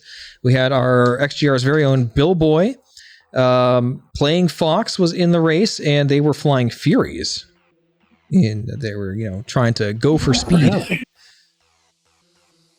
Like, it's all fun and games if you're like a speck of dust on the track. It's just like one errant bolt of disruption, though, and you're just probably going to knock out half your ship. Right. Yeah, that is always something to worry about. Playing Fox says it was a lot of fun.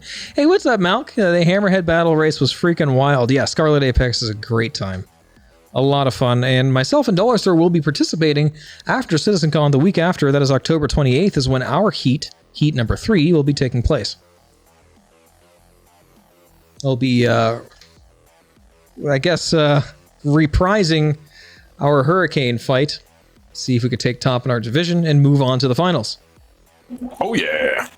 How was the Hammerhead fight?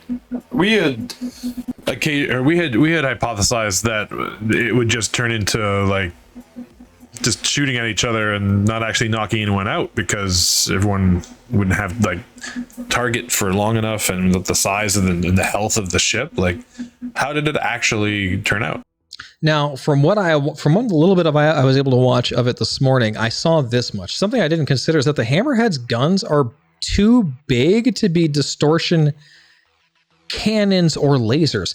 The only distortions they make a size 4 are scatter guns.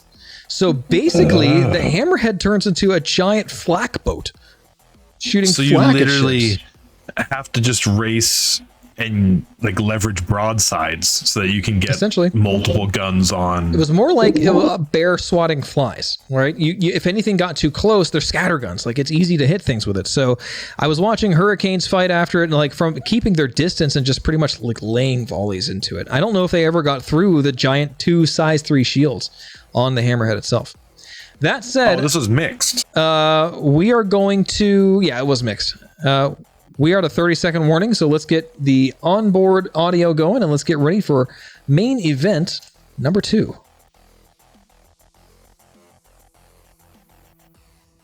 Oh, looks like I've lost Black Mace's feed. Don't know what's happening there, so we're going to switch to the onboard for now. Double check and make sure it's working. So already watching the start of this race from Osash's point of view. And in the meantime, I will try to get the Black Maze feed restarted and fixed here.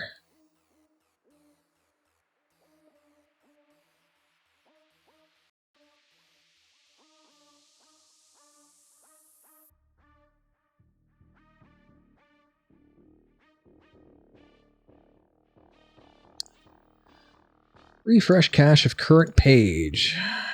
Come on, feed. This Osash is like in second place here behind Speedweed, though. Absolutely awesome to watch this from the first person, actually. Welcome change here. Speedweed commenting that there is quite a bit of lag right now, so these guys have to keep patient here, despite the fact that there's obvious contention here for first place. You know, they're going to have to be careful.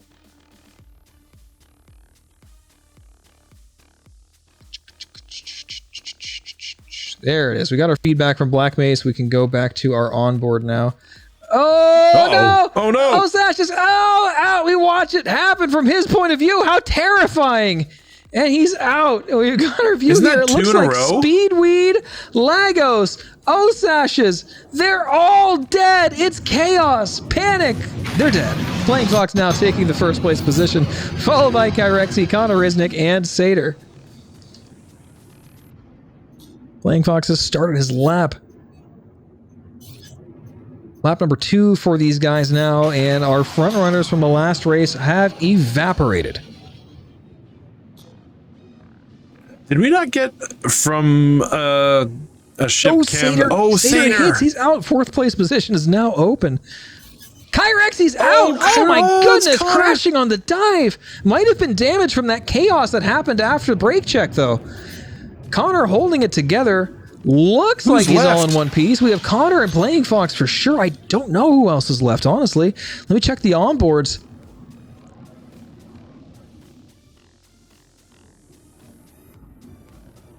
Yeah, it looks like everyone else might be dead who had any onboards, so I don't know who's left.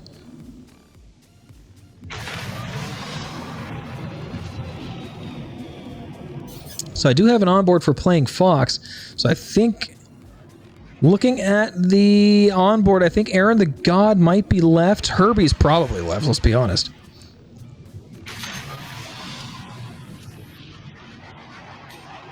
So we'll switch to the onboard for Playing Fox. We can get some clues here looking at some of the party markers. So looks like Herbie might actually be out this time. Not entirely sure. These guys starting lap number 3. We've got Luigi is still alive as well, but I think he just commented that his ship is dead, so he's off to the side. Yeah. Connor in second place, Playing Fox in first place right now, and these guys are on lap number 3.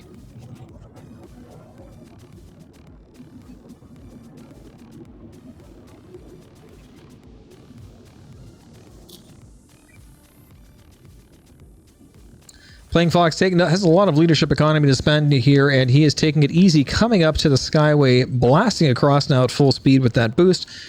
Again, that is usually the best strategy employed here, is to have that boost tank nice and full by the time we get to this giant 15-kilometer straight. Now, making the right turn around Braychek, the most technical turn here on the track, and heading down to these gates. These low-flying gates definitely have claimed a lot of racers, but he makes it look easy. Coming along the bend now, right turn into homeward bound, and wrapping up lap number 3.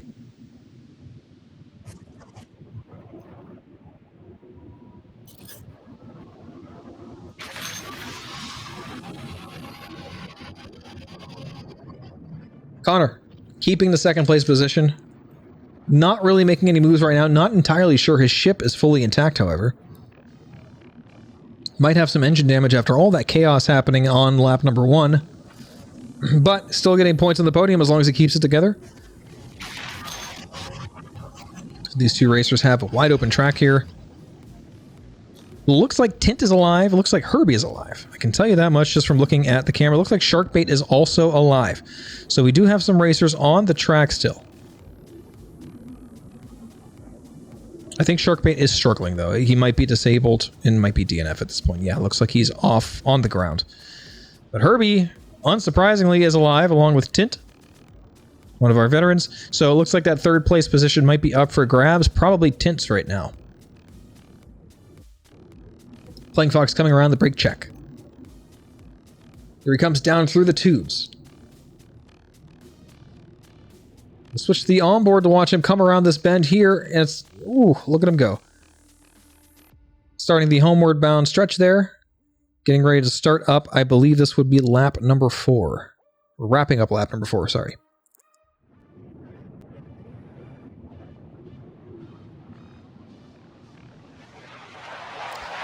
So Playing Fox starting lap number 5, fully intact, looking pretty smooth there, so probably not a lot of damage, and according to the onboard, no torque imbalances, so has managed to remain unscathed here. I will point out that Playing Fox is one of the racers flying without shields. So that's something to keep in mind here, that he is pretty wide open to explosion damage when it happens, but it hasn't really hindered him too much so far.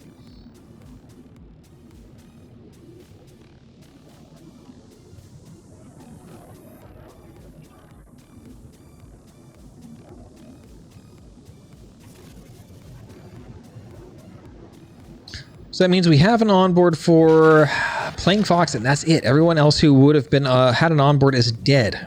We do have Tint, Herbie, still in the race as well, looking for third place. We have Connor still bringing second place, just kind of taking it easy here and not pushing too hard. I believe Connor is missing some geometry as well, if I read the comments correctly here in chat.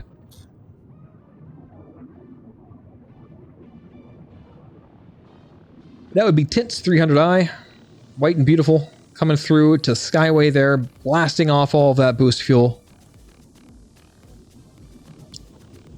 Oh no, that's not, that would be Calistar, I think, not Tint.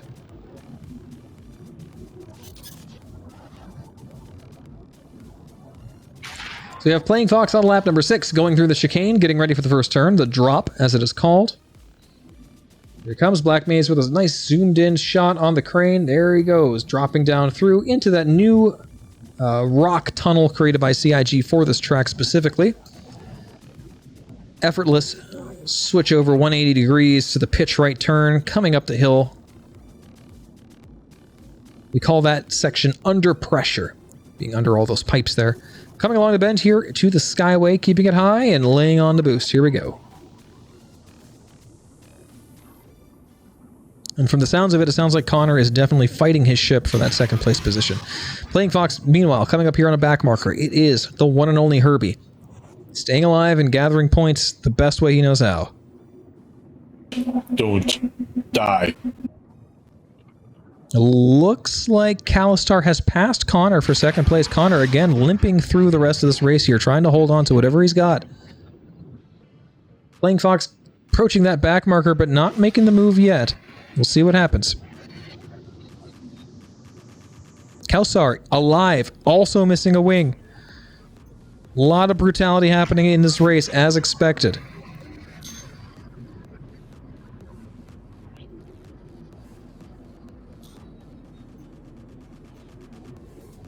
Playing Fox about to come along the drop here. Herbie just in front. There's about 300 meters between these two. Not making any sudden moves is probably for the best. After watching what happened in the last lap with Speedweed narrowly avoiding death trying to pass Herbie, I think Playing Fox is taking some cues from that and looking for a really wide opening.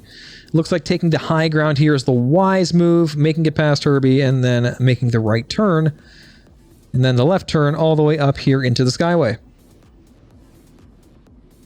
You see that speed increase as he lays on the boost there. Nice and straight trajectory. And Herbie doing what Herbie does. Yet to die, which is incredible on this track. Kelsar getting past. Kelsar unfortunately limping as well. Becoming a back marker even for Herbie. So Kelsar, I believe, will be 2 laps behind at this point.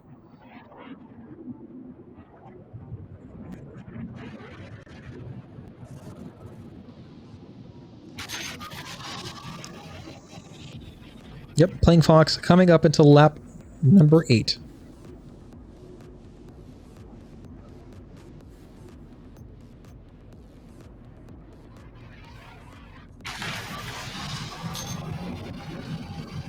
Fox going through the chicane, coming up to the drop, getting ready to go down.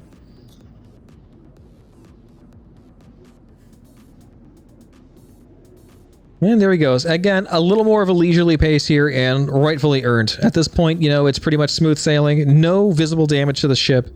No torque and bounces. Just all clear skies and smooth sailing for him as he gets ready to wrap up lap number 8 here and take first place in main event number 2.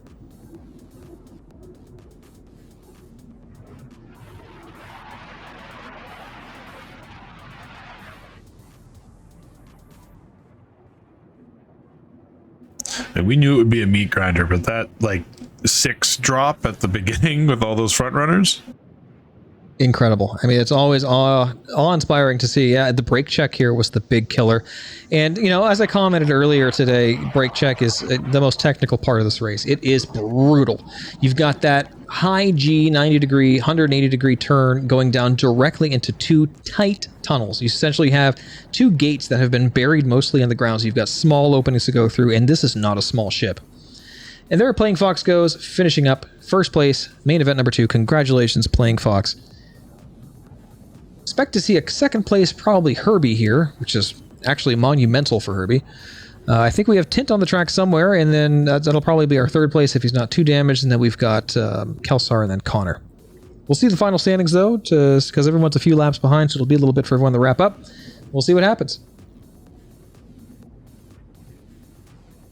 Looks like Kelsar and Herbie are actually in a little bit of tight contention here. Kelsar being damaged, Herbie just being Herbie and taking it nice and easy and playing that game of staying alive very well. So we'll see what happens.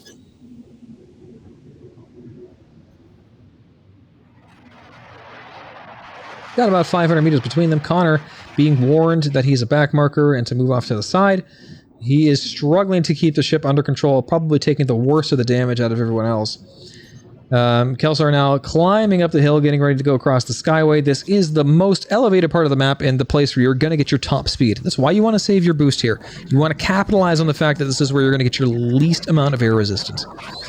And there Kelsar goes. I think Kelsar's missing both wings. He looks rather silly going through there. Herbie, meanwhile, looking pretty good. But however, keep in mind, losing wings, you're going to lose a lot of stability, but you're going to be gaining a little bit of top speed, losing that drag, and getting that lower mass as well. That's probably why Kelsar was able to fall. Oh, but that's what happens. Oh, no. He blacked out on the turn, didn't have enough lift to get through it fast enough, and that overexposure to G's did him in. He G-locked and died.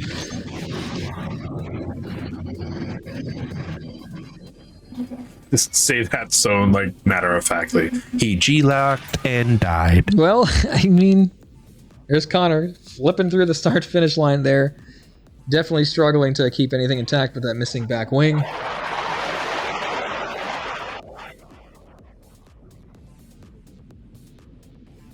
And we should have Herbie, coming along the homeward bound bend right now. Perhaps. Herbie is done. Okay, so everyone is done. We're just enjoying a little joyride, I suppose. So that is it. That is the end of main event number 2. Congratulations to Playing Fox, keeping it together and having lots of open space to take that first place.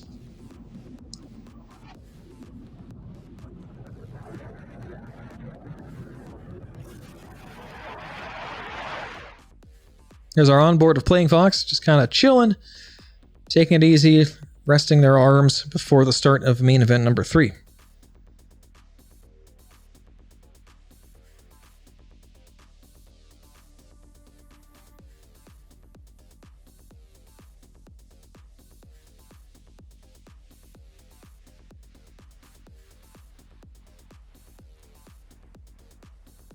Data Machine coming back here now with the final results for race number 2.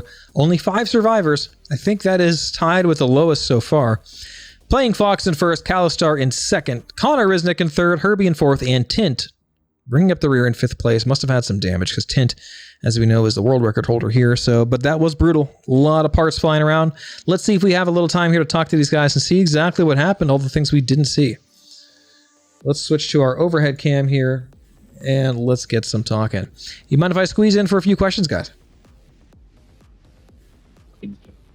All right, that sounds like silence is a yes. Playing Fox. So, first place. Sorry, my mic was muted. Able to kind of weasel your way through there while everything around you was exploding in absolute chaos. Nice, smooth sailing. You managed to come through unscathed. We were watching your onboard. I have to ask, are you feeling a little more nervous now, choosing not to have shields for this race? What are shields? Never heard of them. Okay, understood. So, using deft piloting skills to avoid all the explosions instead of absorbing with the shields. Well, anyway, well done on your first place finish, and looks like you're in contention to take it all home today, depending on what happens in event number 3. Meanwhile, Connor, you were there in second place, and it looks like you had some pretty rough damage. How was that happening? You limped through the finish line, but you lost some positions. What was it like trying to get that ship up and down those hills? Well, it kept trying to roll uncontrollably, so anytime I turned, it was just like trying to roll itself. But all told, just slow. I think I took it out on one of the little crane hangy things, and oops. So, is what it is. Part of racing. Indeed. Question for Kelsar Prime. Kelsar, you were hanging in there. You're a bit of a back marker with definitely looked like both of your wings were missing, which is, pretty unfortunate. And tell me what happened there on that final turn, and I believe it was lap number 7 for you. So I only had one wing, actually. So I was 45-degree tricording. On that last turn, I was trying to push it because I'm like, it's almost the end. I think I can make it. And I boosted, while tricording, and the G's just got me. I blacked out and lost control. Yeah, unfortunately. Yeah, as we know, with the new G-Force tunings in 3.20, getting through those turns faster is a lot more, useful to staying alive. Having a slower turn there because you didn't get that lift looks like that's what did you in. But a well-placed effort, and congratulations on at least getting that far. And everyone else, Herbie, of course, man, slow and steady, really winning the race today. It's awesome to see you out there trucking along. Still, to this moment, the only racer who survived every heat and every main event. So, wow, very interesting to watch. So we'll see you guys back here for main event number 3. Good luck. Thank you for the good show.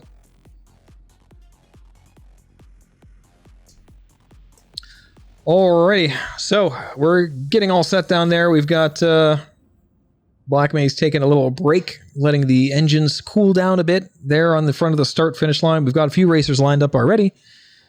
We'll move over to our onboard for Playing Fox, lined up and ready to go.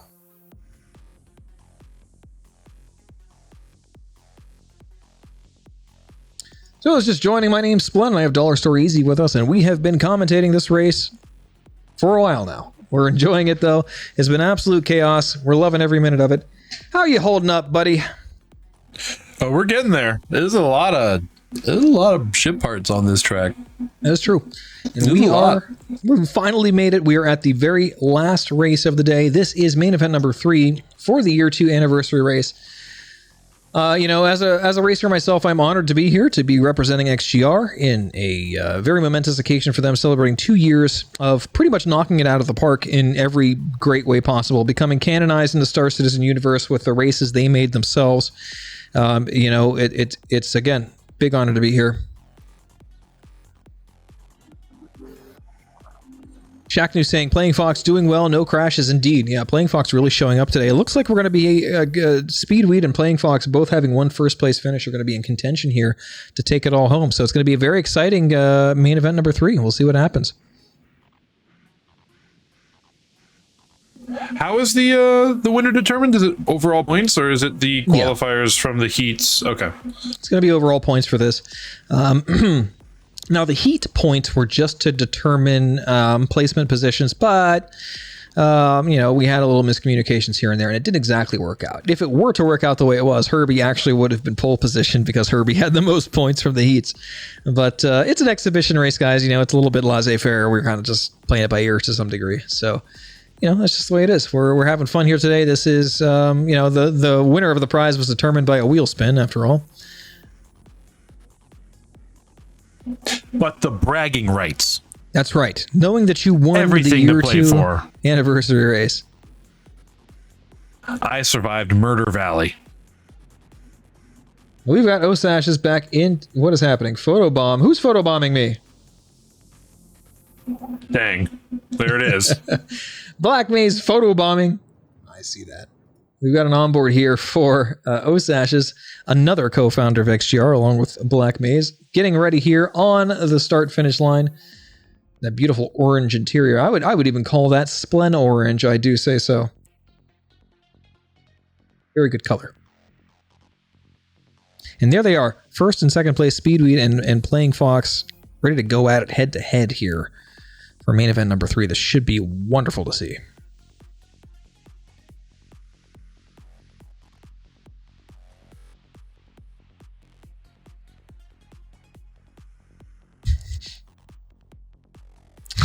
Connor coming in and taking pole position.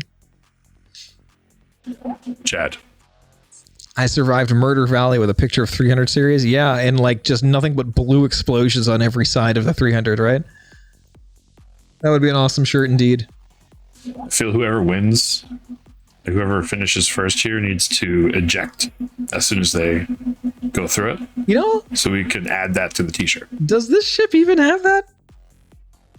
Okay, they should get out, run to the door, and leap out. Does this ship have an ejecting cockpit? I don't remember. I mean, it has a canopy. You'd think that could just fly off and the seat would just, rocket into the air. Bonus points to someone to check right now. Just reach down and in the starting line. Look down, I guess. And if you see the handle there, that would be positive information. Don't pull it. Pull the handle.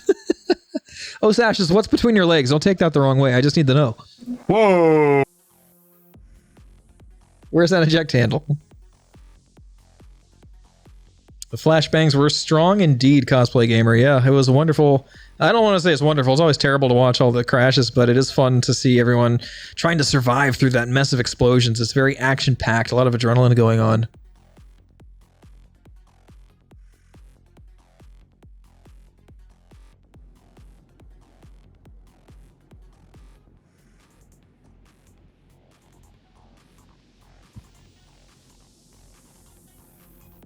Connor, show us if you have an ejector. Yeah, this is the camera angle. Oh yeah, there it is. There's a handle down there. Okay, that tells me that don't do it. Don't pull it. Camera's on you right now. It'd be a really good shot. Okay, good to know. Yeah.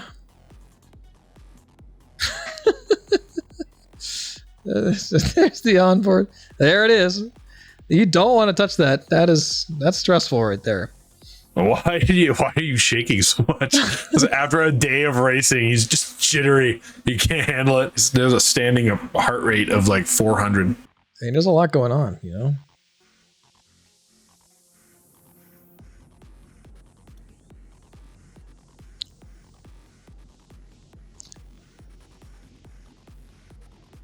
Oh, Cosplay Gamer's Carlito.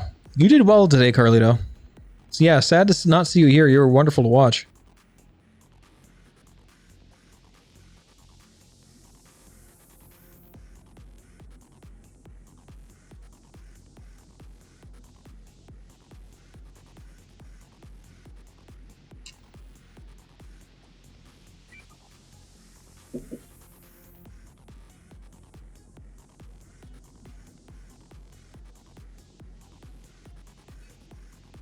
You know what doesn't have an ejector seat? What? An MPUF. You're not wrong. Yeah, we could confirm it if we found one. Here's the onboard for Sater in the back here. Sater, a longtime racer. In the overflow section, hopefully trying to get some points of his own. It's just as tough back here as it is up there, folks. Big ships, tight turns, and it's hard to get separation on the first lap, I can tell you that much.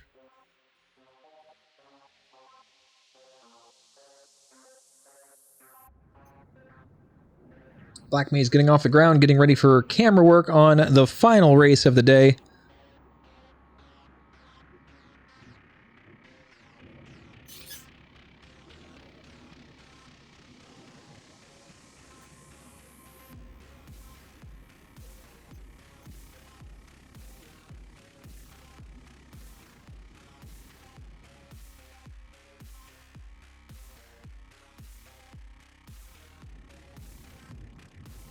All right, we have confirmation of a 2-minute warning, so get ready, guys. Here we go. How often do we do ground races? Go ahead. I was gonna say this is our last lap of the race. Our last race of the day. It'll be interesting to see. Now, I mean, everyone should be going balls to the wall, right? Like, you don't want to die, but... Well, essentially, I mean, if you think that you've done good enough in the other races that just a modicum of points compared to these DNFs might do it, talking to you, Herbie, that might still be the route to play here. It worked out for Herbie in the heats, remember that, and it was a sizable victory. Out of 10-point lead over second place just from staying alive. So something to think about. How often do we do ground races, says All for Chaos? Fairly often. Join the XGR Discord. You can find a link over at racexgr.com. And on the event tracker, you should have some events, some ground racing events to take place there. And also at scr.gg/events. Thank you very much, Spare No Pixel. A lot of events for ground racing taking place there as well. It's fairly often. I'd say every week or two.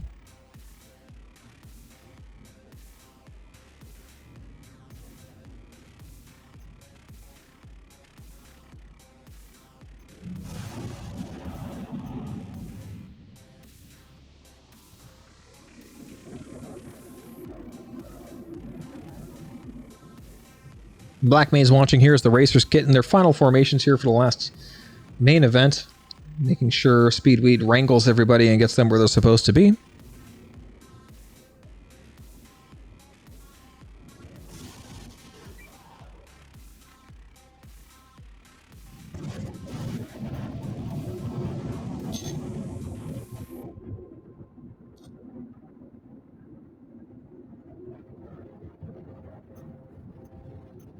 All right, we're on the 1-minute warning. Here we go.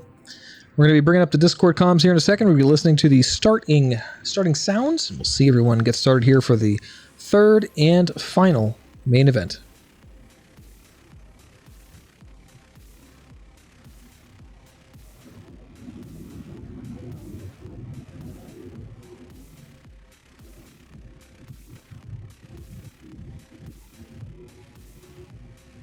Time to kill Con in the first turn. Nope. 30 seconds. 30-second warning. Here we go. Don't you fucking dare. I give you 1,000,000 credits if you do it, Fox.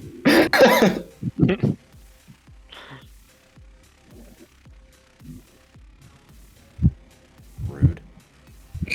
That's one way to say you're broke. Only Just a kidding. million.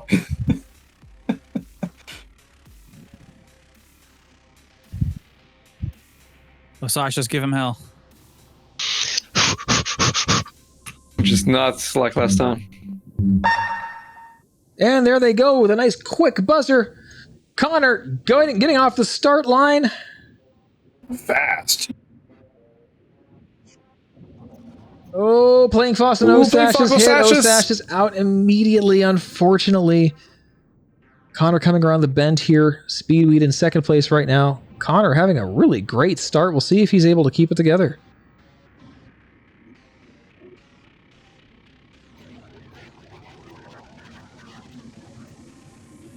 And that is Lagos, is our unmarked ship there with the triangle. Sorry, the diamond.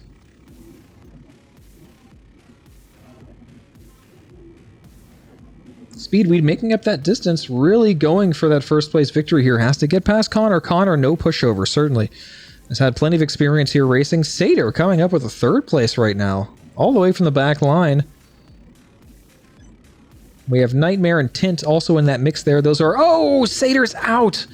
Unfortunately, but we have Nightmare, Tint, and Lagos there coming up along fourth place, it looks like, vying for that position.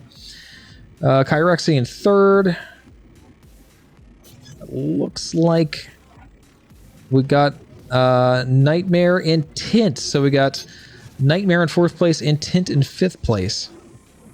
Connor still holding on the first place. Speedweed looking for that position, currently in the hunt, looking for the best place to get that distance. Lap 2 has started. Connor coming up to the drop. Kyrexy definitely getting some distance here, pushing that third place position a little closer to Speedweed. Meanwhile, Connor coming down the drop. Speedweed close behind. Here they come, starting up the climb and under pressure. Speedweed definitely closing the gap. Was able to avoid disaster, though, cutting that turn a little early and not running into Connor. Wise move from the veteran Speedweed. Step one, don't die. That's right. We said it before, we'll say it again. And there's Connor taking the high ground. That is the smarter move to do here. Again, less air resistance the higher you go.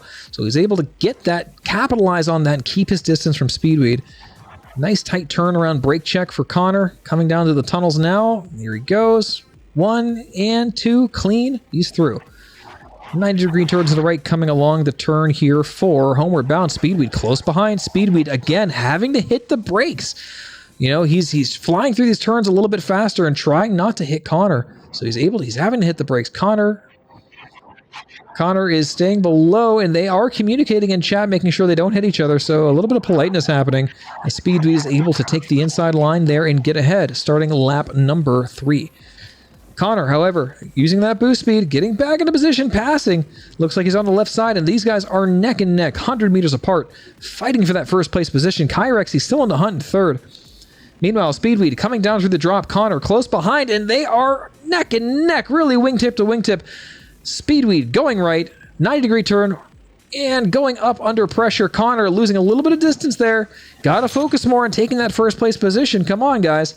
Speedweed coming along the bend here, about to make that left turn up into the Skyway. This is where the boost is being let out. Look at that immediate acceleration from Speedweed, getting that timing perfect for starting that boost deployment.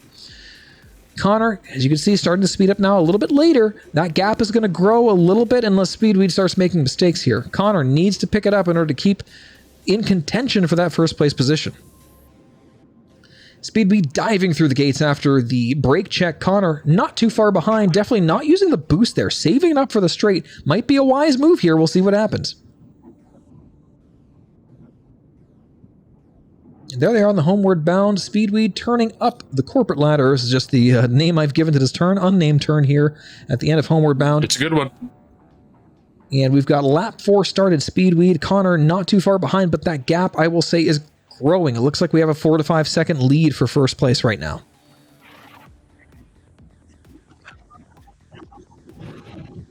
Playing Fox is missing a wing. He's not going to be in contention for first place. However, we do have it on board here. We're going to take a look at Connor's onboard in the hunt for Speedweed. You can see him here going down through the dive, getting ready to turn up into under pressure. A little bit of jitteriness, but you know, that's just because of all the crazy G-forces. That's our lore explanation for it. Got a couple kilometers to make here, but that's not an impossible distance. Our race is just about halfway through, so he's got plenty of time to make a move. We're going to watch what happens. Anything could still happen, guys. This first place is definitely up for grabs. Back to Black Mace's cam. We've got eyes on Connor going through the Skyway. Again, in the hunt here for first place. Looks like Speedweed's going to have to start contending with back markers now, coming up on Madcap. This is where things are going to get a little bit dicey because the back marker is going to add a new component into this first place position, essentially having to pass other ships as well as trying to keep second place from getting too close. And now Speedweed going up the corporate ladder. We've got Mad Cat about a click in front. That distance is closing quickly. Speedweed looking to capitalize on the pass. And there he goes, flying through the start finish. And Mad Cat, unfortunately, collides into a pillar before the chicane. And Mad Cat is out. No longer a back marker anymore. Speedweed coming along the drop. Connor still about 3 to 4 seconds behind, but unfortunately limping a little bit into that turn. Tint in third place. That's our unmarked ship here in focus right now. has a chance here to make a move. Definitely gaining some ground on these two. We'll see what happens. All three ships getting through under pressure, starting the wide 180 into the Skyway. Tint creeping up on Connor, could vie for that second place position. We'll see what happens. Speedweed has everything to lose right now, so I think playing careful is the way to go. However, too careful and you're going to lose that first place position. Connor wisely taking the high ground here, keeping that top speed. Pretty decently wide turn into the brake check for all these guys. Oh, and Connor is out. Oh, no. Connor is out. That second place now belongs to Tint, with Kyrexy bringing up third once again. Really just slow and steady winning the race for Kyrexy overall.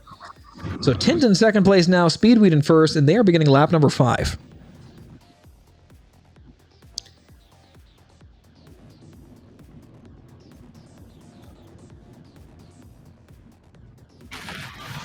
Tint is looking to get on Speedweed's tail here, but again, Tint with a 300i has commented before that it's not necessarily the fastest ship here and has different lines to take in order to stay competitive. So we're going to see what happens. Speedweed, definitely not a pushover. Third place in Stanton Cup. Winner of many races. Definitely, you know, one of the better vets in the XGR crew. Tint having the world record here. It's interesting to see what these two are going to do.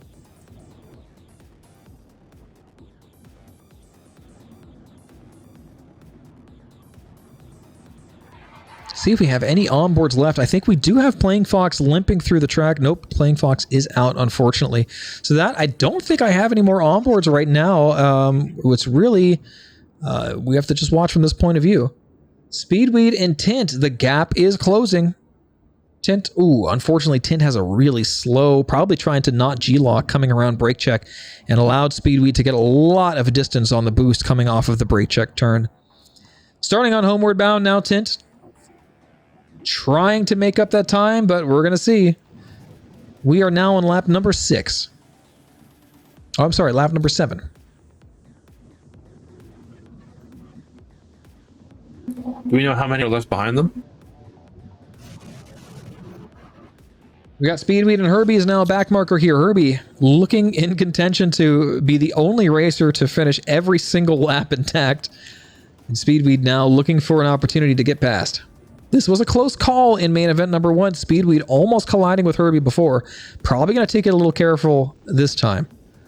Meanwhile, Tint, not far behind. We're talking, has made up that distance again. Only about 2 seconds behind Speedweed. We still have about 1.5 laps left. Anything could happen here.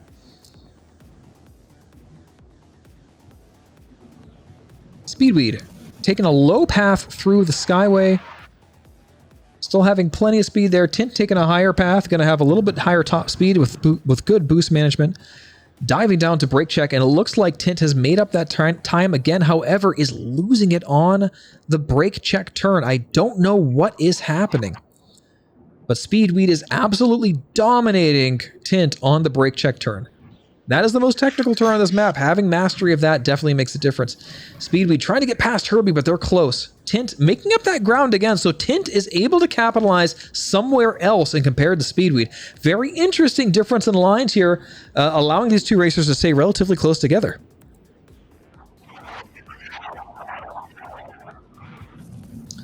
And there's Herbie there getting passed by both Speedweed and Tint now. Tint about 3 seconds behind Speedweed, and that gap might grow here if he doesn't take a good turn around the drop. Again, Tint struggling with these hairpin turns. Might be some thruster damage, might be some wing damage. Who knows? It might also just be, you know, the 300i being a very drifty ship in these conditions. We just heard news that unfortunately Kelsar has DNF'd from this race. One less racer on the track as this Lorville Outskirts claims yet another ship.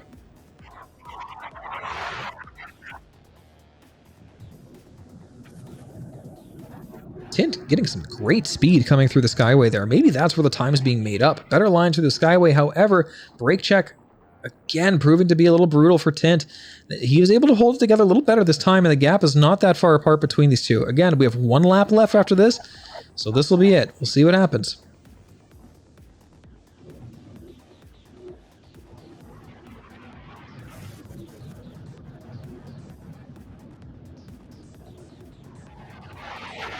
All right, so this is actually the final lap, so that's Speed crossing the finish line now. And Tint in second place. So it doesn't take a lot of math to realize with 2 first place winners and a lot of DNFs, I believe that does make Speedweed our champion for today. But we will have Data Machine confirm in a few moments. His weed was the speediest. Yes, indeed.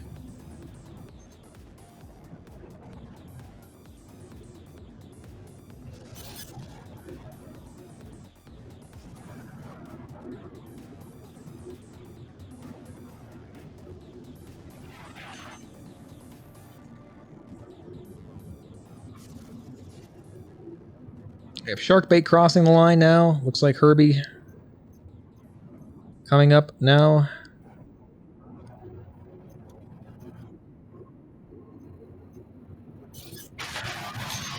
Was this 2 days, high population in one area on a server? Multiple crashes and debris? It's a lot to ask from one server in Star Citizen. That's true. We were lucky to be able to make it this far, and it went off without a hitch. No 30Ks, able to get through it. All right.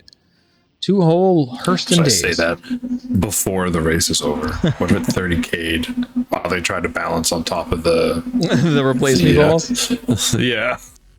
What if that causes the crash?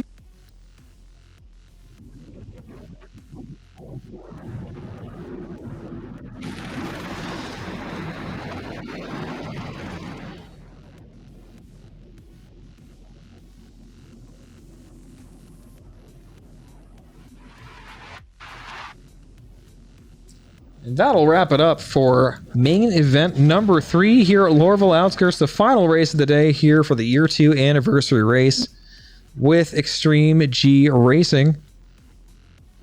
How's it going, guys? My name's Splen. I'm your host today, along with Dollar Store Easy, my corporate sponsor and compadre. We did it. We did it. Wonderful to watch. Crazy racing on the track for sure, and awesome camera work from Black Maze. Awesome onboards to watch, especially Osash's gracefully blowing himself up while we watched. So sorry about that, Osash, but it looked great from our point of view. So let's see if we got our final results here. I'm going to check on Discord real quick, see what I got sent. And Data Machine confirming the placements for race number 3. We had Speedweed in first place, Tinted second, Kyrexy third, Sharkbait in fourth, Silly Time in fifth, and Nightmare in sixth.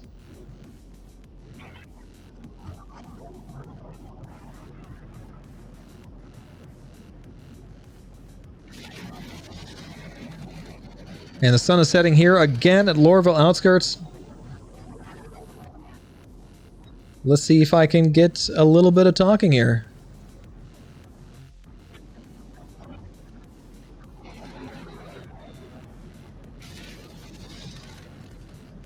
All right, we're going to jump in here with a little bit of... Being like super fucking sick. Hey, what's going on, guys? For maintaining that, your rock speed. We got you guys live here in the stream, and we're going to be talking about today's racing. Speedweed, of course, thank you for putting this on. What a wonderful race to commentate. Action-packed from start to finish. I mean, really, there was not a dull moment the entire time.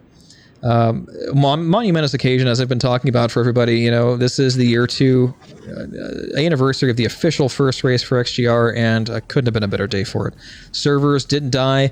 Lots and lots of racers showing up, lots of action, you know, newcomers and veterans alike all enjoying a wonderful showcase to have. And of course, I'm very honored to be here commentating for you guys. Hell yeah. Yes, Flint, thanks for coming and commentating. It's huge W for you for sure. You're bringing the energy, man. We appreciate it. Hell yeah. That's Splenergy? Yeah, man. Thank you. Yeah. The show. Yeah, Splen, you and can keep also doing thanks, this. Dollar. We'll see about that. You know, I'd rather be down there racing with you guys, but I'm happy to take the helm and let you guys have a day off. But I was saying, be careful. You'll be washed up in no time. we'll see. We'll see. All right. So do we have an official results? I'm assuming we have some points being tallied by Data Machine right now, correct?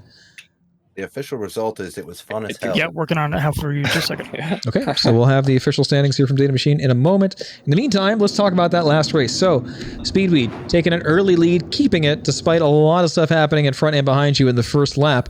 So, it looks like you were able to really you were in contention with Tint. Tint was looking for that first place spot. You were able to stave him off with better turns around brake check for sure. And I have to ask, I wasn't sure. I know Tint is doing the 300i. What ship are you flying exactly? I'm flying the Kirexi. The Kirexi? Why are we alive? I just kissed Kirexi. just hit Kirexi. It's flight. I'm flying a 315p. Gotcha. So why that ship choice over the others? Because that's the one I own.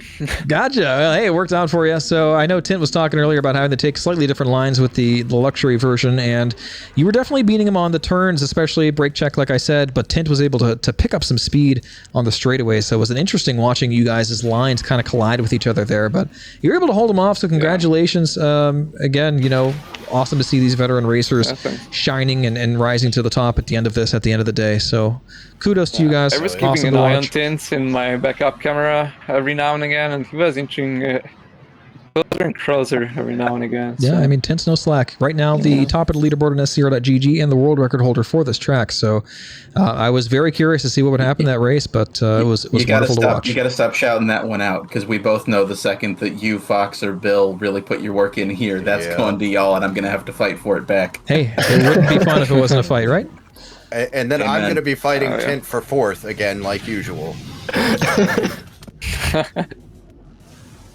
So yeah, Connor, you were in contention there for second place for a while. It looks like you took an unfortunate spill coming out of brake check. That great filter on this race. What was going on there? So Speed was commentator cursing the crap at everybody. The people he was letting know he was passing died immediately after he passed him, and then he was like, "Oh my God, Connor, that or something about that body right in the drop there." And I thought I missed it, because I had been flying over it the entire race. That had been there the entire race. I knew it was there. Thought I missed it. No, ate crap right into it, and that was curtains. So the psychological warfare getting to you, huh? Apparently. That's all right, man. Your race good today. It was wonderful seeing you win some heats and definitely finishing on the podium multiple times. So it was good to see you. You're growing, man. This is good.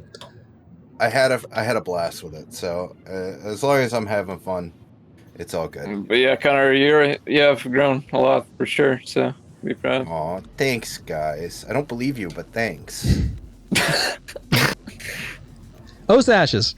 We had a lot of fun watching your onboards today. A nice smooth camera until, that smooth camera collided directly into rocks. But I have to ask you and Black Maze, this has been a monumentous 2 years for you guys. The co-founders of XGR here and doing so much work and watching it all pay off in dividends with CIG adopting your tracks, becoming an official entity in the game. What does it feel like now, 2 years, and what can we look forward to in the future? It feels, a little bit surreal. It's crazy that it's already been 2 years. And just more racing and more growing this awesome community of people. Lots and lots of awesome, friendly faces. And we've seen how this has grown over time. And I just, we'll see what happens in the future. Hopefully things just keep growing. Black Maze?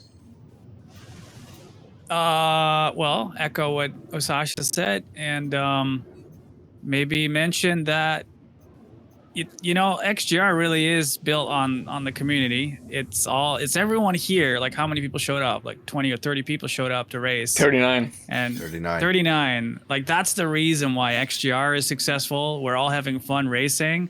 We kicked off this new exhibition format now, where we really hope that lots of people will step up and host, and Speed has been doing that, like with this anniversary race. You join him to commentate, which is super awesome. Something a little different for you as well, and I hope more people will do it. And we hope to continue providing that platform and give away prizes and do all that, and just fuel the whole racing scene. Just very proud and happy and thankful and grateful. Awesome, man. Yeah, you definitely should be proud. For XGR. And don't forget, it's not just me here. I've got Dollar Store Easy doing a freaking bang-up job today. His first time ever commentating anything, and it was just a pleasure to work with him. Just try not to talk over anybody. It's happy to be here.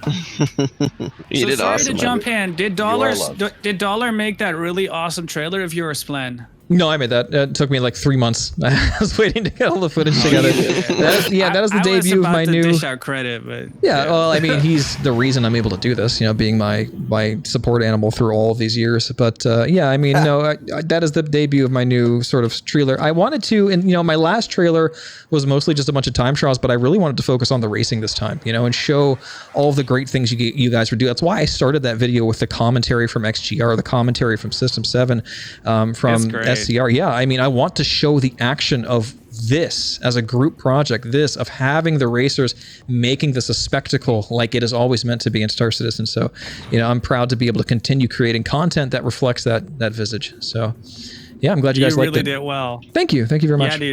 Yeah, dude. You said it. Like, that video really encapsulates community racing really well. Mm-hmm. Yep, I didn't want it to all be about me. You know, I mean, it is. It's my own personal channel trailer, but at the same time, you know, I wanted First things first. Right. I wanted to show, you know, a little bit of community there. So, Data Machine, how are we looking there with our standings? Just send them to you. All right, let's take a look. Here we go. Our final standings for the day. Data Machine bringing it up. Speedweed in first place with 40 points. Tint second place with 35. Herbie bringing up third place on the podium with a 34, tied with Nightmare with a 34. So congratulations to our podium. Going down the list here, we have Playing Fox with 20 in fourth place. Calistar in fifth with 19. Oh, I guess that would be fifth place technically, because we have a tie for third. Calistar with 19 on sixth place. Connor, and then Dub in eighth place. Kyrexy in ninth, Shark in 10th, Kelsar in 11th. So thank you guys. And Silly Time there bringing up the rear with the 12, but nothing to be ashamed of. You guys all raced wonderfully today. So yeah, there you go. Slow and Steady won the race once again. Herbie, hell yeah. You got podium in a ship race. This guy is just dominating everything. Absolute beast. Herbie beast of a racer. The literal embodiment Herbie with the survival race for sure. Wins the race. Absolutely. Yep. All right, Step guys. one, don't die. That's right. That's it then. I think we're going to go ahead and call it a day. We're going to find a raid to get out of here. But yeah, it was wonderful doing this for you all. Hopefully I'll have a chance to do so in the future, but also at the same time, hopefully I'm racing in the future with you guys as well, because there's nothing beats that feeling.